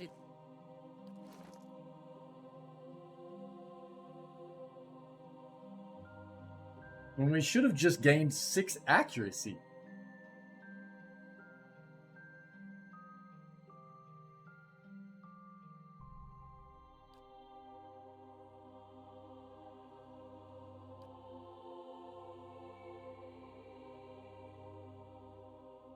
Is it get suppressed?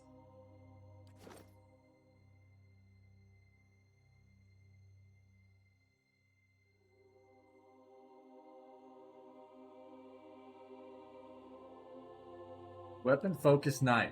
6 accuracy.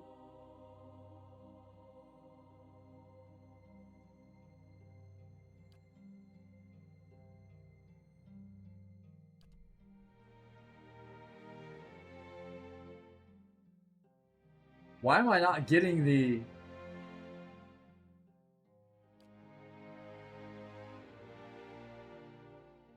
Help me out, guys.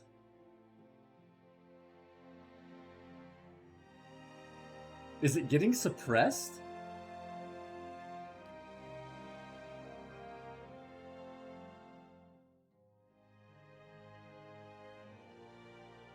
And why would it get suppressed?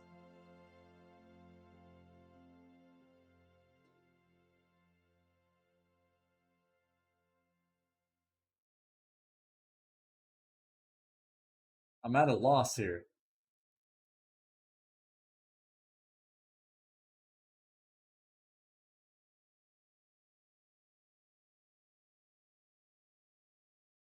Is it because of the aura? Yeah, no kidding, dude. I don't understand.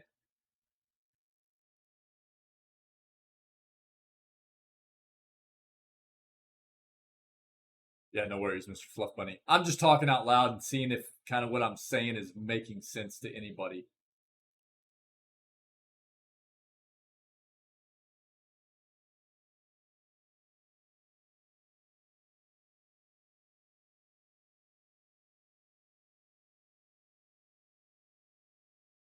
That, Admit even I have my limits. I need to rest.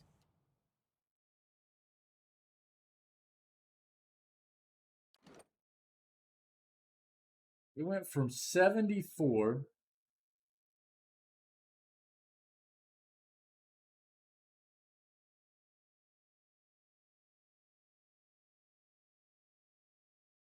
Now here, let me see something.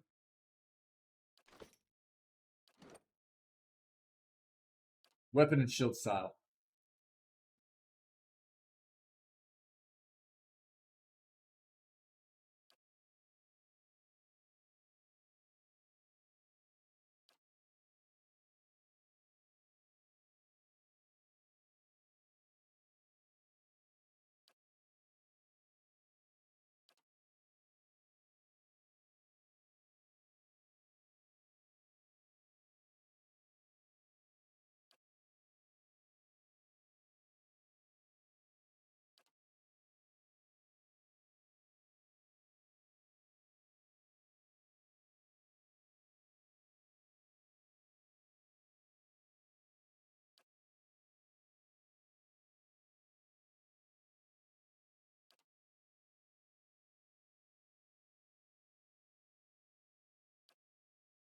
I don't understand.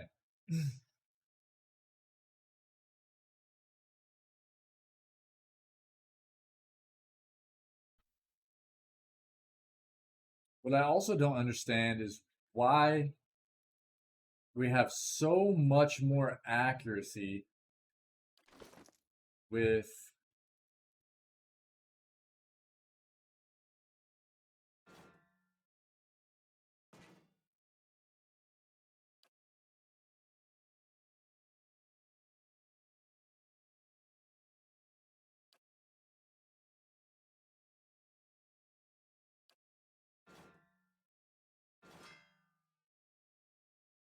the shield.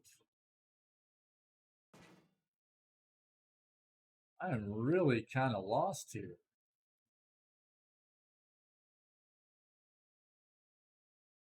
And it's not giving us the weapon focus that we just took as the level up, man. I don't understand. Like, look at Eater. Accuracy. +6 weapon focus adventure.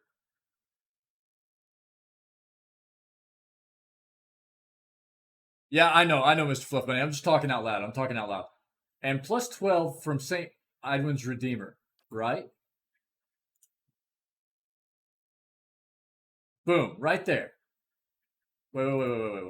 This is the one that we're using right now. +12 from Superb. Now, we should be getting +12 from Superb on Steadfast.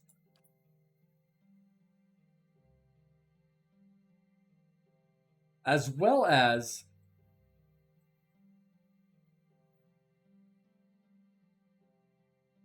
something's not working right, dude.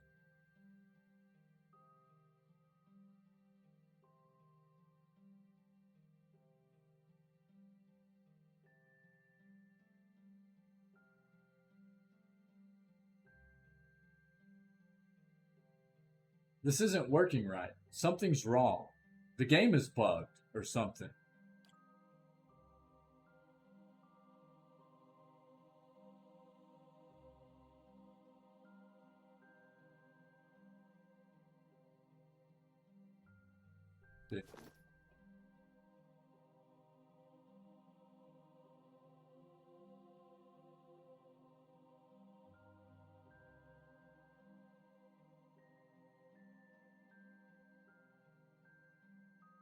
Thing is, everybody has zealous focus, right?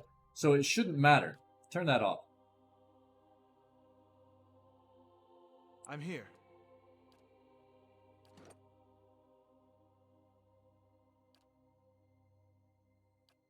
Doesn't change. It just takes accuracy even lower. It doesn't change anything.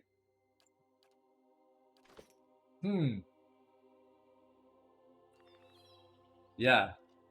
Yeah. I wish Mad was around. Very curious as to why this is happening.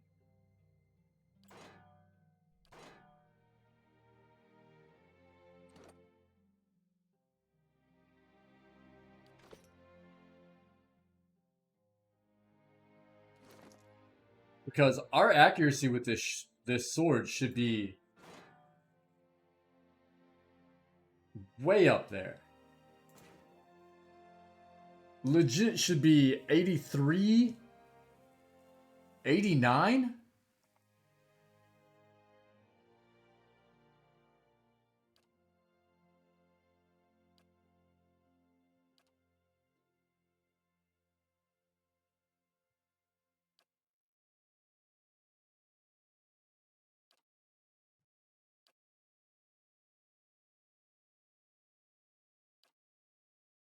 What is this plus 25 paladin?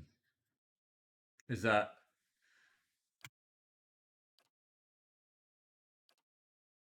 Okay.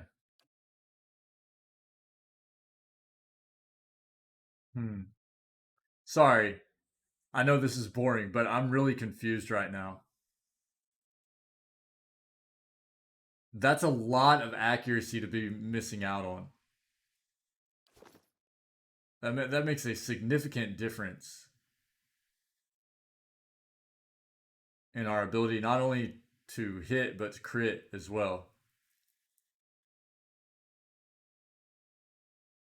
That's 18 accuracy we're missing? That I'm aware of. Yes? I'm ready. Yes?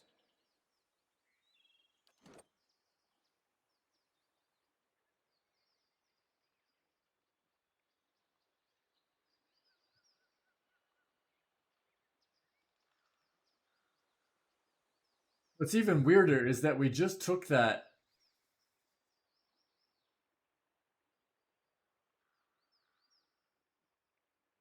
weapon focus, and then it took our accuracy up 4, but it's not showing anything.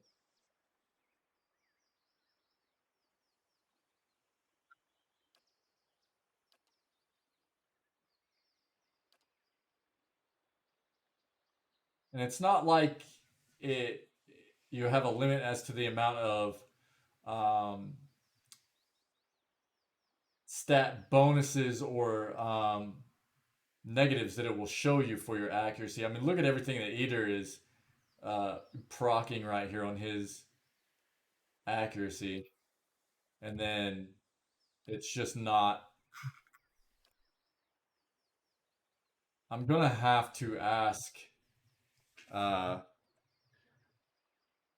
Mad next time he's in channel. This feels really bad. I feel like there's some kind of really bad bug happening in the game.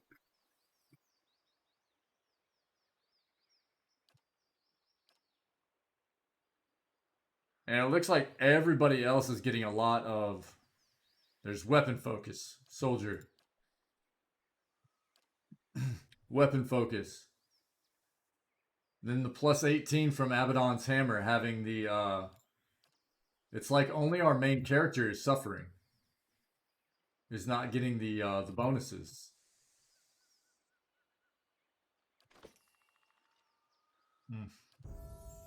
That's not good.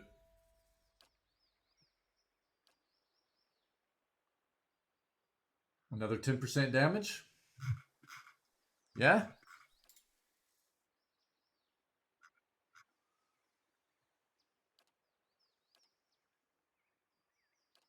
Let's go, why not? Easy. Done.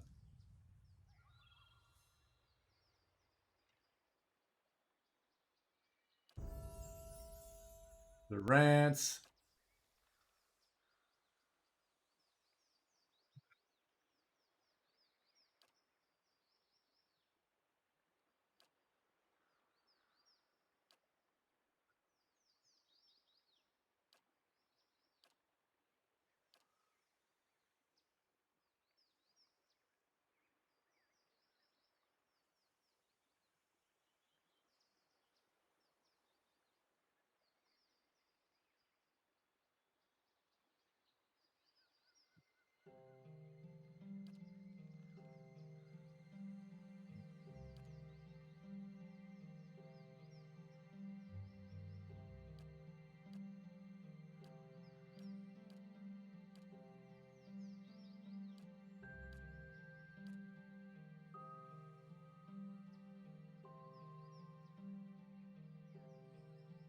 We could give Durant's cautious attack. He's almost only ever casting spells and stuff. That would take his deflection up a lot. I think I might take cautious attack for him.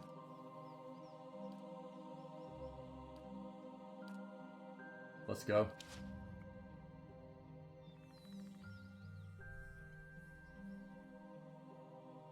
And why do you have that out? Hey, I'm Change here. that over. Ready, Watcher.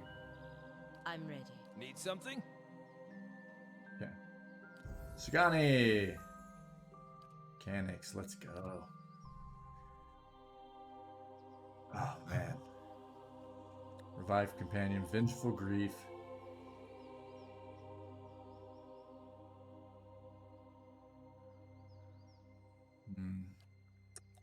Play dead, Master's Call, Arrow Sense. 15 deflection against ranged attacks.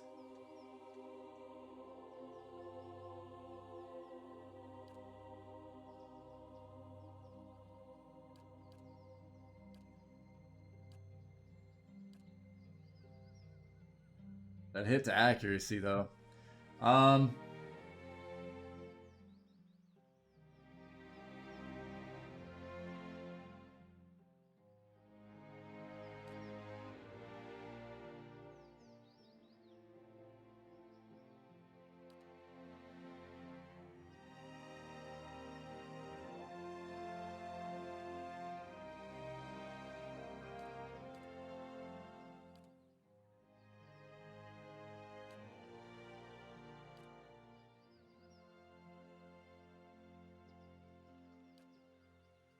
Dead.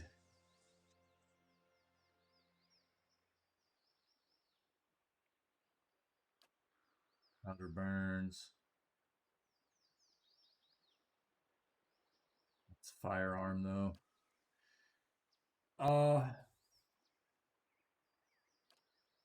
Revive companion. Heal companion.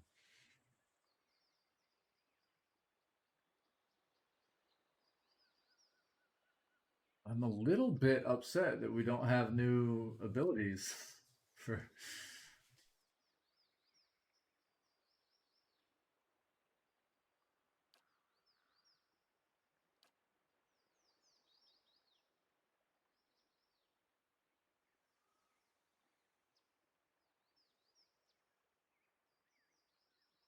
Marked Prey wouldn't be bad. Predator sense heightens the predatory instincts of the ranger's animal companion, giving him a damage bonus on any creature suffering damage. If it was for both of them, I would take that.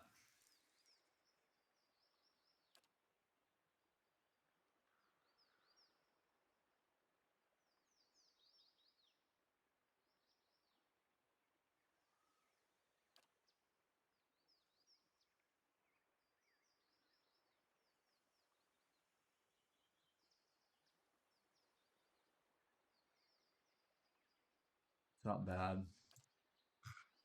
What do we go with here, man?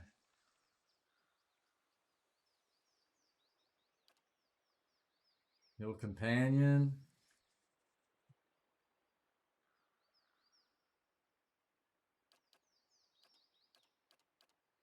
I'd say it's probably either between Hill Companion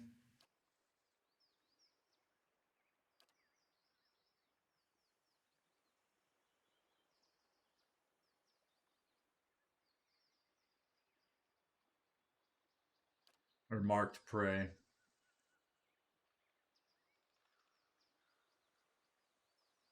What do you think? What are we thinking? I think Marked Prey is going to get more utility. We'll use it all the time, whereas Healing Companion's only going to happen occasionally, probably.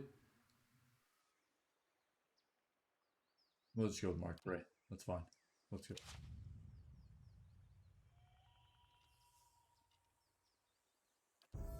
Pelagina.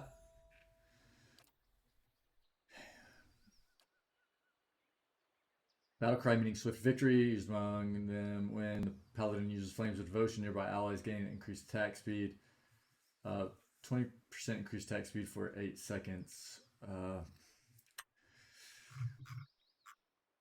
Tense flames. Augments power of the paladins. Flames of devotion increases against damage.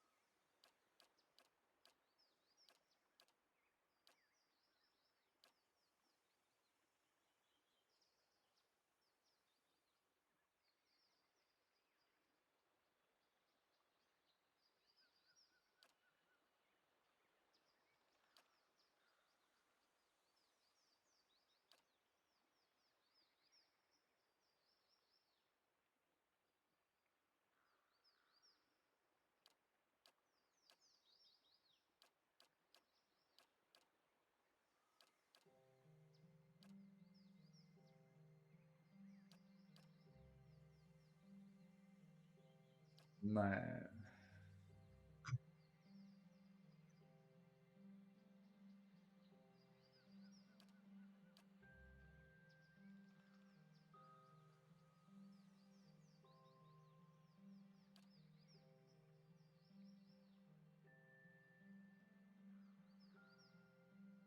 Go with that. She's doing big damage, so adding another 25% every time she uses Flames of Devotion could be pretty big. Let's just do that. Feels good. Feels good. Ravius, stealth it up, buddy. Stealth it up. Ooh, spell mastery. Everyone in Cone of Area. So I think this is the worst thing about a druid, man. They have very, very few specific enemy targeting spells and abilities.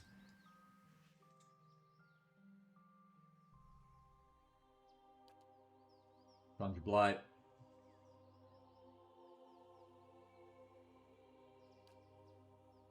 Hellstorm. Any of the area. Moonwell. Moonwell is actually pretty sick.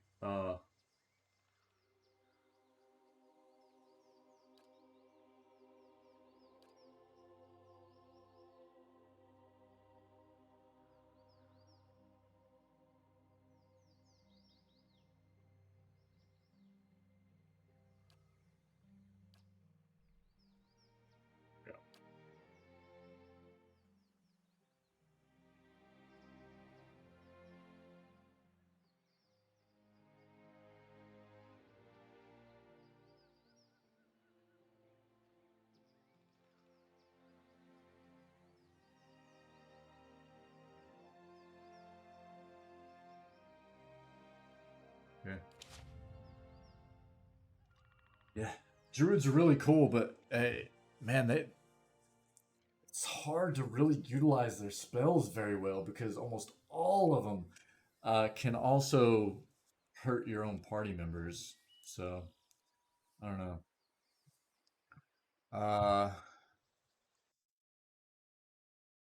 Let's see here.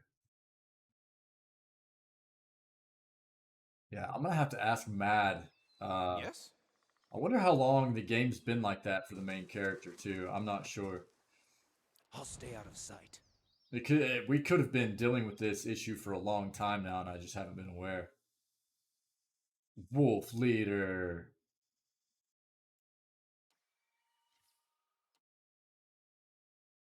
That is a dead bro.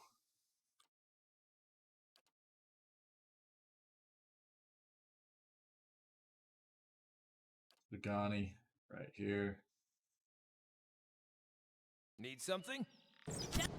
Get wrecked. Near death already. Feels good. How much did she hit for? God, insane. Get. Get wrecked. right here. Knockdown. Attack with... Wait, we'll do this. This. Right about there. Meat chunks. Let's go.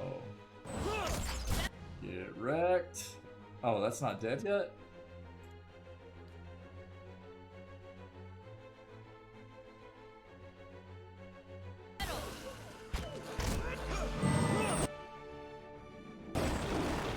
Feels good. I just press buttons and then the things die after enough tries. I need to rest. Yeah, that's kind of the gist. Mr. Fluff Bunny, dude. That's funny, dude. I'm here. Alright, man. Tracks long and shallow head east. They're spackled with blood. Blood. Arrows crude and fletched with bright feathers protrude from the corpse. Okay, I get it. There's a corpse. Yes. Let me look at the corpse, please. On the hunt. Can I not? Yeah. I don't want...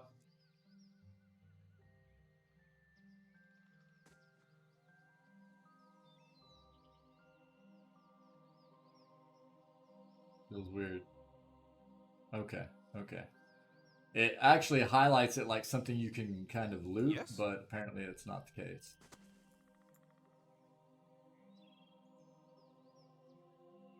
Always something new. Alright.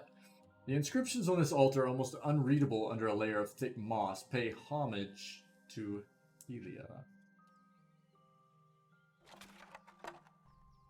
Take the things. Why not? Now what's in here? Okay.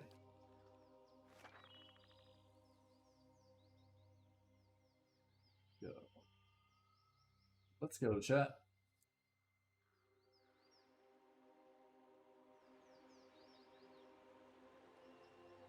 The sounds of rushing water.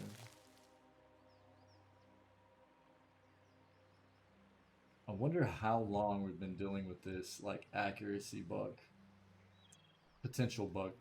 This spear, broken in half, has ornate Glamphadden etchings along the two halves of its shaft.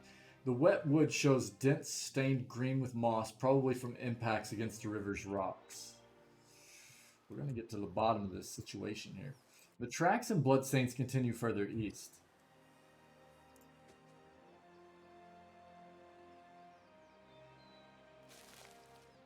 Golden celery.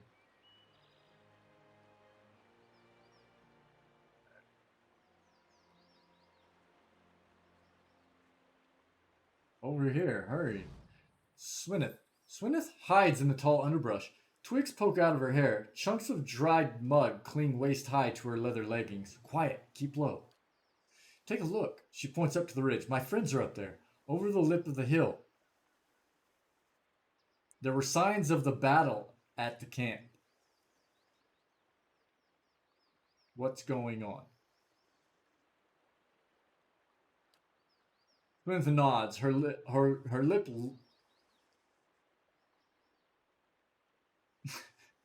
Okay, well, this is...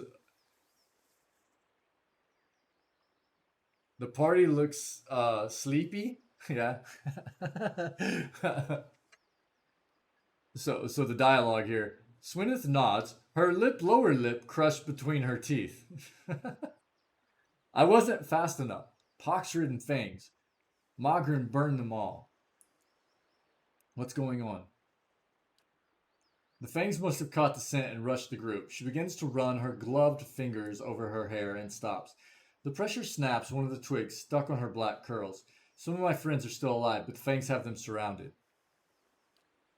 The expedition, Swineth brings her hand back to the pommel of her stock, or what remains of it, has taken cover in some ruins above these cliffs. The fangs must be toying with them, or letting them starve a bit before the next attack. We need to act or they're as good as dead. How did the fangs get here? Her lower lip is indeed a lip. Underneath her lip, upper lip, There is also lips that do things when moving like lips do when people talk, using lips to mouth things when they language things with lips that do lip things.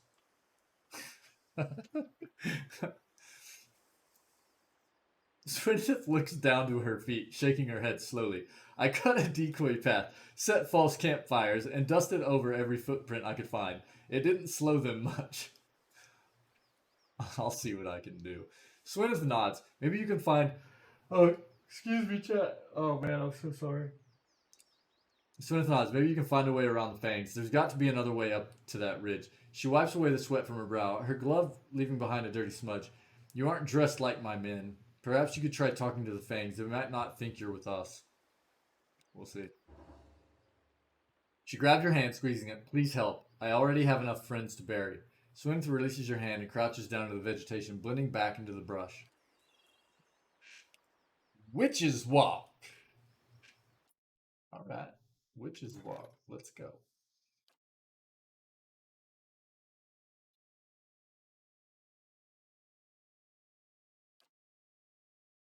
We get a witch's hat. Every few years, an order of druids from around the Eastern Reach meets at Mogren's Fork and performs a week-long processional along an ancient trail they believe was once used by the Engwithans. In recent years, the trail has seen little use by Kith, but is frequented by beasts and wilder. Due to the nature of the processional, the druids carry no weaponry and take a vow to abstain from violence. They are seeking trustworthy mercenaries and adventurers to help protect them during their observances.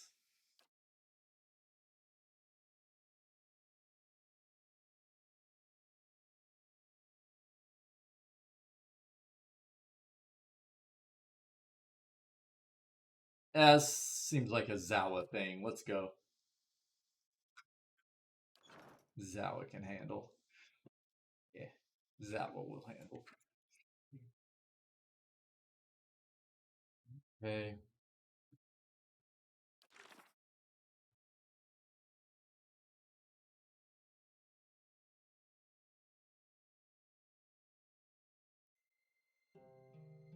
Okay.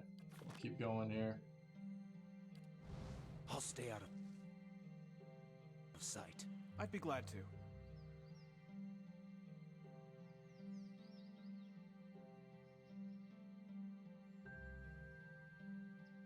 Okay.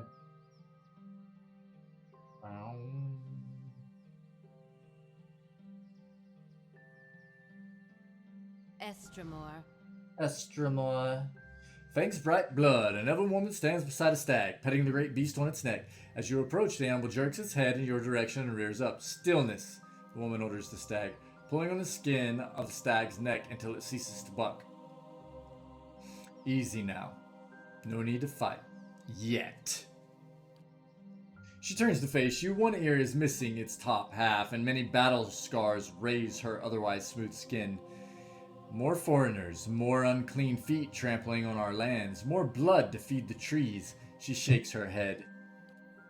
You should not be here, Estramore. Her hand moves to one of several blades strapped to her hips. If you are here in our lands, it is either to steal from us or to aid those who would. She gestures to the north at the ruins of Engwithan buildings protruding from the underbrush. Your wooden mercenaries, looters. Can you hear their panicked whispers? Leave this place at once, or we will kill you when we finish with these Estramorwen.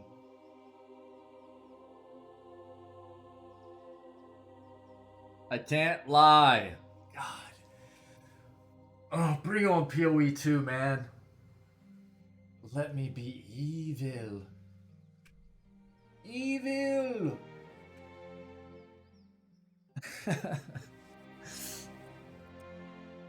I don't think blood is good for plants. What do they teach these Glenfathens? Well, it depends. I mean, are we talking about, like, Venus flytrap type plants? Evil!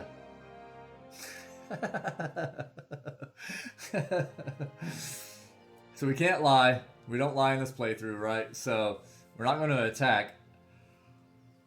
Dude, I'm so sorry. I got the yawns all of a sudden, man. I'm a friend of Irglanfath. She holds her gaze on you. The great stag stomps its front hooves on the ground and turns to its master. Do you speak the truth, foreigner? If you are indeed a friend, you would respect our lands and not defile our sacred soil with your trespass. The woman clenches her jaw. Its muscles quiver under the pressure until suddenly calm returns to her expression. If you have no bonds of kin or kith with the looters, I will give you a chance to prove it. She draws one of her swords and with a swift arching motion points it to the ruins beyond. The invaders must be purged from our lands. Prove your worth and we will believe your words. This sucks, dude. Tell me about these mercenaries.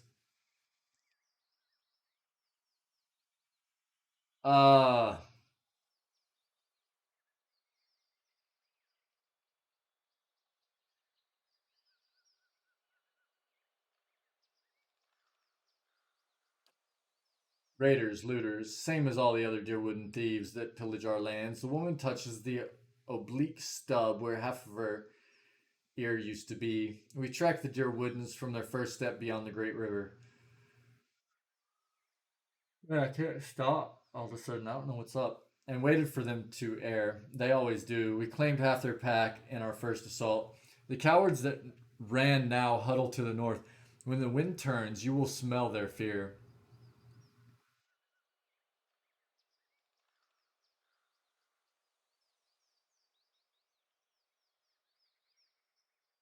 If they surrender, will you let them live? Softness such as yours will not bring them to hill. Their greed knows no bounds. Their memory honors no history. What use have we of prisoners? What example do we set to others by letting them live? She shakes her head. Why would we forgive again? I want to ask you about something else.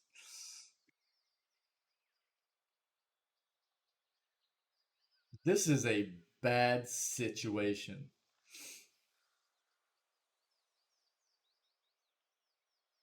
I'll see what I can do. The elven woman sheathes her sword and reaches to her stag. Animal lowers its head to meet the caresses of her hand. Gentle, strong. We wait here to welcome you back as warrior and friend. Well, this ought to be quite the laying low adventure here, huh?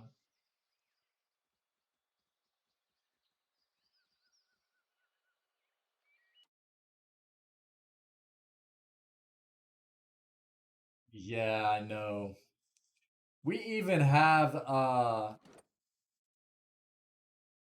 persuasion built up, right?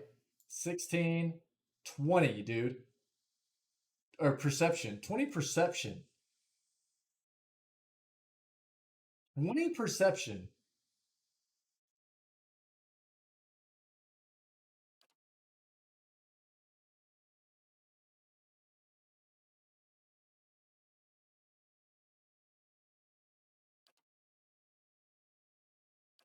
$17, $18. Yeah, feels bad. Well, we'll just have to see what happens. I mean, yeah. What's our resolve at though? We have some good resolve too. 15. Only uses main character. 16. 16's not bad though, is it?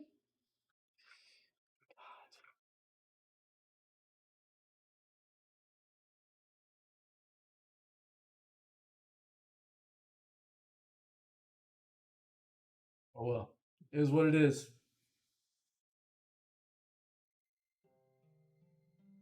Is what it is. We'll just have to see how this plays out, I guess.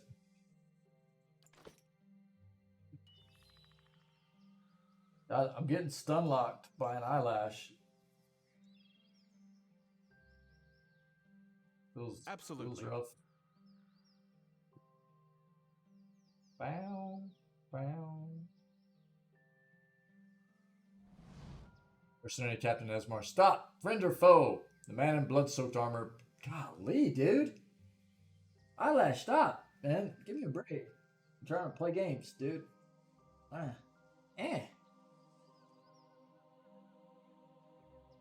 The man in blood-soaked armor points his blade at you as his wounded and weary comrades flock into position behind him.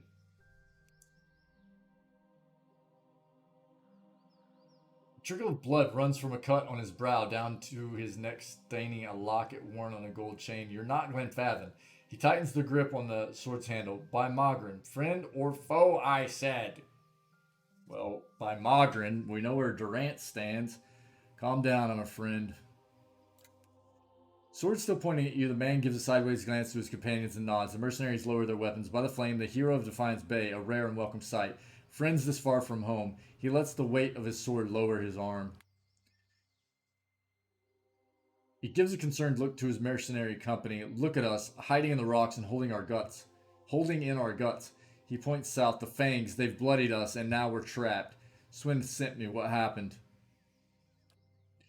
Resourceful girl. The captain huffs a chuckle before returning to his humorless frown. We assumed the Glenfathans killed her before coming upon us. I'm relieved she's alive. Doubly relieved she brought help. He rests his sword, still caked with blood, across his shoulders. The tribesmen ambushed us just as we made camp. The fight was a lopsided slaughter. Esmar stares at his feet as he finishes his thought. In the melee, someone tripped through the campfire. We were lucky in that regard. The stench of burning flesh and the choking smoke obscured the scene, and a few of us managed to withdraw. We ran to these ruins to regroup, but now we're trapped. The face painters are just south of our position, and they have us cornered. No doubt they're happy to let us starve while they rest and rebuild their strength before attacking anew. His left hand idly toys with a locket worn around his neck. Seems this is where we will be making our last stand. He mutters as he clenches the gold ornament.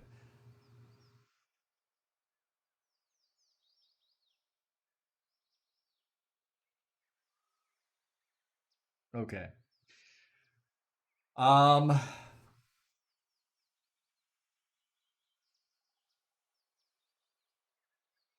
The hunt. Man, I would really like to try to see if we can get our way through this situation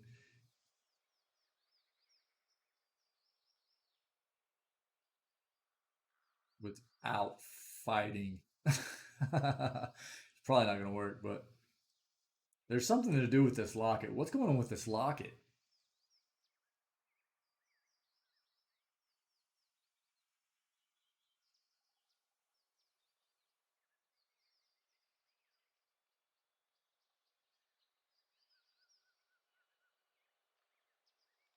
I kind of want to address the locket and see if he'll give it to me so I can take it to the Glenfathans and be like, here, they're taken care of, and see if they're like, yeah, all right, cool. You're one of us.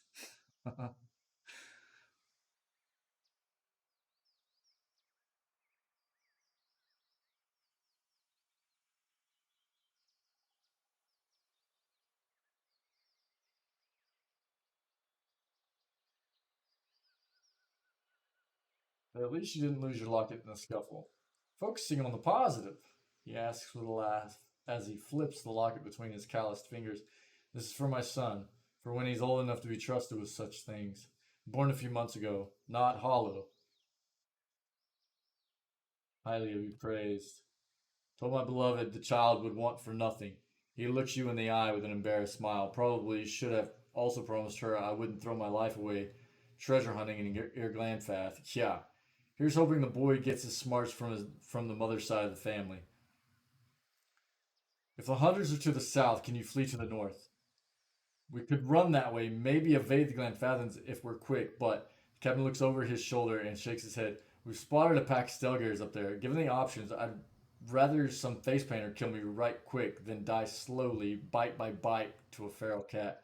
He glances northward. If I didn't know better, I'd wager those beasts are working with the tribesmen, but I'm sure they're just here following their stomachs. Just look at us, limping on our own injuries and covered in blood. We must smell like butcher's shop.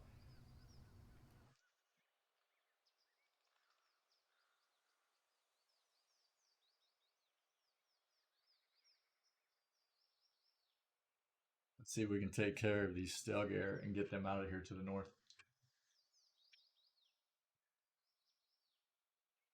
See what happens.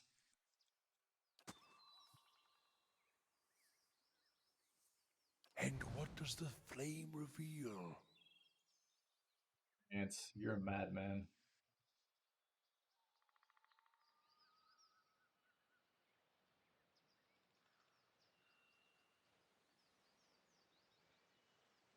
Okay.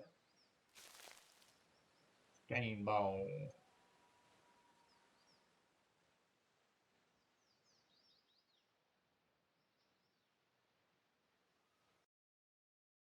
I can still go.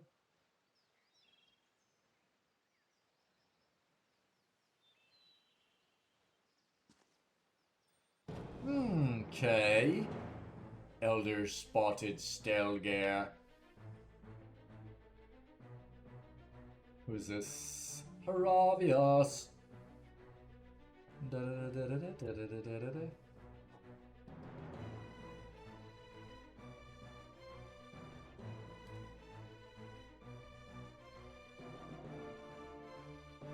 Boom, ba da boom. Boo, boo, boo, boo, boo.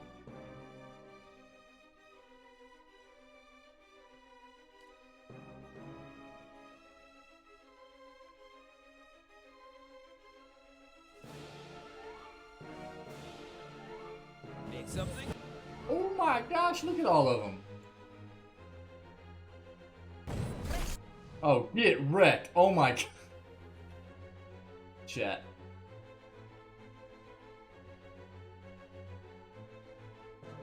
Meat chunks. Meat eater, everybody.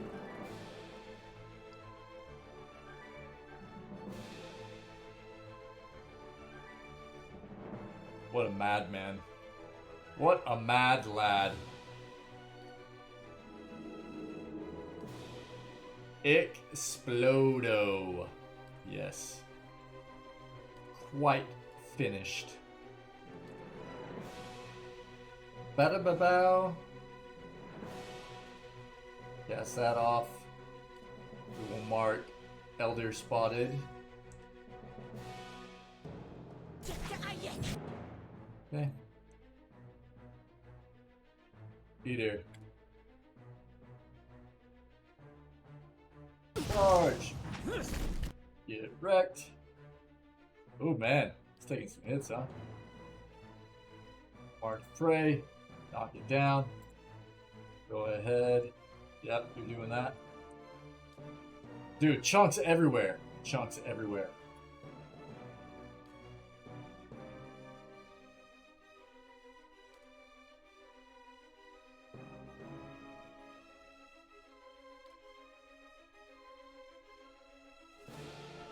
I'm ready. A lot of damage. Oh yeah, dead.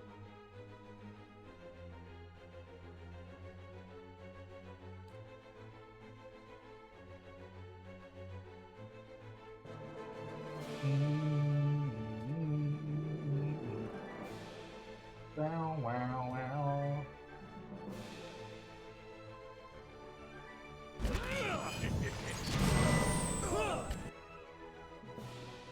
Yeah. Yep.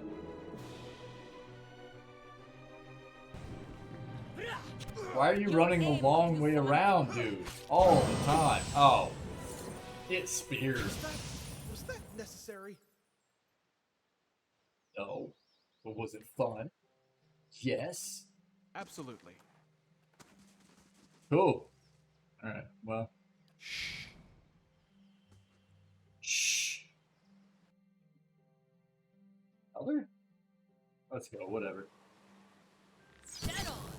Oh, okay. We got more.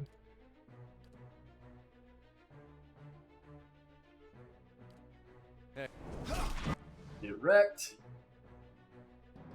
Wow, wow, wow, wow, wow.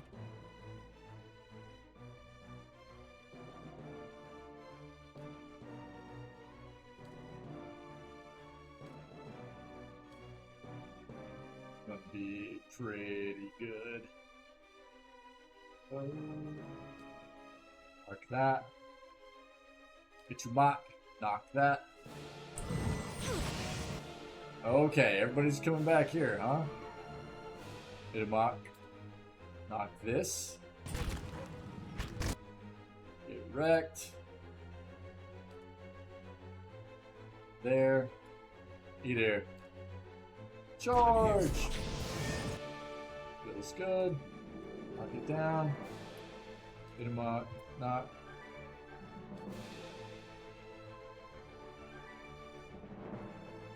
Wow, wow, wow. What's that? Grants. There. That. Peter's doing his thing.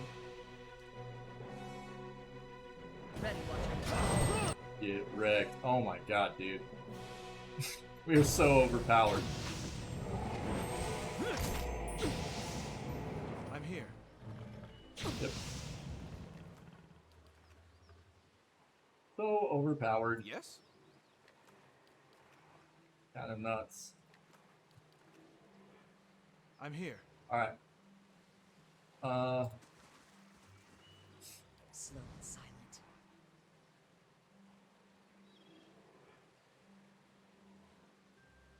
I don't know how this is gonna play out, but I'm not really planning on like safe scumming this or anything, so.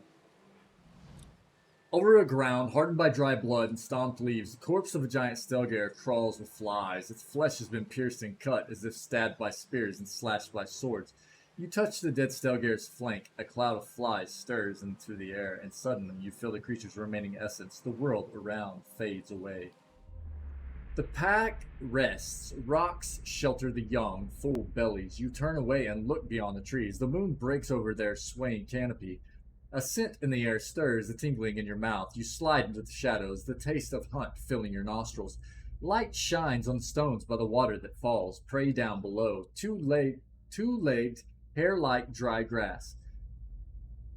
It moves near the water that flows. Thin legs, slow, noisy, unaware. It holds a sharp stick. Two-legged hunter, weak hunter, prey. Closer, prey. Bright moon, prey. Into the dark.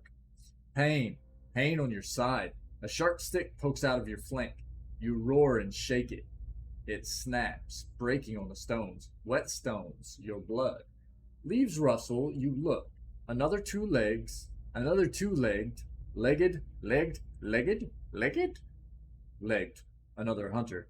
Thick legs, silent steps, stripped face, strong hunter, enemy. You leap, aiming at its neck. This is weird to read. It moves fast. Your claws find flesh, ripping it deep, ripping it down. Wet leaves, two-legged blood.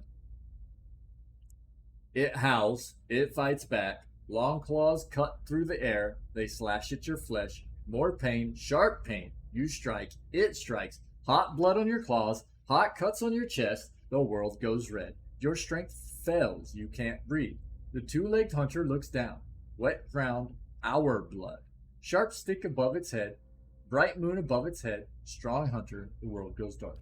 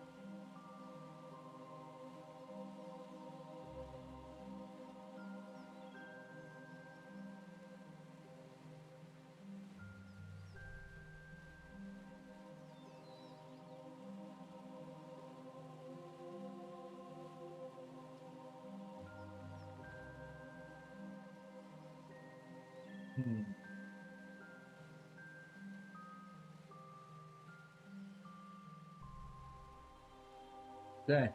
Yes? Okay.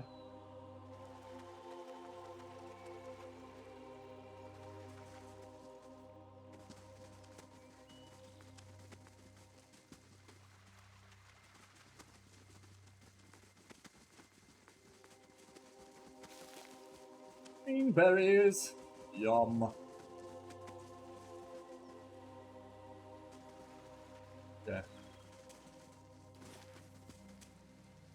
Got things down here.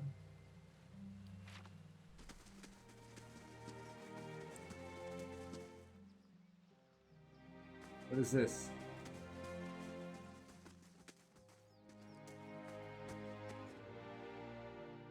Came upon a clearing and see a group of Glenfathans standing in a circle. Sigani glances from the Audra statuette to the hunters, looking for a connection. Meanwhile, the hunters turn and notice you. Their bows are drawn. Take it easy, we're just looking for someone. What business does an Estremor have with the fangs? Cool, man, finally. Look at this individual, looking all crazy. They step aside and turn to you, and as they do, you see something on the ground behind them. Lying amidst the ferns is a white stag. Dark blood mars its brilliant coat, and its sides tremble with quick, shallow breaths. You feel a presence in the beast, something ancient and familiar. Before you can speak, Sigani, something thumps to the ground. You look down and see the Audra bear, its bright glow flickering. Shadow. Sigani draws up beside you, her wide eyes fixed on the dying stag. Durance opens his mouth as if to rant on wasted time or perhaps the animal's weakness, but something about the look on Sigani's face stills the air from his lungs. Thank God. Durance would ruin this moment, wouldn't he? And he falls silent. One of the hunters takes a step forward. Sigani raises her bow, an arrow knocked. Any closer and you'll bleed out next to him. Nice, dude. Stormcaller would rip you apart, buddy. Her voice is low and tremulous. I never thought I'd prepared myself to meet a stranger. Right, seriously. The honor and history of my yeah, village Mr. with Fluffmoney. someone who had no knowledge of us. Even someone who'd scorn our way of life. As the hunters back away, she lowers her bow. I never thought. She watches the great beast's labored breathing for several seconds. I'd prepared myself to meet a stranger, to share the honor and history of my village with someone who had no knowledge of us, even someone who'd scorn our way of life.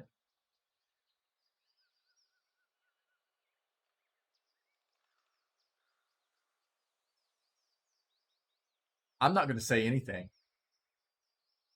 I don't think.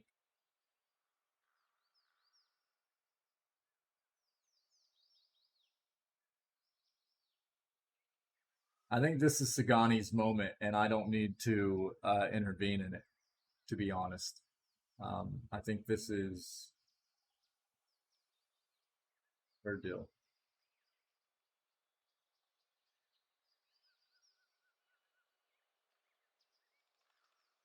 The only other option I think is number one.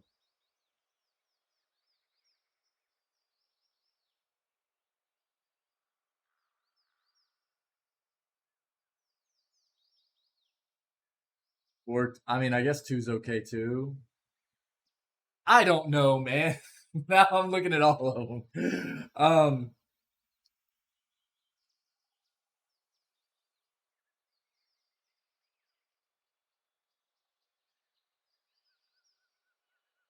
Yeah, I think number one or number three. I don't know. What do you think, Mr. Fluff Bunny?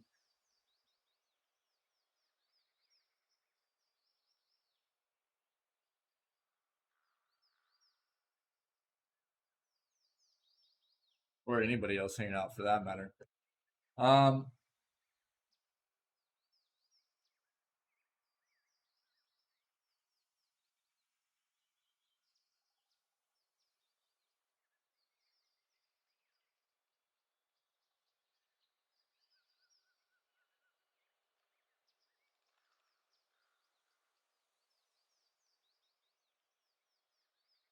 Yeah. Yeah, that's kind of what I was thinking too. So I think I'm just gonna go with three and just let her do her thing. I was going to tell him about the years of abundance in Masuk. How his granddaughters have hunted caribou, and his grandsons made our walls strong. But he'll be gone in minutes.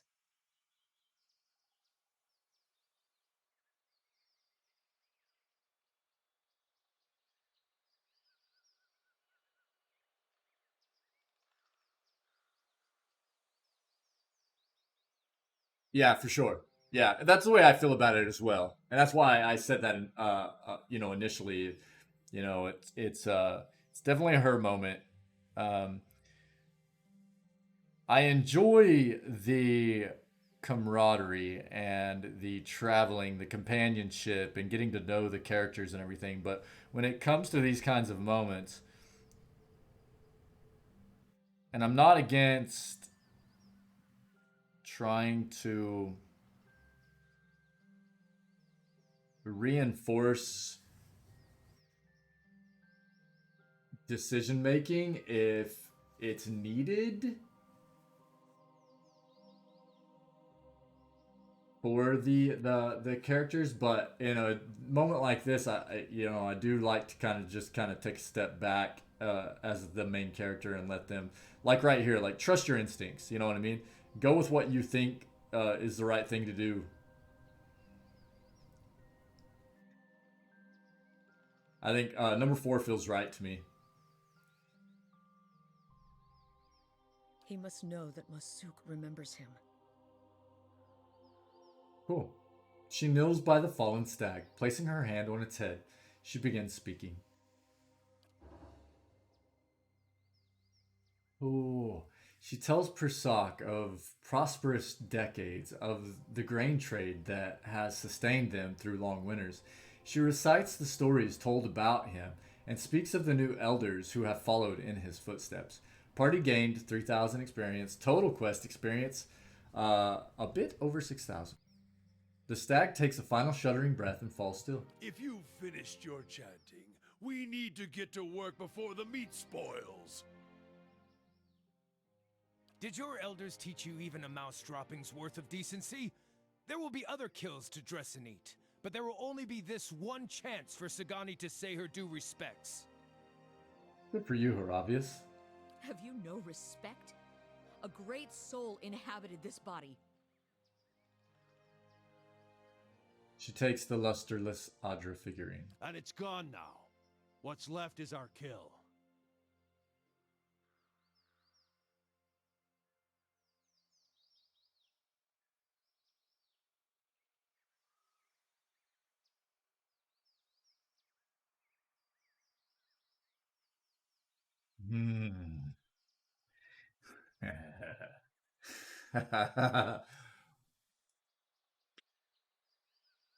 Ah.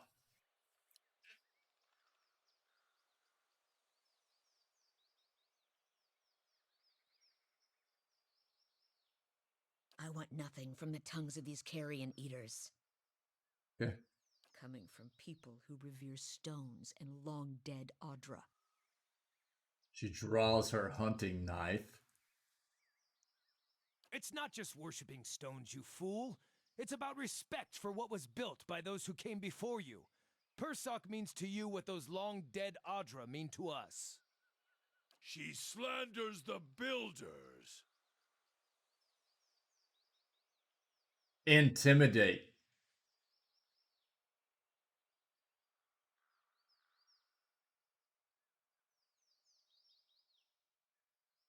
Or are you so quick to forget all I've done for the Fangs?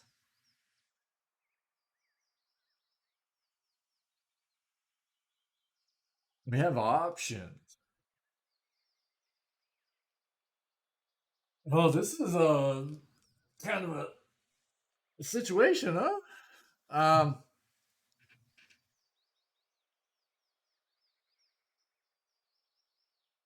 think I'm gonna go with 4. Very well. We leave you in peace then. Cool. I think this has to do with the fact that we went and did that other quest first, right? We probably wouldn't have that option right now, that dialogue option, had we not gone and killed that bear and taken care of that quest first. So that's pretty cool.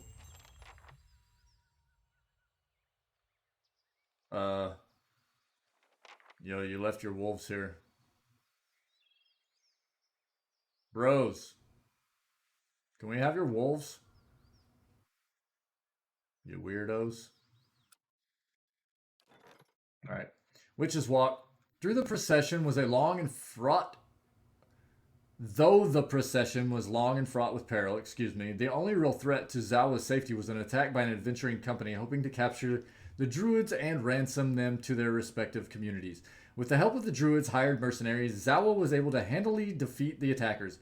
Unfortunately, one of the older druids died during the attack, possibly due to the stress of the situation. In thanks for brave service, Zawa received the old druid's hat. Ooh. Curse? What? Our dogs now. Yes. It's our doges. Wait, what? Charges remaining. Modal. What does this do? Duration 30 seconds. This broad floppy hat was formerly in the possession of an old druid that helped protect during a week-long druid processional along an ancient Ingwithan trail. Despite your best efforts, the druid died during a mercenary attack. Her brothers and sisters, appreciative that you saved their lives, gave you her hat as a gift. It doesn't even tell you what the curse does, dude. What? It's a modal. Obviously, it's like an aura, but weird. Cool. Okay.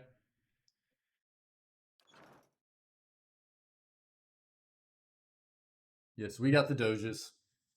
When you use that hat 8 times, it goes away. The hat doesn't go away, does it? It's the just that ability, right?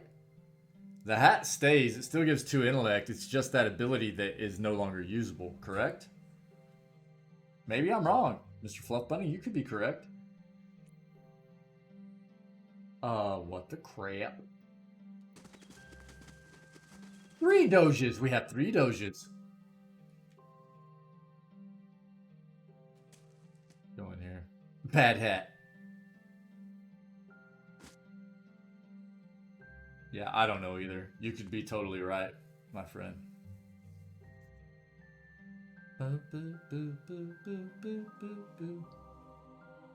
Laying low. Attack! Get wrecked! Eat here. Charge! Get wrecked! That feels good.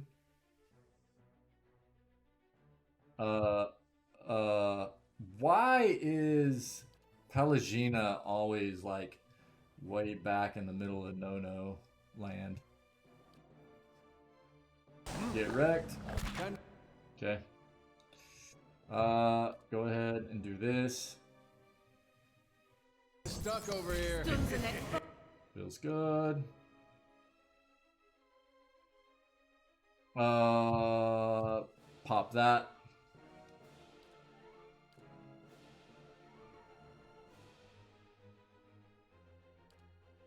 Do we knock one? Knock you.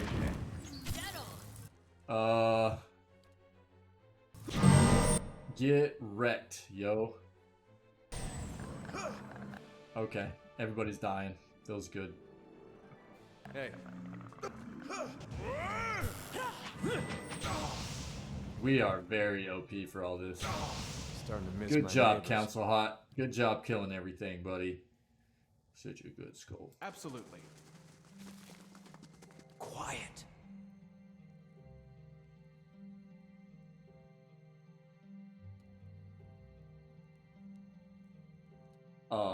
What?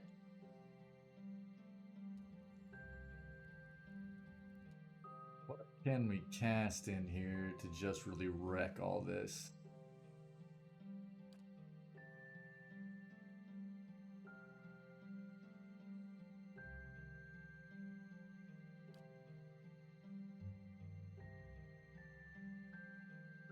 Actually, Gravis. You could be, Mr. Fluff Bunny. You could be correct, for sure.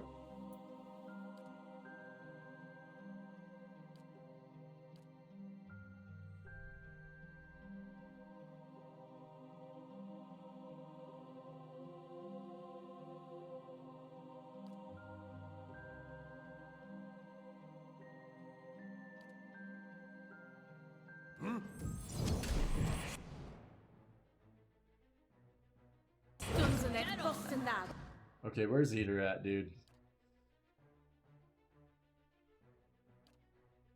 Knock down. Durance. Cast that, buddy. Who's marked? Right there. Get it. Knock down. Where is...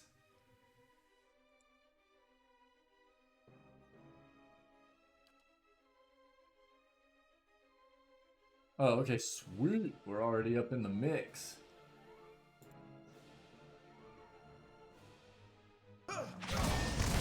Oh yeah, feels good. Get wrecked. Yep. She will modal as well. Or not modal, but immolate.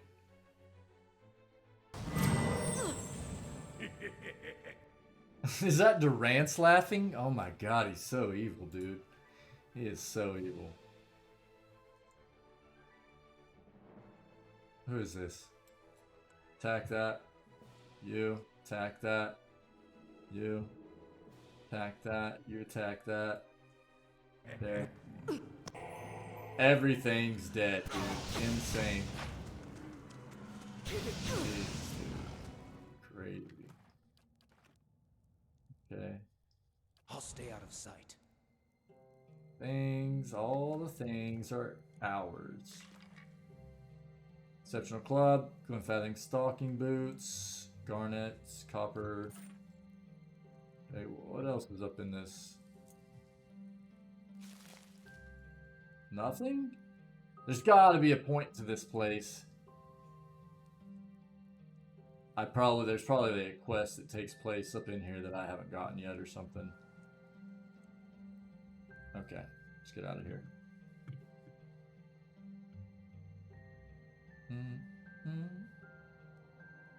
Why can't... Oh, okay. Probably. Oh. Probs. Chat, give me 1 second. I'll be right back.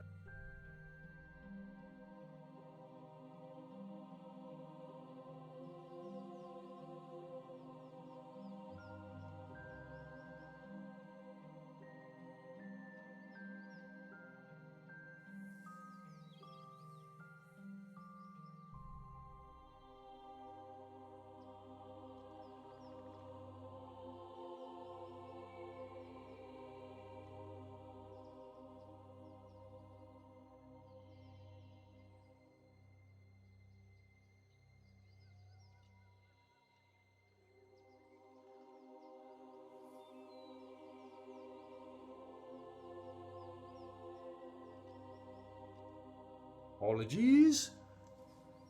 Cool. Let's finish this place out, dude. Give me that. I need the loots.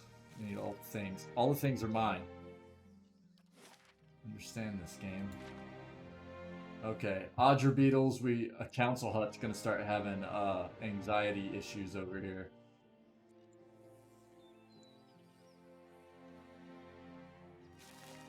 Gotta fight some Odger Beetles.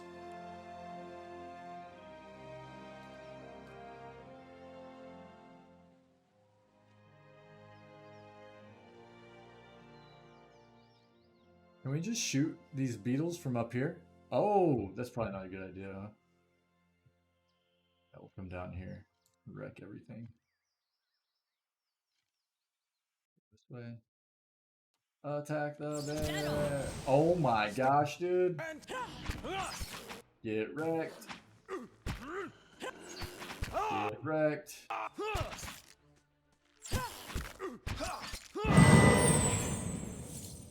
That was really loud. If we loud. don't rest soon, you're going to have to carry me the rest of the way. You are so full of it.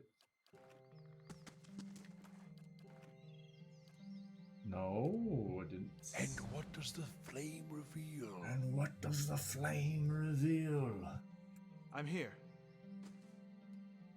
Those flipping Durance, dude. What a madman.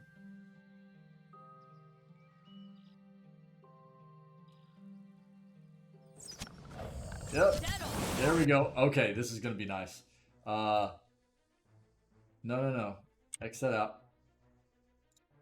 Pelagina, come over here. Durant, straight through there. Actually, Pelagina, you're fine. Stay there. Cast that. You, sir, are gonna come over here. Okay. Eat here. Nope. Stop. Eat here. Straight through here. Come this way. Ravius, run up here. Go ahead and mark the Adra Beetle. Okay, feels good. Now, you come up in here. What is the... Oh, the beetles come through, dude. I forget. That's fine. Cast that out. You come up here. You. Cast that. You. Knock that. You. Yes. Right there. Okay. There. Get wrecked. We're knocking down here. Adra. Get wrecked.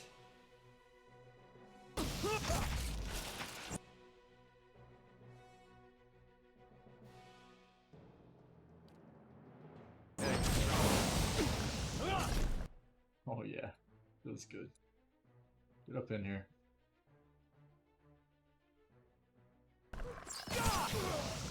Okay. Get up in here. Whole bunch get rid. Yep. That. Shoot there.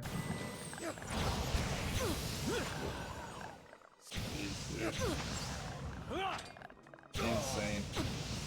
We're so OP for all this right now. Yo, Eater, quit. Quit, bro. Oh my god. They got that confuse off right at the last second, didn't they? I'm here. Take all that. Be cautious. Get a bit of a sneak going Always again. something new. Yeah, alright. What's in there? What's in there? Okay. Falcon's Eyes. Very cool.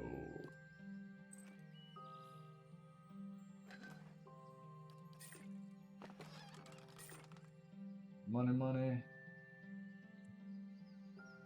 Okay. I think that was all that was there.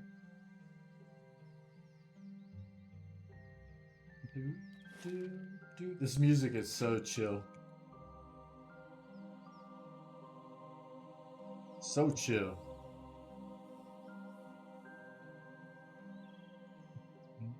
Council Hut, what you doing up there, buddy?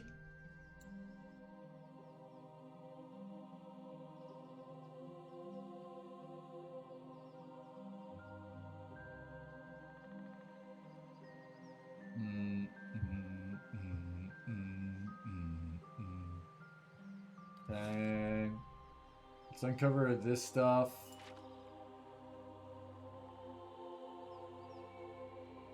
Young boar, elder boar.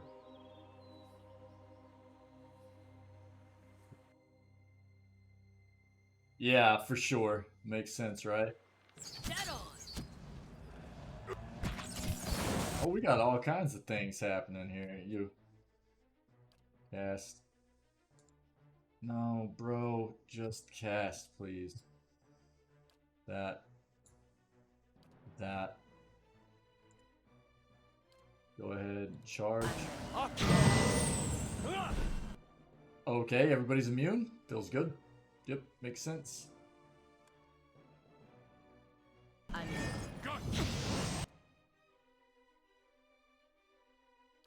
Now, cat up, buddy. Attack there. Attack there. Knock down. Mark. Actually, mark. And then do this. Something? Feels good. Where is Eater at?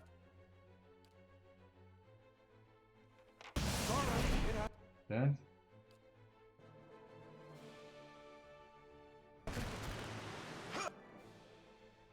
Get out there, man. Are you gonna cat up? There you go. That's what I'm talking about. What's that? Feels good. Now burn him. Yeah.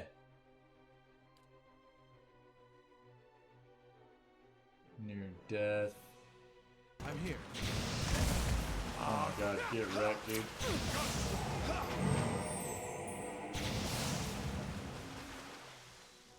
Feels good. Willpower and good intentions will only keep me upright for so long. Pelagina, you gotta knock it off. Always complaining about needing rest. This boot lies half buried in mud on the riverbank as if it had been flushed from upstream. I'm here. Okay. I doubt there's going to be more enemies. We probably don't need to be sneaking around here anymore, but we'll continue doing. Grab that. Okay. Those wounds. They look like they came from a Stelgar's claws. Fjorm. Beneath the raging waterfall, the corpse of an elven Glenfathan hunter lies shattered against the rocks. Broken bones protrude through its skin. You also notice deep, parallel cuts in the rotting flesh. The slashes trace almost every part of the body as if it had been ravaged by a dozen blades. This man probably died before his fall from the cliffs above.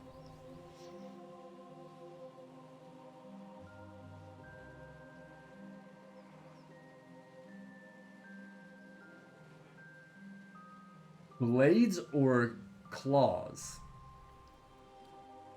You touch the dead elf's forehead, droplets of water glistening down its purple surface, and you feel a sudden jolt from the hunter's lingering essence. The world around you fades away. You're walking among the underbrush without making a sound. Moonlight catches sight of your arms, shining them pale, but you quickly dart again into the shadows of the giant trees of the Northweld. Your blood brother is not so deft as you expected. Look at him, frail, unaware. He doesn't deserve to share the glory of this hunt. It's been countless seasons since a Stelgare like this one, twice the size of its lesser kin, has roamed the forest near Twin Elms. Arthwin fell for the trick. You almost feel pity for him. But you've convinced yourself that he'd only get in the way once the killing begins. He'll be safer by the river, expecting that we'll flank the Stelgare when it comes out to drink. But this kill will be only yours. The Stelgare is larger than you imagined. It stands without fear atop the waterfall's ridge, its silhouette cutting a monstrous hole against the mantle of the night sky. A beast of legend, a true hunter. Fjorm, your hand tightens around the shaft of your father's spear. The weight feels balanced just right as you prepare to throw. You put everything into it. The spear flies true and hits its mark. Stelgare didn't even hear a sound. Its blood spills bright on the rocks, yet it stands unfazed. The beast pounces. Moonlight shines over its great fangs. Your hands draw your blades without a second thought. As you lunge forward to meet this monster, it's fast. It's ripping your flesh apart. You stab at the darkness engulfing you, deep, again and again, but there is no slowing its embrace.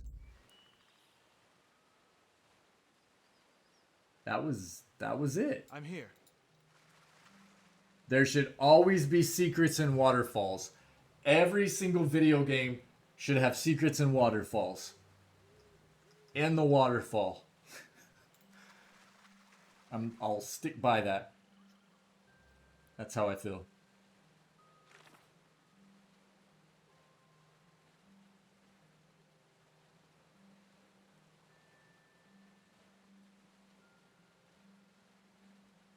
Okay, so we got that. Let's this entire thing is uncovered now. We need to work our way back around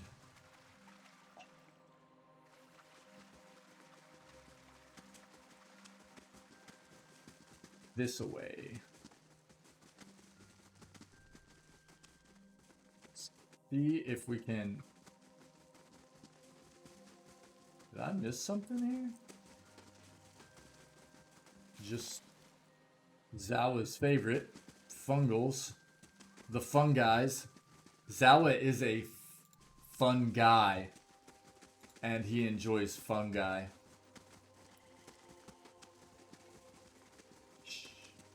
See what I did there, chat?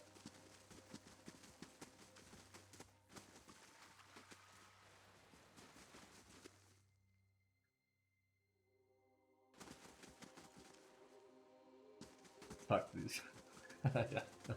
I did a very subtle one of those. I didn't feel like it really warranted a full but you know. How do you do? I've cleared the northern woods. Those Stelgars won't trouble you. Ismail blinks and arches his eyebrows in surprise. All of them? The creases around his eyes deepen and his smile grows. The mercenary captain turns to his company. Hear that, boys? Looks like we've got a way out. Get to it. They cheer, their voices kindled with purpose, and spring into march. Ismail raises his fist and shakes it. The locket dances as if jerked into life. The captain nods and gives you one last look before joining his companions. We'll see what happens here.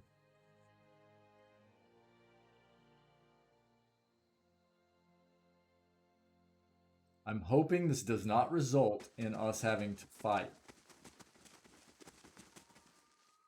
You aided the mercenaries for me, and now we will cleanse the stain you marked upon these lands. See, how do they know that we... Game, no.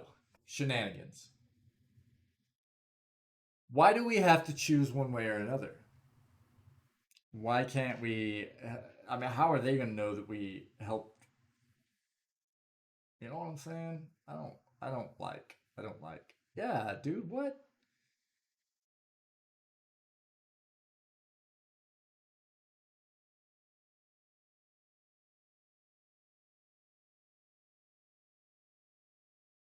So we're actually met. Like, there's no way to play both sides on this, right? We have to either...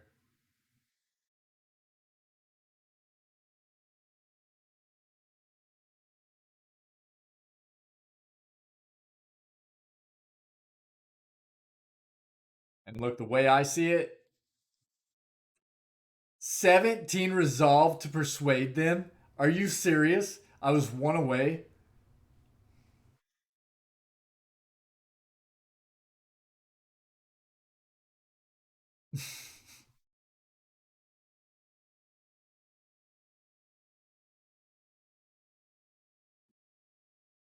I don't know what I want to do here.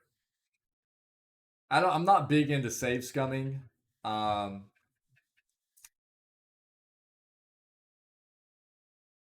feels so flippin' bad. Are you serious? Look at that.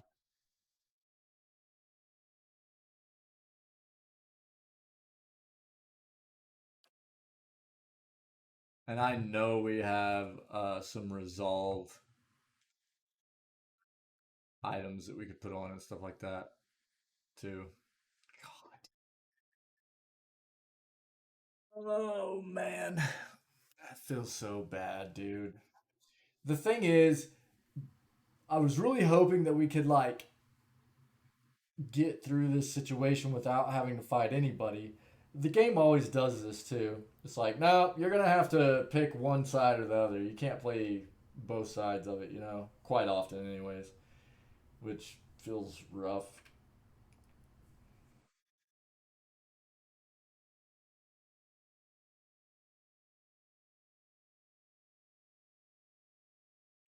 One resolve away, dude.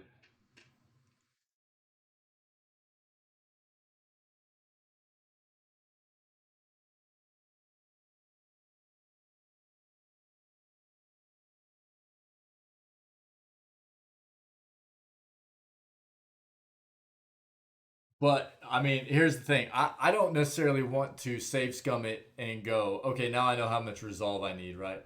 I appreciate the info, Mr. Fluff Bunny. Thanks so much, man. I appreciate it. But the way I kind of feel about the situation is that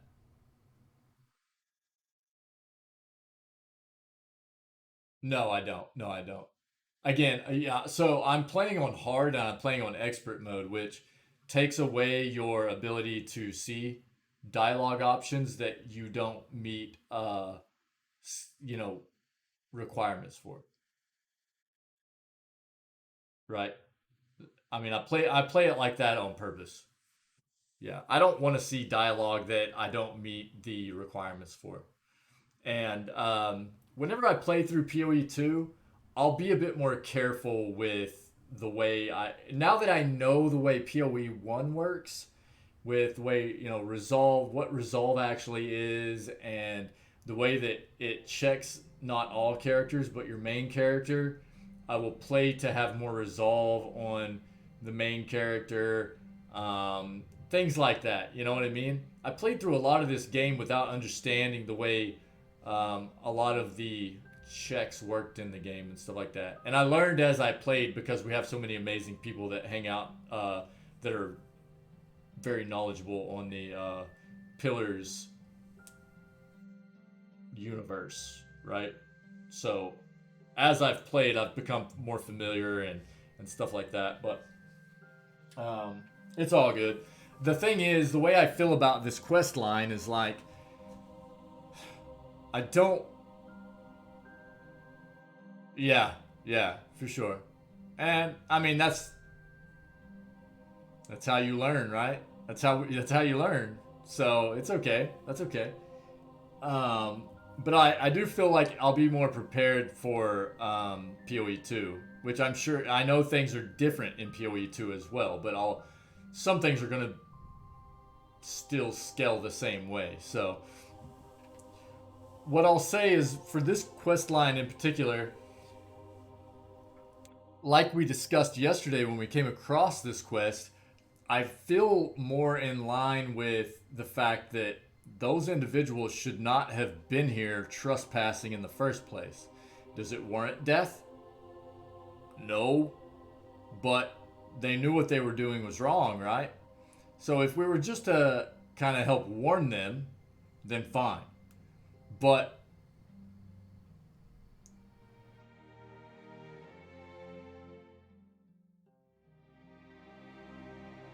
if it has to result in either us killing one side or the other, I feel that, I mean, which one do we go with, or maybe we just don't finish that quest. Maybe we just don't finish that quest. How about that?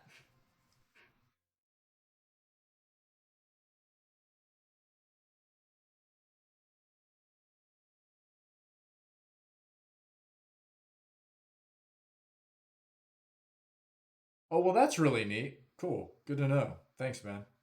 Very cool. That's pretty neat. Awesome. Awesome, awesome. Very cool, very cool, very cool. I like that. I like that. Yeah, right on. Yeah, I don't know, man. I'm kind of thinking about just like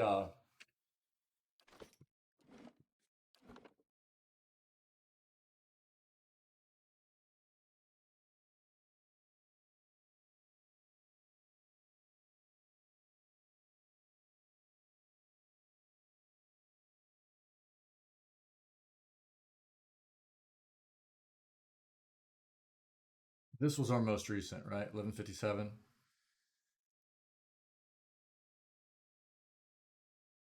Let's see where this takes us.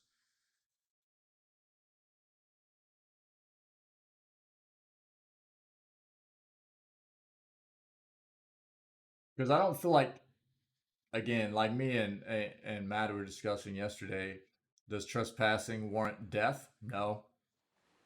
But they also were breaking the law, right? So, but it's unfortunate that it's a situation, where you're not given more options than, what you're given here. They made it very black and white, right? Where it's like, well, one side or the other has to die. It's like, that's not, no. That's not the way it should work.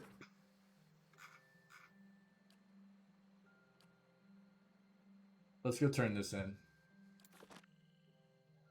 So I think I'm just going to leave this like kind of open-ended. I might not. I just might not finish that quest. Can we get out right here? God, that would be awesome if they would let us leave the map through this little, yeah, thanks, game. That would have been too easy.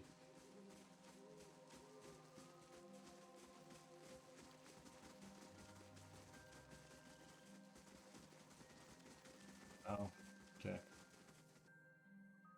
Alright, dude.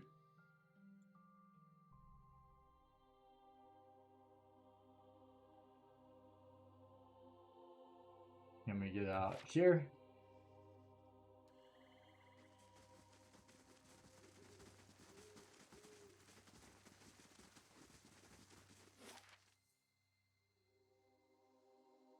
Where was the brother hunter stuff at?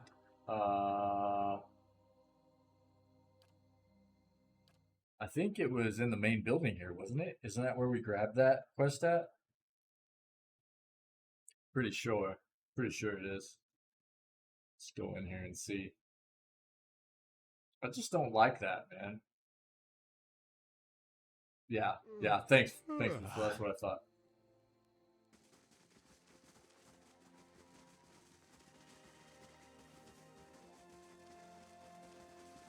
Yeah. Yep. The one that I just walked up on top of, right? Like a doofus.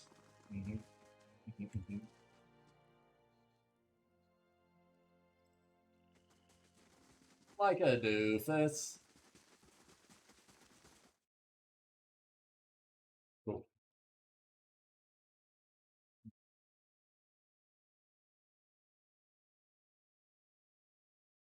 Feeling stiff today, man. Must have slept a little wrong. Estramore? You've returned. He glances at the huntress in the group. We hope you found the truth about my brother's fate.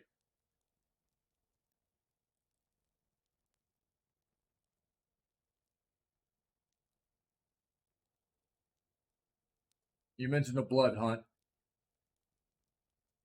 What is it? We prove our worth in a blood hunt. We set out to stalk and prey. Always a dangerous creature, and only one kills it first. The elven huntress interrupts with an exasperated sigh. Yes, but we hunt as pairs, to bond, as Glenfathen, as one, not as enemies. 2 hunters, 2 tribes, 1 spirit. That is our way. Redai glowers in response. Our way isn't to lie. We don't betray our brothers and sisters for our own gain. The blood hunt between your brother and Arthwin has broken the communion of our tribes, Redai. Do not dig in this wound until you can claim the truth. She turns again to face you. Perhaps our customs appear strange to you, but despite what you now see, we Glenfathens hold our bond sacred. Redai looks away and fumes in a restrained breath. The ancestors will forgive me and my brother when I can clean the shame away from his name. He looks at the huntress, and from the taint it has brought to our tribe. Tell me about your tribe. I just want to get through all the dialogue here that I didn't explore before. I thought I had, but Redai's voice swells with pride for a moment, holding his anger at bay. We're the keepers of the stone. He lets the name reverberate in the hall. We're the first tribe. Our history runs across ages to the time of the builders. The huntress nods. We are one with the past, with our traditions and history. The best crafts and hunts come from our kin. Other tribes look up to our prowess. They are consumed by envy, Redai frowns. That's why Arthwin lies about my brother. His tribe has no history, no glory, but now he claims it for the twice-split arrows, while we're left to bear a false shame. Yo, Nox, what's up, buddy? Hey, dude, it's all good, man. How's your day been, dude? How's your day? Always good to have you, buddy. I know, man. Hey, man, that's life. We're just not always able to chill and hang out whenever we would like to, dude. I always appreciate you being here, man. That's for sure. How's your Friday, man? I've concluded my task. It's time to speak with the Antipath. What did you see? Where's Friorn? Redai takes a step forward. Tell me. Redai! The huntress thrusts her palm between you and her companion. The truth belongs to all of us, even Arthwin. You know this. Pretty busy, actually. Been out all day. Yeah, yeah. You getting to like have a chill weekend, or what's up, buddy? You got plans? You just chilling?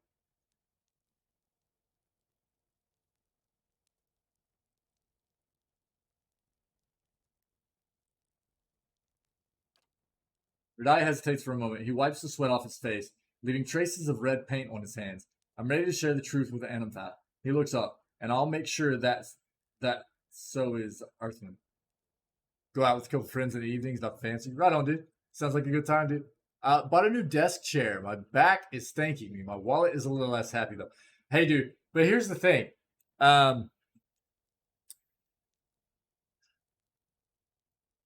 When it comes to things like comfort, right?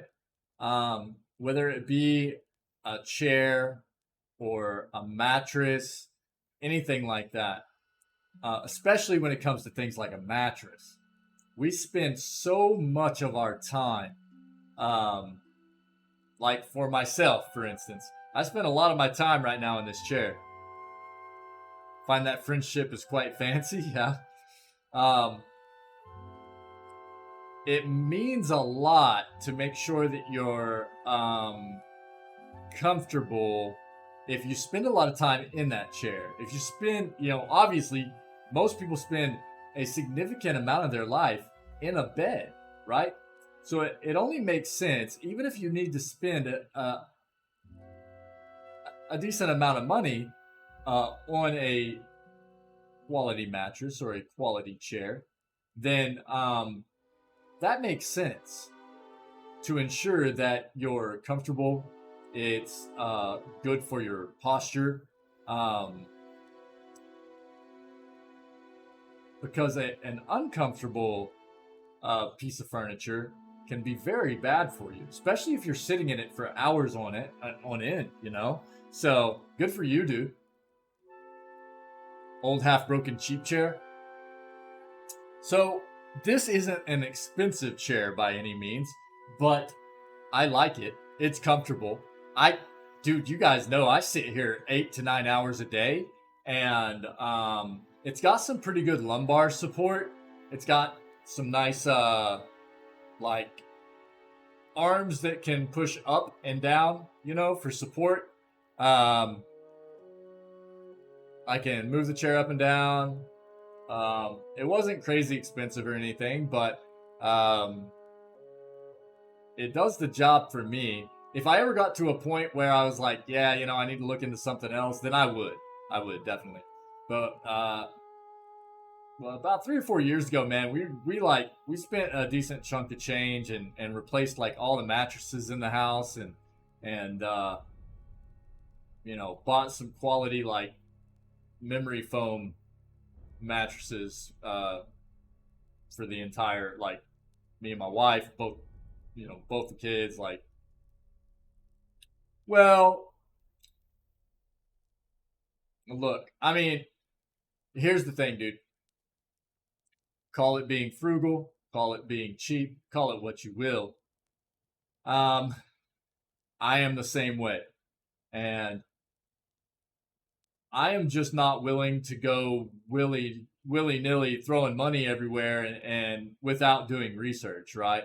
So anytime I'm going to be spending money on anything, I do my due diligence in researching multiple products and making sure that I'm going to be buying something that seems to be worth the money that I'm going to be spending on it, right?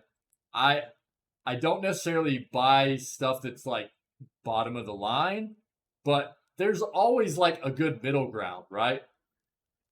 If you don't spend enough money, you're buying something usually that you're going to have to replace very quickly and isn't going to be of good enough quality.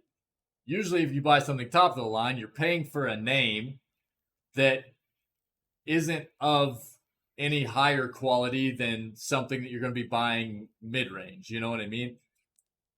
So usually I just do a bunch of research into,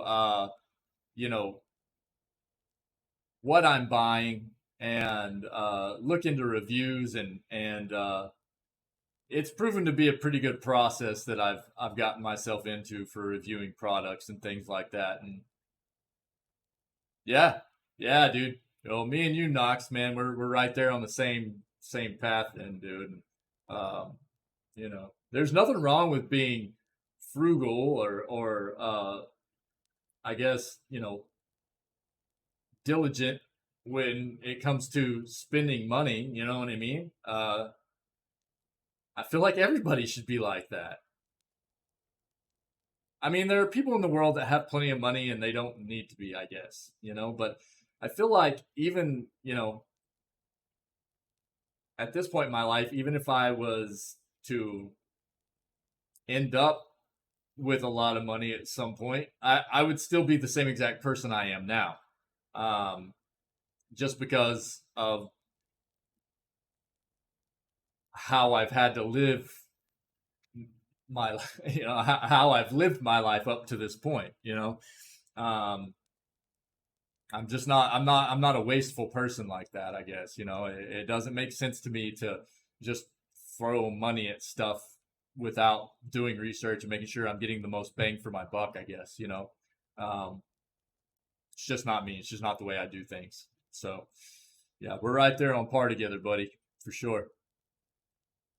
Sounds like you've had a busy day though, dude. Productive. Sounds productive, right? Congratulations on the new chair. I hope it works out for you, dude. I hope it works out for you, for sure.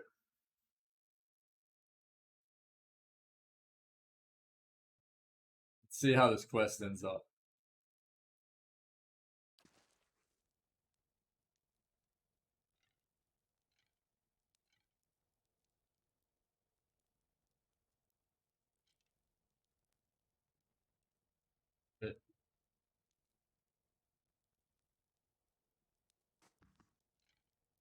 Wait.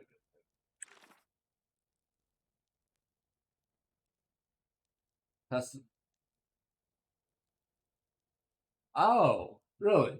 Okay. Anaphath in the Passage of the Six of Twin Elves to explain events surrounding the disappearance of Fjorm during his blood hunt with Arthur. So, we actually have to go... Okay.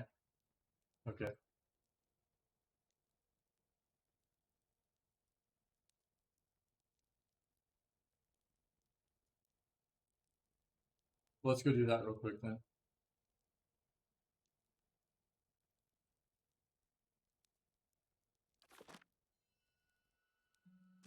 Is there anything else going on up here? I've been investigating Fjorm's disappearance. Indeed, Arthur and I have spoken of little else. I do not envy your position. I'm not sure how to pronounce that. Gauss and Anams. Yet your testimony may resolve the tension between the Keepers of the Stone and the twice split arrows. She steeples her fingers. When you've gathered your evidence, I'll call a hearing.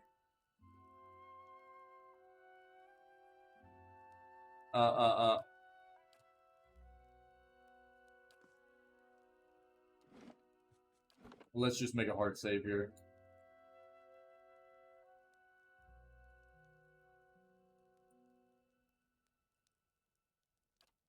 Before hearing, and then we'll let's initiate this. She nods. I will summon Arthman and Radai. Their fates and the names of their tribe depend on what you will reveal to us. I wonder if there's like more you can find out. Stands at the head of the hall, lit from Bethel stands at the head of the hall. Lit from behind by dozens of candles, she casts a long shadow across the floor. We've gathered to wait the claims of Arthur and Radai in the matter of Fjorm's disappearance. To that end, we are honored by the presence of a watcher, right? That's what they call a watcher, whose insight will help us render a verdict. Murmurs of astonishment echo from the front of the hut. We begin with Arthwin's claim. He asserts that Fjorm lured him into a confrontation with Stelgar, and that he slew the beast on his own. Fjorm, he says, exiled himself, fearing that knowledge of his actions would heap shame on the Keepers of the Stone. She holds up a tooth as long as her arm. As evidence, he brings a fang from the great Stelgar. That's a lie. Pretty sure that's a lie. On the other hand, Redai states that his brother was tricked and murdered by Arthwin during the hunt. A hunter of Fjorm's renown would not have fallen in the blood hunt by treachery. But by treachery. He didn't fall by treachery. He did fall. Her shadow flickers and dances in the candlelight. She looks at you, and now we turn to our watcher. We ask only that you share your observations that we may find closure for these two tribes. She lowers her head. What fate befell Fjorm? He's dead. What? Red-Eye stares at you, his face contorted between surprise and anger. He turns to Arthwin. How? You puny weakling, how? They both be lying. Yeah, for sure, Mr. Fluff Bunny. Yeah. Yeah, they're both lying. Yeah. So they will both be sentenced to death. No, I'm just kidding. I don't know. Oh, man. How? You puny weakling, how? The Anamfath whips her neck toward the tribesman. Do not forget your place. Redai's chest balloons, but he quickly lowers his chin in obedience. Arthwin's eyes dart from side to side. The Anamfath continues. It saddens us to know this truth, but we must still reveal it deeper. If this is so, how did the giant Stelgar die?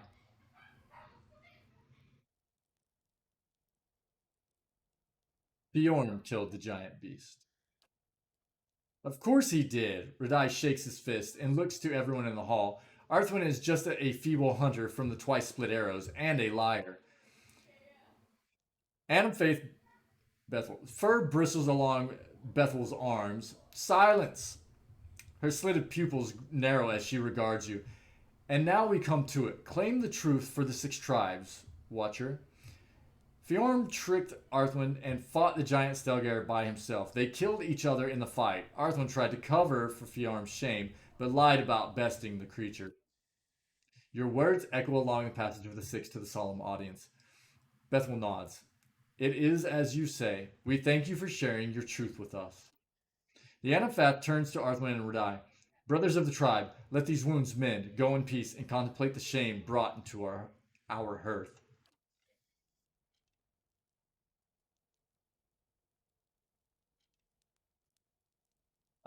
So I'd have a word with you. Okay. We're gonna go ahead and quick save that real quick. Yeah, they were both lying, dude. Bunch of liars. She turns back to you. A shame upon both tribes. A plague upon both your houses. Right? What's that from?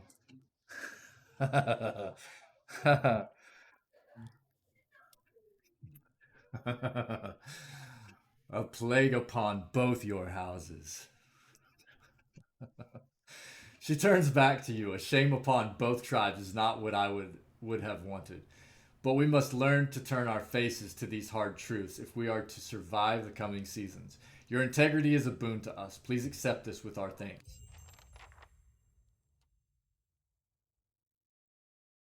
You've gained an item. Sheathed in Autumn. Okay.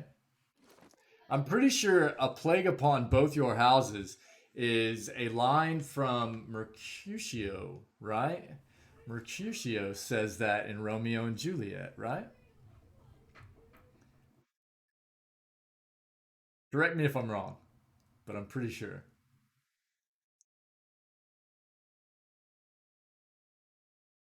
Mr. Fluff Bunny, a cultured man, I see. Not as cultured as I probably should be. But I do think I'm correct in that. You know, one of the reasons that quote sticks with me. Heck, you're right. All right, cool, Mr. Fluff Bunny. Thanks, man. You know why? That's been one of my favorite quotes for a very long time. I loved the Romeo and Juliet movie whenever I was young. The one that Leo did, or he was in, right? And I loved Mercutio's character. I loved it. Loved it. Oh, very cool, man. Very cool. Awesome. Awesome. That's neat. That's really neat, Mr. Fluff Bunny. Cool. Cool. Yeah, that movie, really, I feel like that movie still probably holds up very well too. I haven't watched it in a very long time, but I loved it whenever I was really young, and they did a really good job with trying to make it seem kind of futuristic in a way, or different than current times, even when it was made, which was a long time ago now.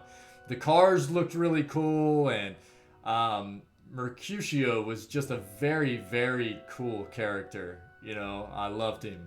I loved him in that movie. And that line has always stuck with me. Monologue, and I can still do it. Probably the only reason why I like Shakespeare, Julius Caesar. Oh, okay. Cool, man. Right on. Yeah, I had a part I played in The Wizard of Oz for, I was in elementary school. And I played a part in the high school play of The Wizard of Oz whenever I was in elementary school. And I played the coroner of Munchkinland. And I still remember all the lines, not that it was a lot, but I was so worried about, memorizing those lines and everything as a little kid and not messing up, that those lines, very same lines that are in the movie and everything too, for the mayor of, or not the mayor, but the coroner of Munchkinland. I still remember those lines, for the coroner of Munchkin City or Munchkinland. It's pretty funny how that works. But that's really neat, Mr. Fluff Bunny. That's cool stuff. Good to know. Sheathed in Autumn. Check this out. Superb. Freeze damage. +1 enemies engaged. Okay. We'll read this real quick.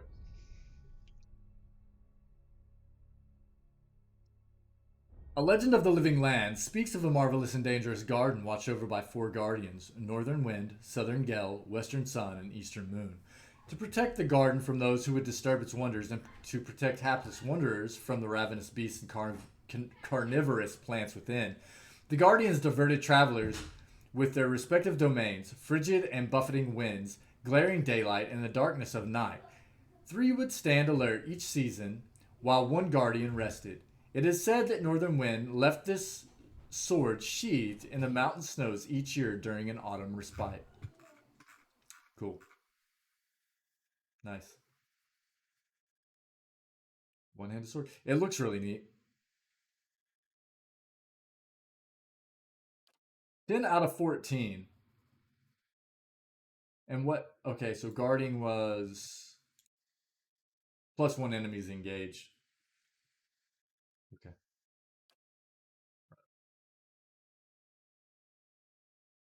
Now,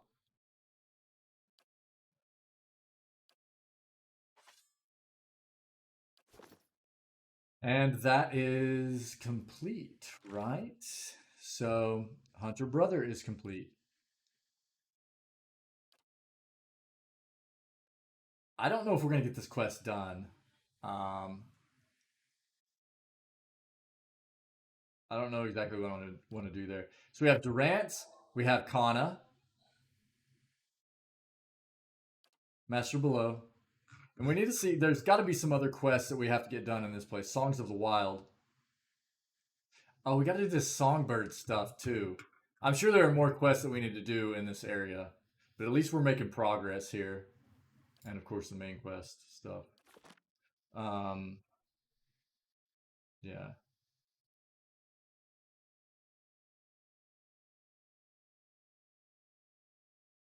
Save complete. Dude, so Mr. Fluff Bunny, I actually have not done hardly any of the Endless Path stuff yet, but we will do Endless Paths before we end the game. That is, it's part of Kana's stuff, and it's something that I want to make sure we finish before we do end game. So it's definitely something that we're planning on finishing. The only reason I even went down, yeah, I know. But the only reason I had gone down there was to finish getting some Soulbound stuff done. So we have a bit of content left to finish. Um, and that's okay. I mean, like I said, we played some Bioshock to get myself a bit out of Pillars for a bit and feel a bit refreshed. I'm good. I'm going to be good through the rest of this game, the rest of this playthrough. Um, I don't think it's going to take us a whole lot more. Like I said, Raedric's done. We've already knocked out quests in this Act 3. I know that we still have a bit more of Act 3 to get through. So we have Endless Paths. We have a few more things to get done here in Act 3. But I really don't think it's going to take us a whole lot more. Yeah. Yeah, I think so too, Mr. Fluff Bunny. I think so too. So probably like towards the end of the week next week, we'll probably be looking to hop into Bioshock, I think. You know what I mean? Bioshock 2, I mean. So it feels good. Feels good. I'm having a blast. I know I slow play this game a little bit, but it's because I have fun doing it. I'm not trying to rush through this.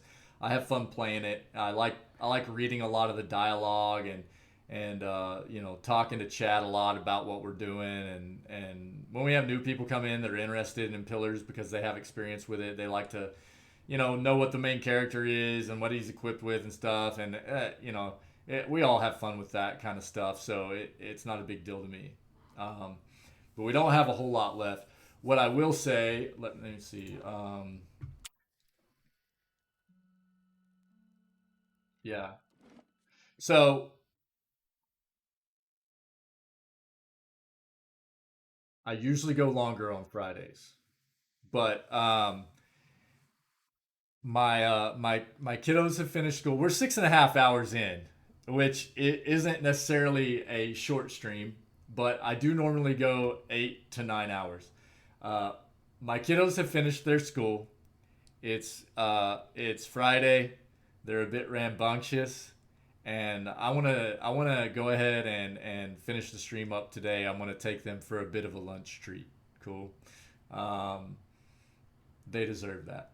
They deserve that. I have my kids are amazing. I'm very fortunate. I've got two amazing children, and you know, if it wasn't for their support as well as my wife, I would not have the opportunity that I have to hang out with you amazing people every single day and play. Yeah, yeah, let's do that. Yeah, let's do that. Let's do that. Yeah, if you guys want, tomorrow we can just head to Cade Nua and do Endless Paths. If you guys are if everybody, the community is feeling that, let's do that. We can talk about it. I'll be around all evening, so we can talk in Discord and stuff like that. So it's not like I'm just going to be totally offline. I just want to go ahead and take today to hang out with the kids a little bit. You know what I mean? Again, if it wasn't for their support and the support of my wife, I have an amazing family, and if it wasn't for their support and understanding and what I'm trying to do here, I wouldn't have this opportunity. I wouldn't get to hang out with you amazing people every single day and get to play games and just nerd out. You know what I mean? So sometimes it just feels good to end the stream a little bit early and focus on them a bit. You know what I mean? Um, yeah. So I think I want to do that. Take them and spoil them a little bit.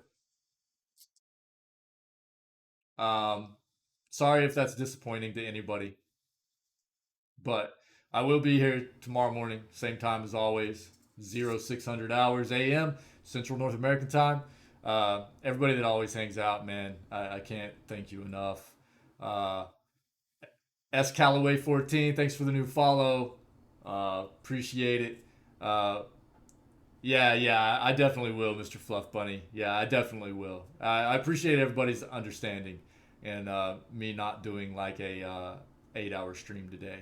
Cutting it a little bit early to do the fam thing. I appreciate you understanding.